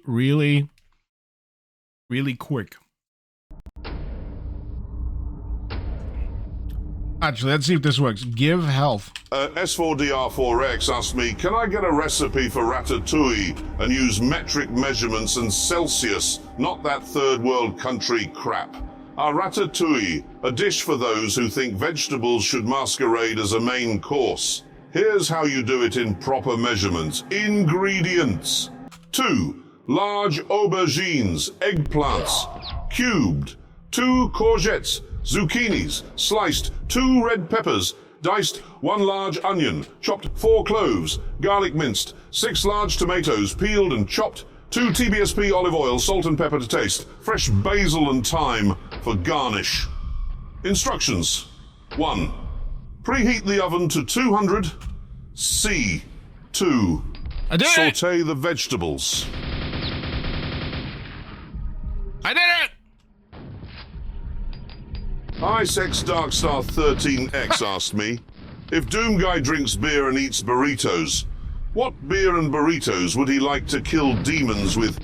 Doom Guy having a pint and a burrito before obliterating hordes of demons. That's an image, let's see. He'd probably go for something robust, like a stout or an IPA. Probably a It's stout. got to have enough kick to match his unrelenting spirit. As for the burrito, it'd be packed with fiery ingredients. Think spicy chorizo jalapenos and plenty of hot sauce. So Doom Guy's pre-demon slaying meal, a bold IPA, and a chorizo burrito with extra heat. The perfect fuel for a one-man army. It isn't 100%, Dan, but it is very close for me. Close enough. And trust me, I've listened to a lot of shit AI voices lately.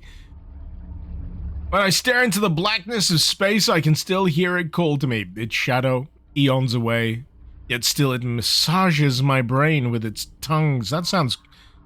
You fucking kidding me?!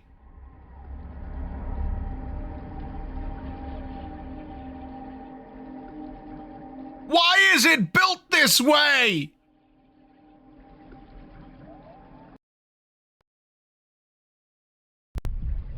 I'm getting real fucking annoyed!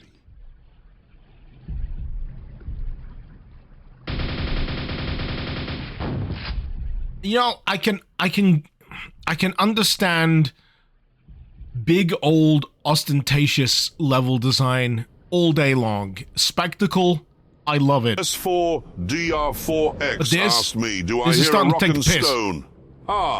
Rock and stone. The rallying cry of dwarves in Deep Rock Galactic. It's a bit like shouting power when you're behind the wheel of a V8 muscle car. So yes, you hear it. A hearty, booming declaration. Rock and stone, brother. Oh god, this fucking map is really pissing me off. So, right. I'm stuck. I am actually stuck on this fucking bit of spine. Ah! I'm gonna drink more of my beer. I'm getting really pissed off.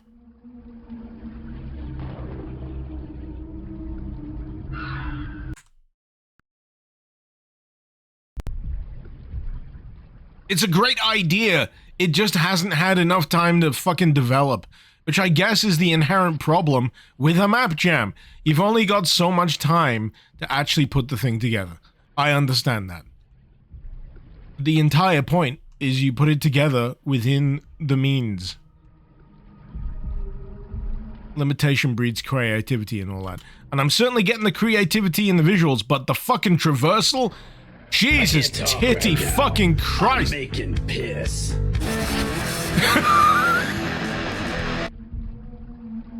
I'd rather be making piss. I'd rather be taking the piss instead of the piss being taken out of me! Not her, it's not her, it's not... Yeah. I also watched Solaris.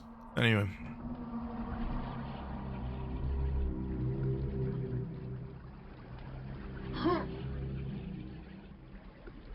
That Rex, you're out of ideas today. You gotta tidy your flat. Best of luck, man. Put on your favorite music, stick in some headphones, and crush that shit. Because that's how I do it.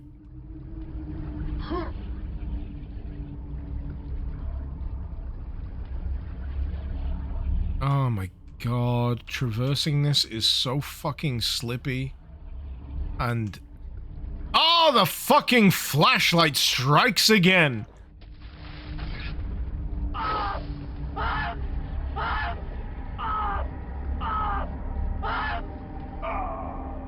You know, I play stuff sometimes, and I feel like I'm going insane because I'll read like user reviews for stuff, and there'll be nothing but gushing,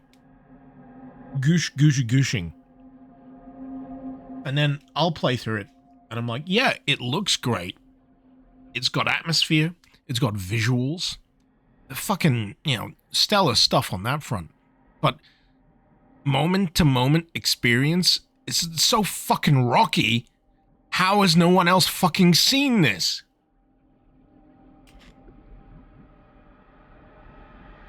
And sometimes, I'm trying not to toot my own fucking horn here, but I feel like some people lack the actual capacity to adequately critique what they're fucking playing.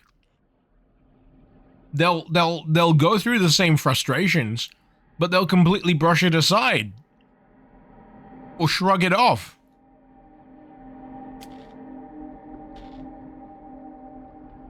And I'm just sat here, making these criticisms, feeling like an asshole.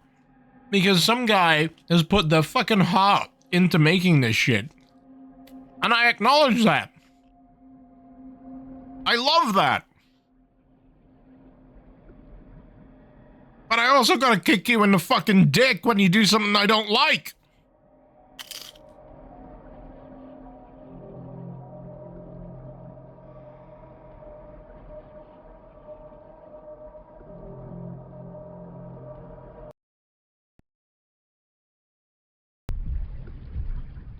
Am I stressing? R6 Darkstar Yes, I am 13X stressing asked Pringles. me, can you tell Mr. Icarus a dirty joke to make him laugh? I can tell you a joke to share, but it won't be dirty. Here you go.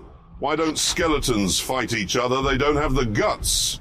Feel free to pass that along and enjoy the chuckles.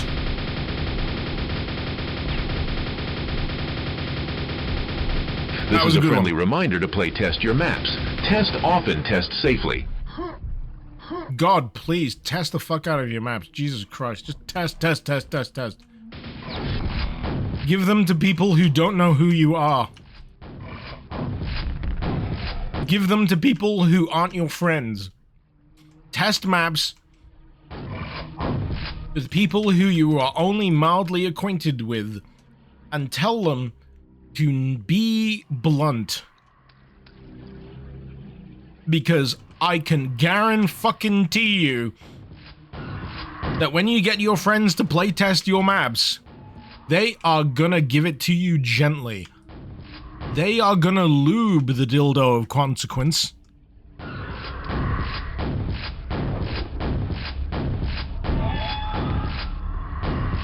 I am not. I arrive ribbed for your pleasure. Or distaste, depending on how you feel at the time.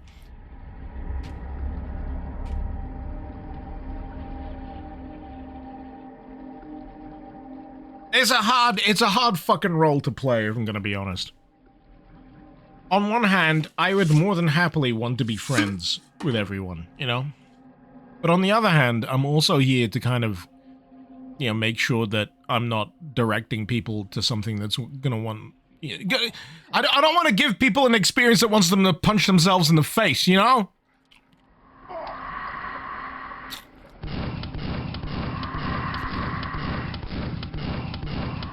Is that unreasonable?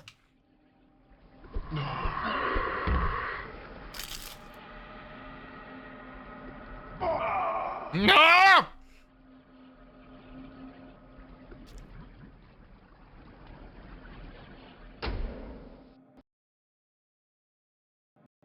X-Darkstar13X asked me, Hudson! how do you insult someone's stupidity for not testing their video game? Neglecting to test your video game is like driving a car you've never checked for oil or brake fluid. Utterly daft. It's akin to thinking you can jump the Grand Canyon on a tricycle. If you can't be bothered to iron out the bugs, don't be surprised when your game crashes and burns like a Yugo, trying to keep up with a Ferrari. Basic common sense, really. Right, okay, I gotta qualify all this fucking ranting, by the way. I will freely acknowledge that this is a map jam. And one of the qualifying kind of... my brain's struggling to string together coherent sentences here. But one of the whole coherent, consistent things about a map jam is you have a limited, defined set of time to achieve the goal, which is creating a map for said jam in time for release. So you can only do so much, and once it's the deadline is done, that's it. You gotta take your hands off. You can't do anything more. You gotta submit it. And that is why some maps end up the way they do. I understand that. I acknowledge that. I'm still gonna yell at you.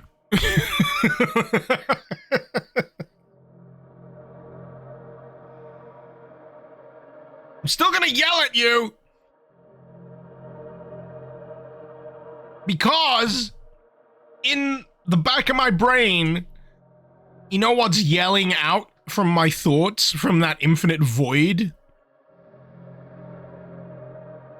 It's this line. I want you to listen very carefully. Should have used the time better then, shouldn't you?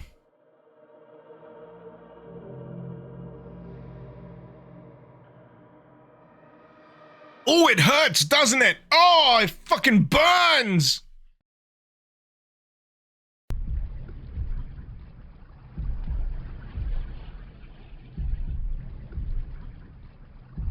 And when I've had this many drinks, that is when my empathy burns away, like the white-hot heat of a dwarf star in its dying throes. I am here to shit on you with a smile.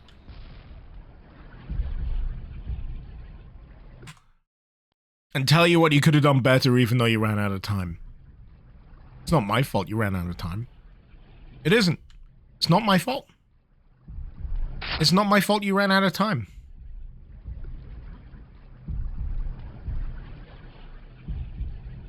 Oh god, this spine is so fucking awful to traverse. I mean, right, so there's two options to me. I can go over this spine, or I could go up that hill, and everything up that hill is a nightmare.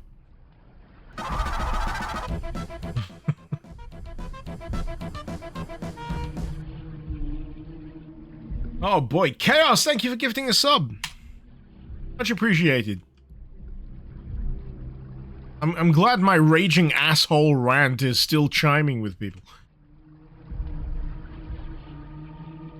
But yeah, I will restate endlessly, because I know people regularly get the wrong take from my ranting in these, because context, right, is a fucking lost art, and people will just only listen to the small snippet of what I say and then chalk it up to me just being an asshole.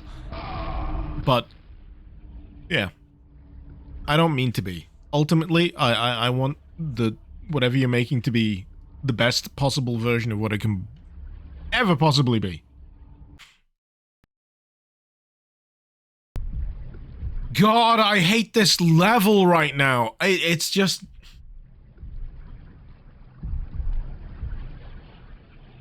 My ability to shit on anything that slightly annoys me while intoxicated will never not be entertaining. At length, Jetstream. You know, the hell of it is, I'm better at doing this when I'm drunk. It's like a fucking superpower. I wish I could do this when I was sober, but, you know, it's like a perfect storm of elements, right? I am here. I have locked myself in this position. I am doing this because I want to do this. I want to experience the thing that I am playing. And I also want to drink. It's been a long week. I've been dealing with enough shit in my own life. I want to have a few beers. I want to get loose. And that leads to a few friggin', you know, neural receptors getting shook loose up the... And that means the words flow a little bit more freely. And I'm more adequately able to just explain or be more verbose about the elements of whatever I'm playing, rubbing me the wrong way. Though, you can't say I don't say good things. I will always say when I love something. I will always say when I love something. It's just that when something annoys me, it's like an affront to my own existence. At least at this point. Fuck you! How do I get back to the hub? I'm sick of this fucking level.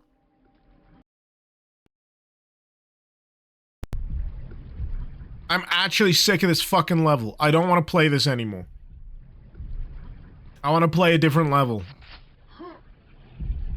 Change map. No.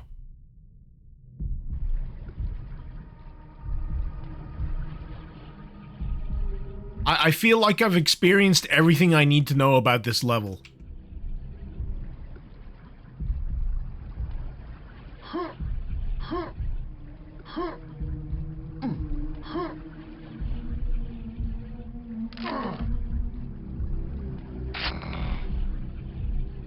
Put God mode on and just see where it goes. Yeah, sure. God. Dog. Dog.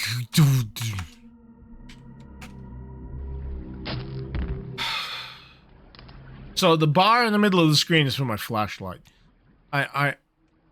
Yeah, I've already gone on about the flashlight.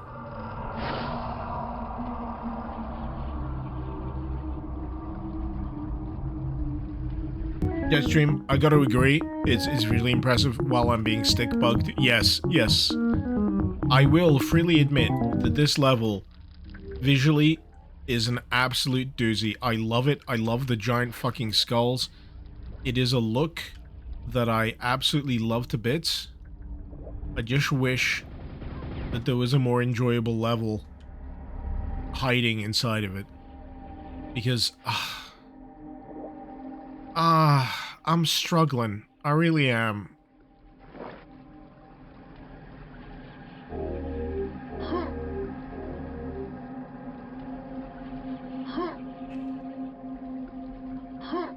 I don't think I can adequately convey how fiddly it is to move up this spine.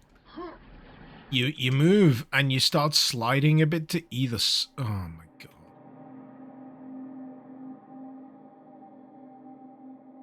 I'm stuck inside of it.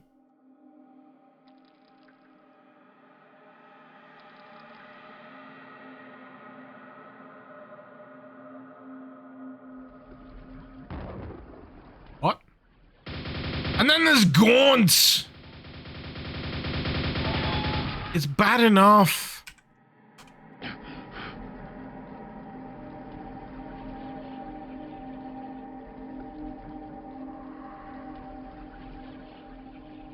Oh, it's just, I am struggling. I don't know how many ways I can describe it, but I am struggling.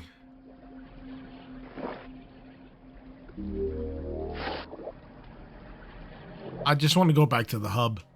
I really do. I just want to go back to the hub. I no-clipped without needing it. What the fuck are you talking about? I was stuck inside a spine. I literally needed to no-clip to get outside the spine.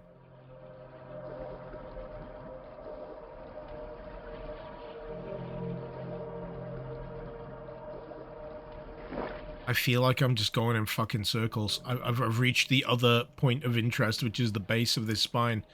It just takes me around.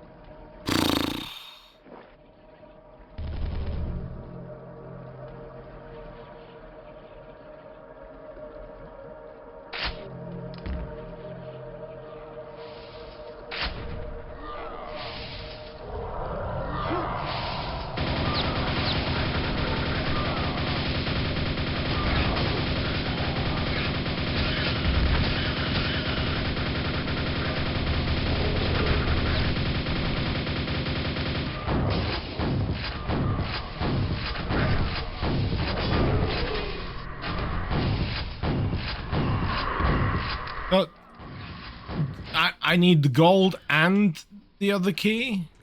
No, I'm just...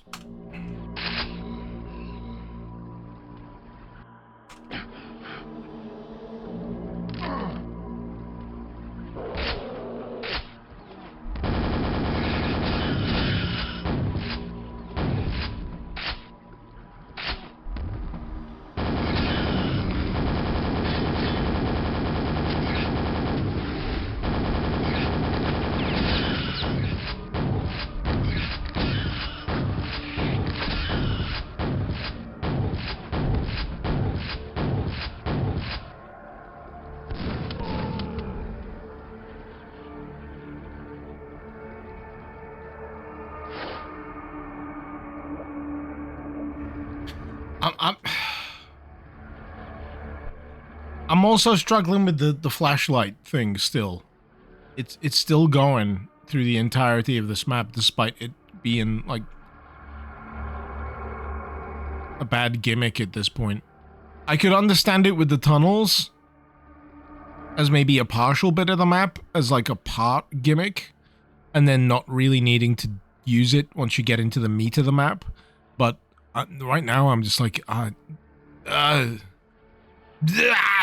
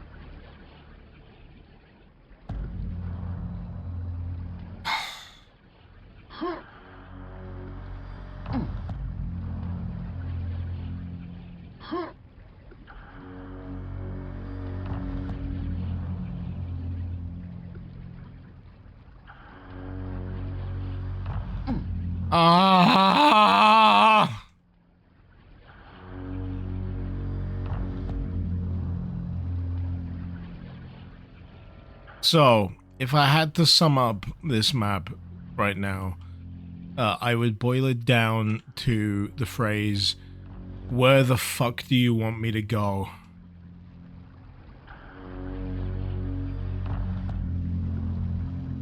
Like, that's all I want to understand. Where the fuck do you want me to go?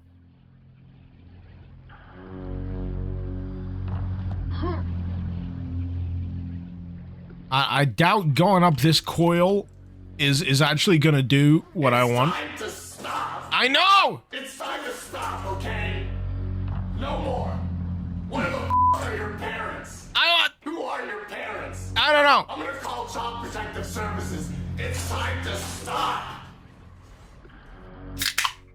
Did I just take damage? What am I taking? It's alright, the map's too big. That's my first one. The map's too big. The map's too big. The map's too long. The map's too abstract. I get that it's the theme of meat, but, you know, there's still ways to make sure that the player gets to where they need to be. No clipping up it is an option. That'd be great, but I have no idea where I'm really going. It just doesn't make any fucking sense. Alright, there's nothing up there. Right, okay, it's another elemental problem. To find out if there's nothing up there, I have to try and get up there.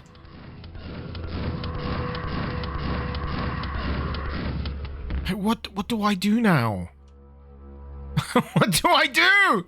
Do I just fucking go for it? Leap of faith? There's that shambler up the top there as well. That's easily missable if you're doing something completely different, which is what I was doing. There's these whispering fuck nuggets. Am I stuck in the floor? Oh my god!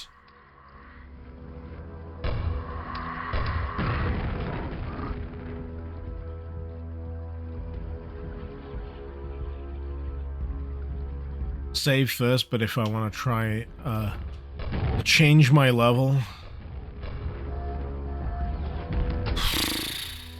Yeah, I really want to change my level. Change level.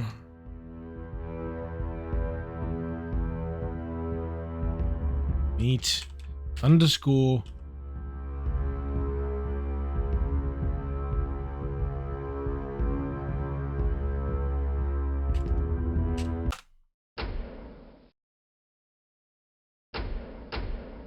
So all that's done is take me back to the title screen.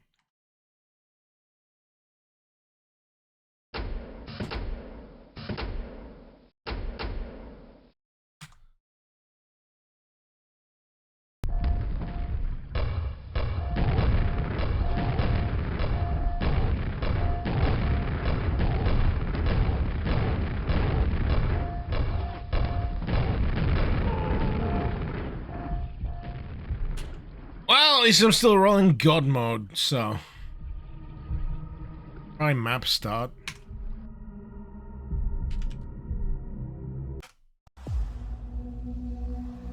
Ah, it worked.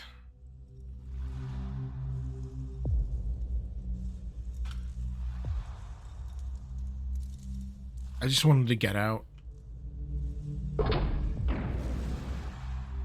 I just wanted to leave.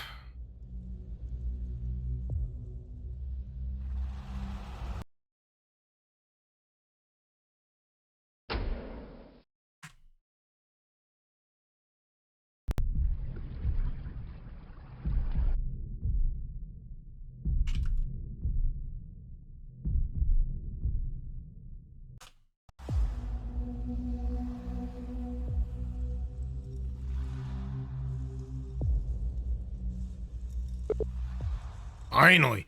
Though it probably resets all my my progress, but I'm like I don't care. Speculum, Nightmare 20,000 feet under, Bloodgate Exorcism. Let's do Bloodgate Exorcism.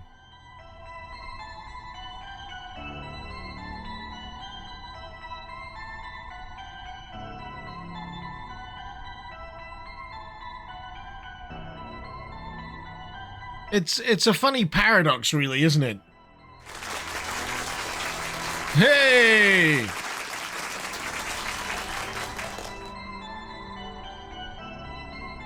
Sometimes the player craves simplicity.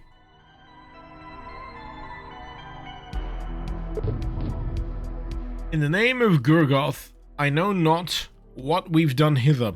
I pray for the soul of the tormented that came through that portal. Not even the Holy Father knows what befelleth hither. Pray for thy soul, if thou join down hither yet. If thou doth, please bring me some cigars. Would I'm somehow not crucified. Dispatch the monsters. Rack down the facility, Father Thomas. Bring me a fucking cigar. Okay.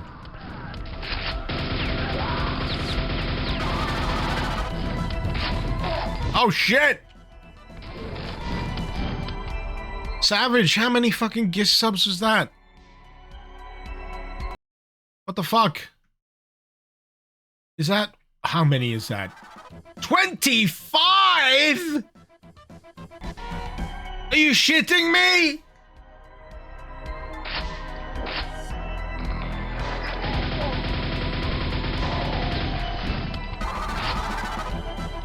Do you not have bills to pay?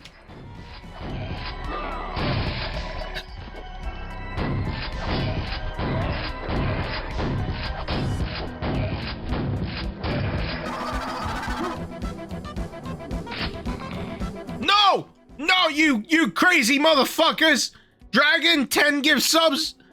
I crashed the game again. You motherfuckers are.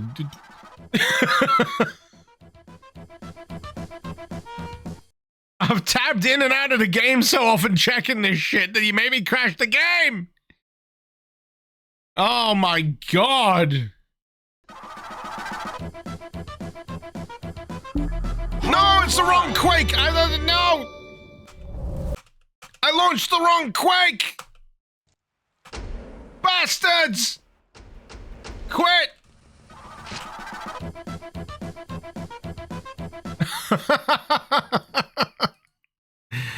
Oh my god. So, thank you and fuck you. What is it? Game. Meat jam. Meat ham. Anyone got any meat ham?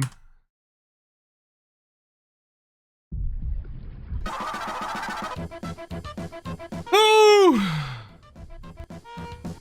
Alright. Alright. Alright. Am I back to 0 here? What map is this? This is the map I want to leave. Right. Map start. Save. Choose normal. Speculum. What was I playing? I was playing Bloodgate Exorcism.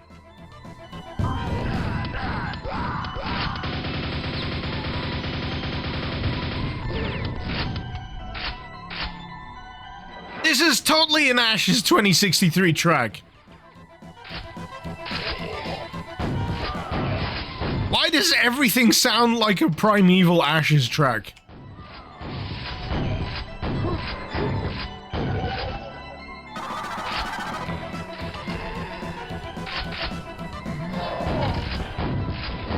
Oh my god!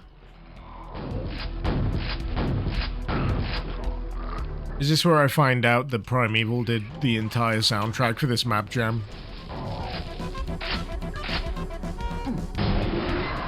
Oh no!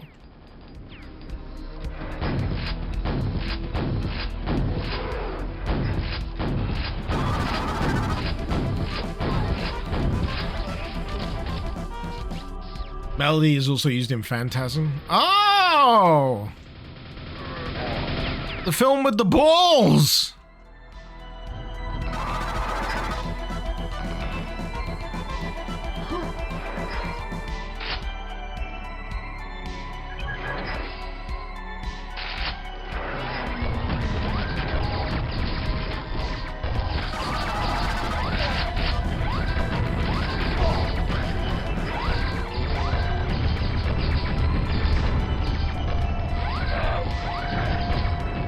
Oh, no!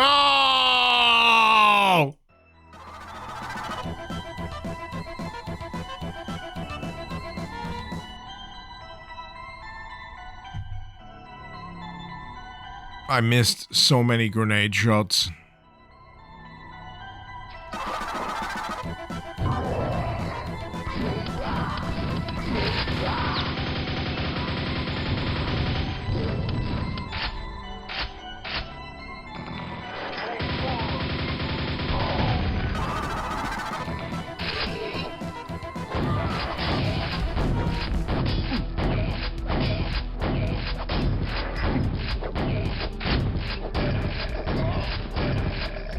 All right.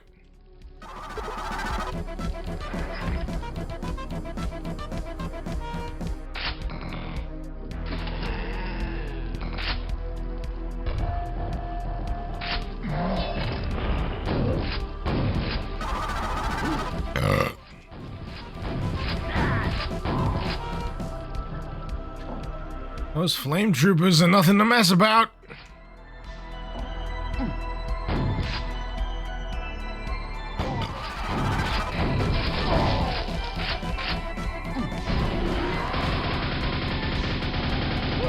Oh!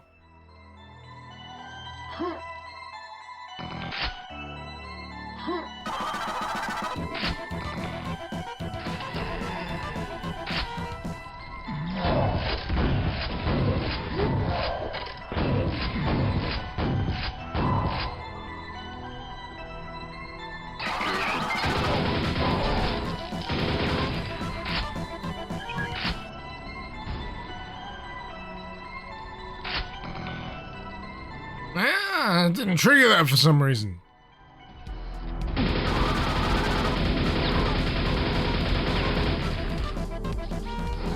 Man, I am safe scumming the shit out of this.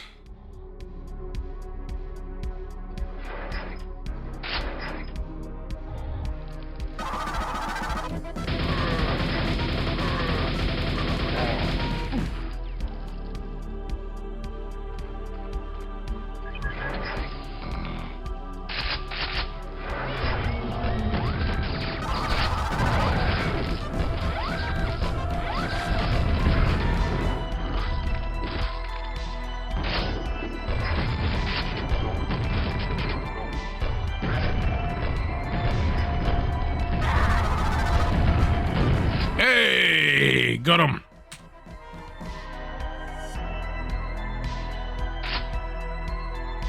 Zikri, something about that critic thingy. Imagine the other hard part about getting it. That a dev can read through the lines and not take it personally. Too many people see the work as an extension, and then they, feel directly insulted. Yes, I'm not insulting people as a person. I'm just pointing out stuff that could be improved or rubbed me the wrong way. I feel that they are tremendously talented as individuals. They have made something. They have created something. And the job of a critic, in any capacity, is to say, here's something that you might or could have done better. Here's an area in which you can grow or improve. Now, I freely admit, there are ways in which you convey that information in a fashion that softens the blow, so to speak.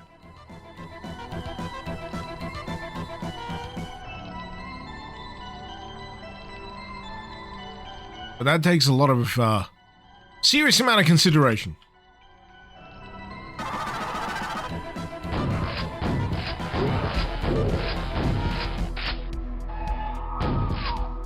God, we got a freaking gaunt! You shot me through a column, you piece of shit!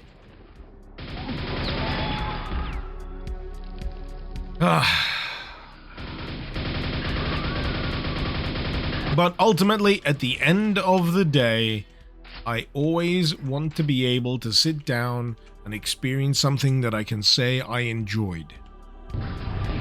Thoroughly. That I can recommend to other people.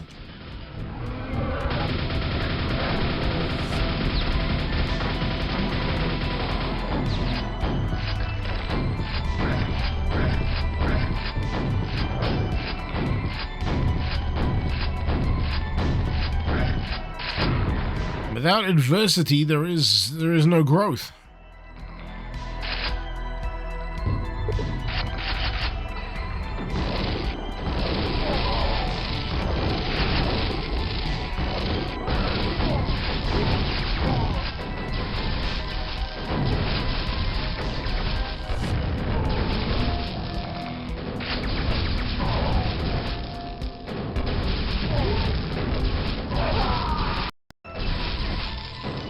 I mean, literally playing these games is evidence of the fact.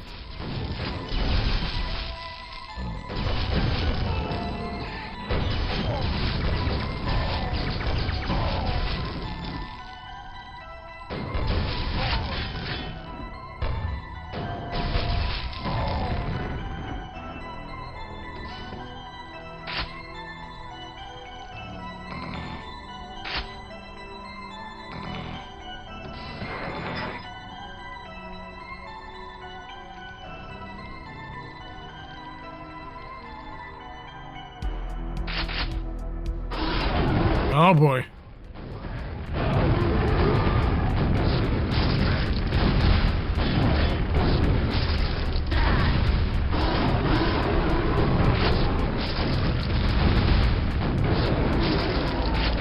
I'm glad there wasn't two of them. What was that? The devilish creatures hast been defeated.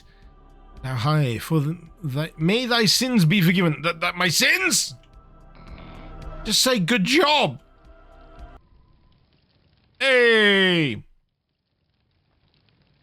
So I guess this is probably more of a good example of the kind of pace and time that I expected from this map jam. I honestly, genuinely was not expecting some of the, like, the complexity and heft of, like, the previous two. I was expecting to get through a few more.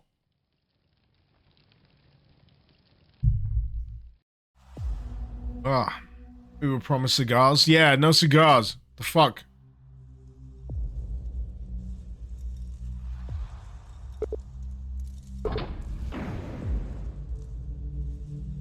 You know, I'm gonna see if I can get to the opposite side of this thing. There's like another chamber or something. Through here!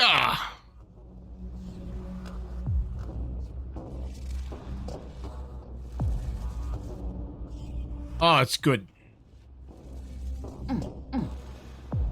No? Oh, is this like the final... once you've done all of the other maps kind of thing? Okay.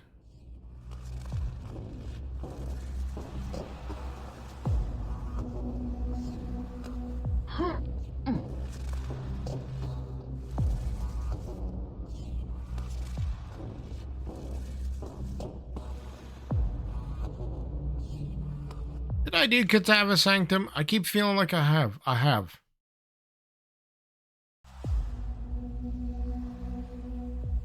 I don't know why I keep going back to Cadaver Sanctum. Speculum, fuck it.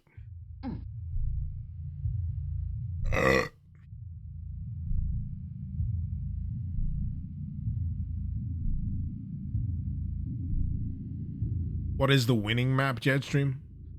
There's a winning map?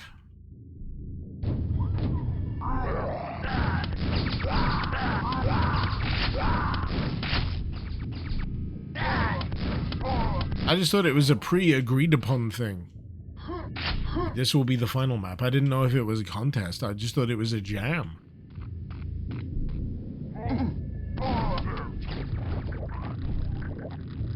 Ah!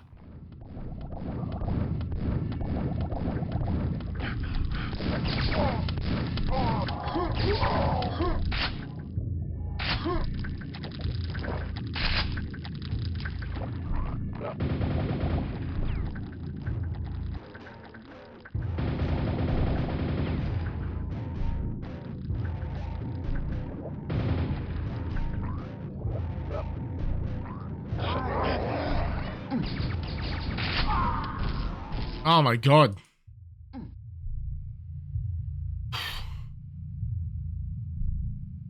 I think the inherent downside of Flesh theme is you gotta try very hard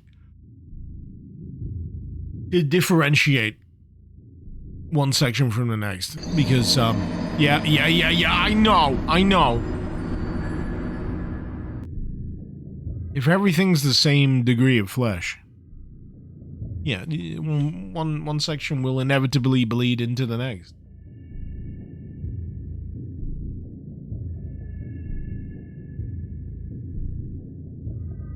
Ah.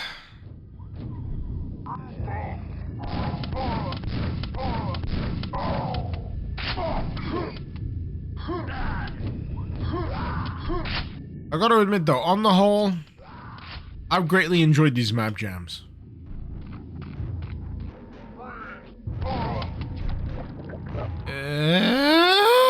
There's just some elements, you know, that really get my fucking hackles up.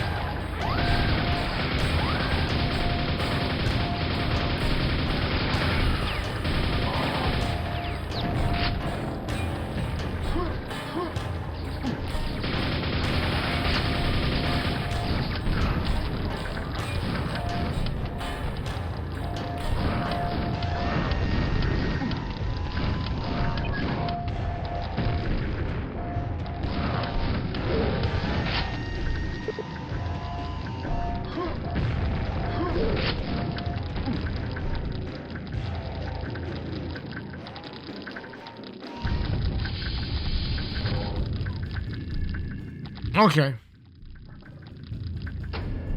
Much progress I've made so far. And boy, is the beer hitting me.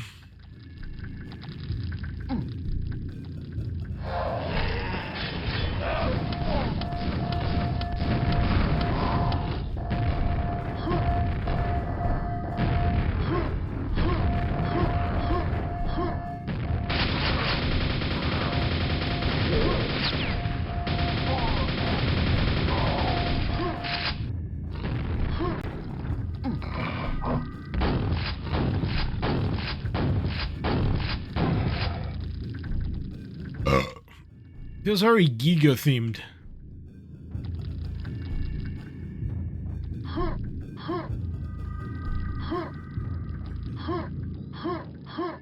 Come on! Nope! Oh, come on! There we go.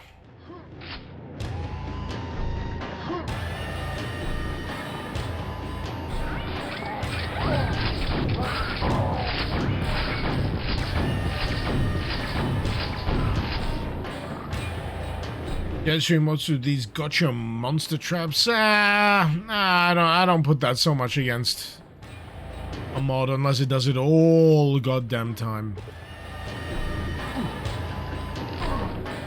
Well, otherwise, you know, it's just classic ambush tactics.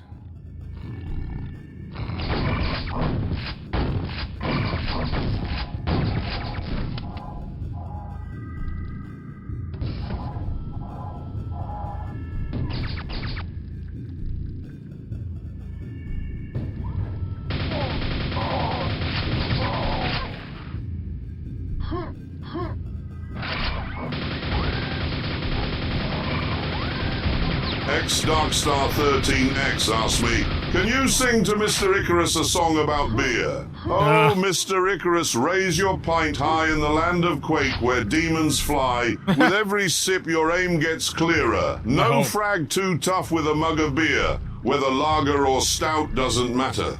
When you gib those foes, their brains will scatter. So cheers to you. And the meat jam crew with a frothy pint, there's nothing you can't do. Here! Oh God.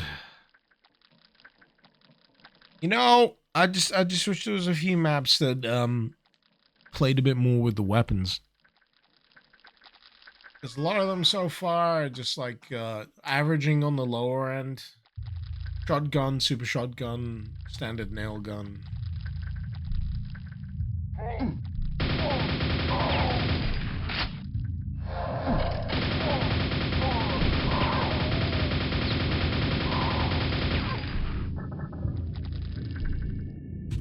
I'd like some maps where I just go ham!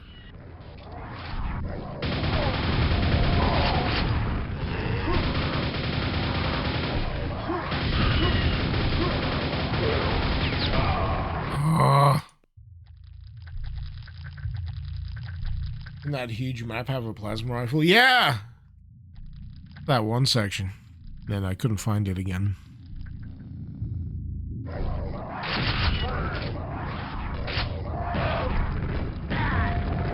I just wish this had a super nail gun. That's all it would take. Super nail gun. That's all it takes to make me happy.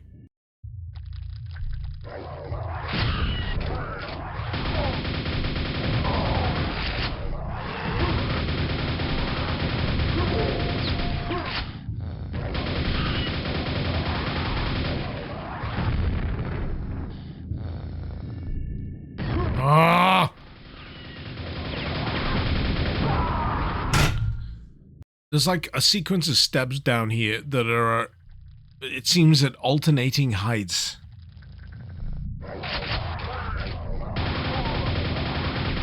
So some of them you need to make sure you jump up. Some of them you can just walk up. I've fallen and I can't get up. Oh yeah, that's what it fucking feels like.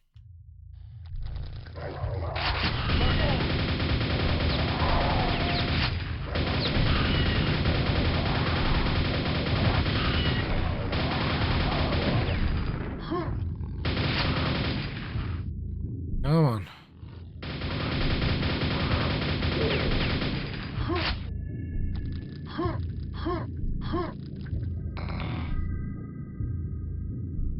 All right.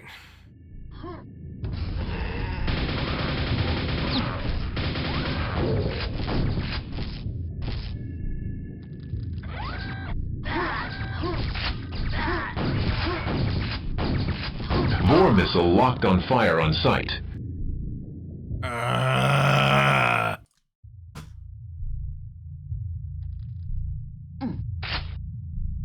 Losing the will.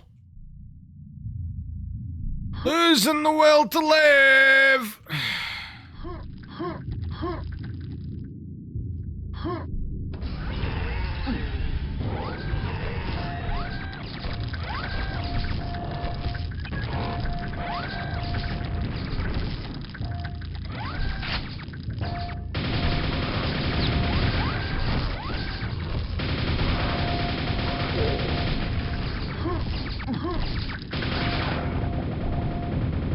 Fuck. I've been through here before. I think I have. Feel like I have.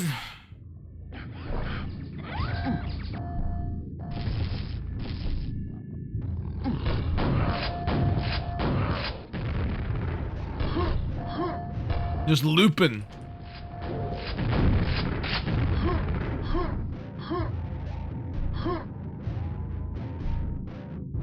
So yeah, it's one of my bugbears. So entering this area, right, you've got like these misshapen steps. You can't go up them just by walking at them. You gotta jump. And there's a few. No, there's a few that you. No, there's there's a few that you can't. Maybe a few minor bits of elevation that you can climb up. But then, for the most part, it is hit and fucking jump.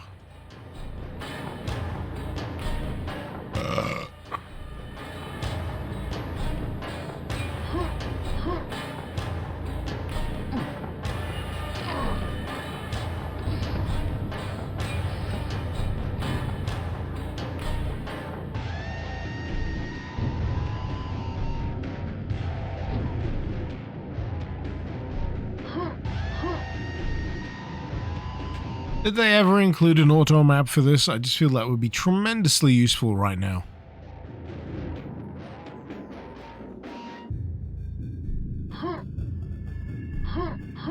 Soundtrack's great. I fully agree.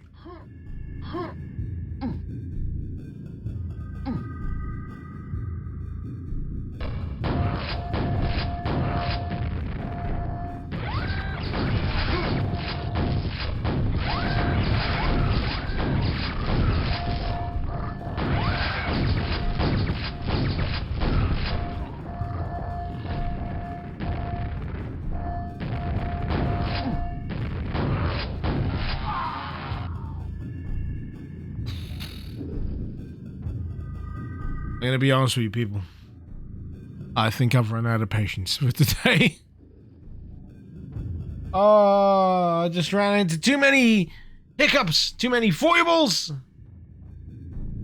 But such is the thing when you're not, you know, neck deep into Doom or Quake mods on a regular basis. But I feel like 4 hours going 45, that's not too bad. Not too bad. And some of these some of these maps have been chonkers. Meat has been thoroughly jammed, it really has. But at the very least, all I can say is a pleasure to have you guys riding shotgun. And until next time, this has been Mr. Icarus. Thank you very much for watching. Icarus out.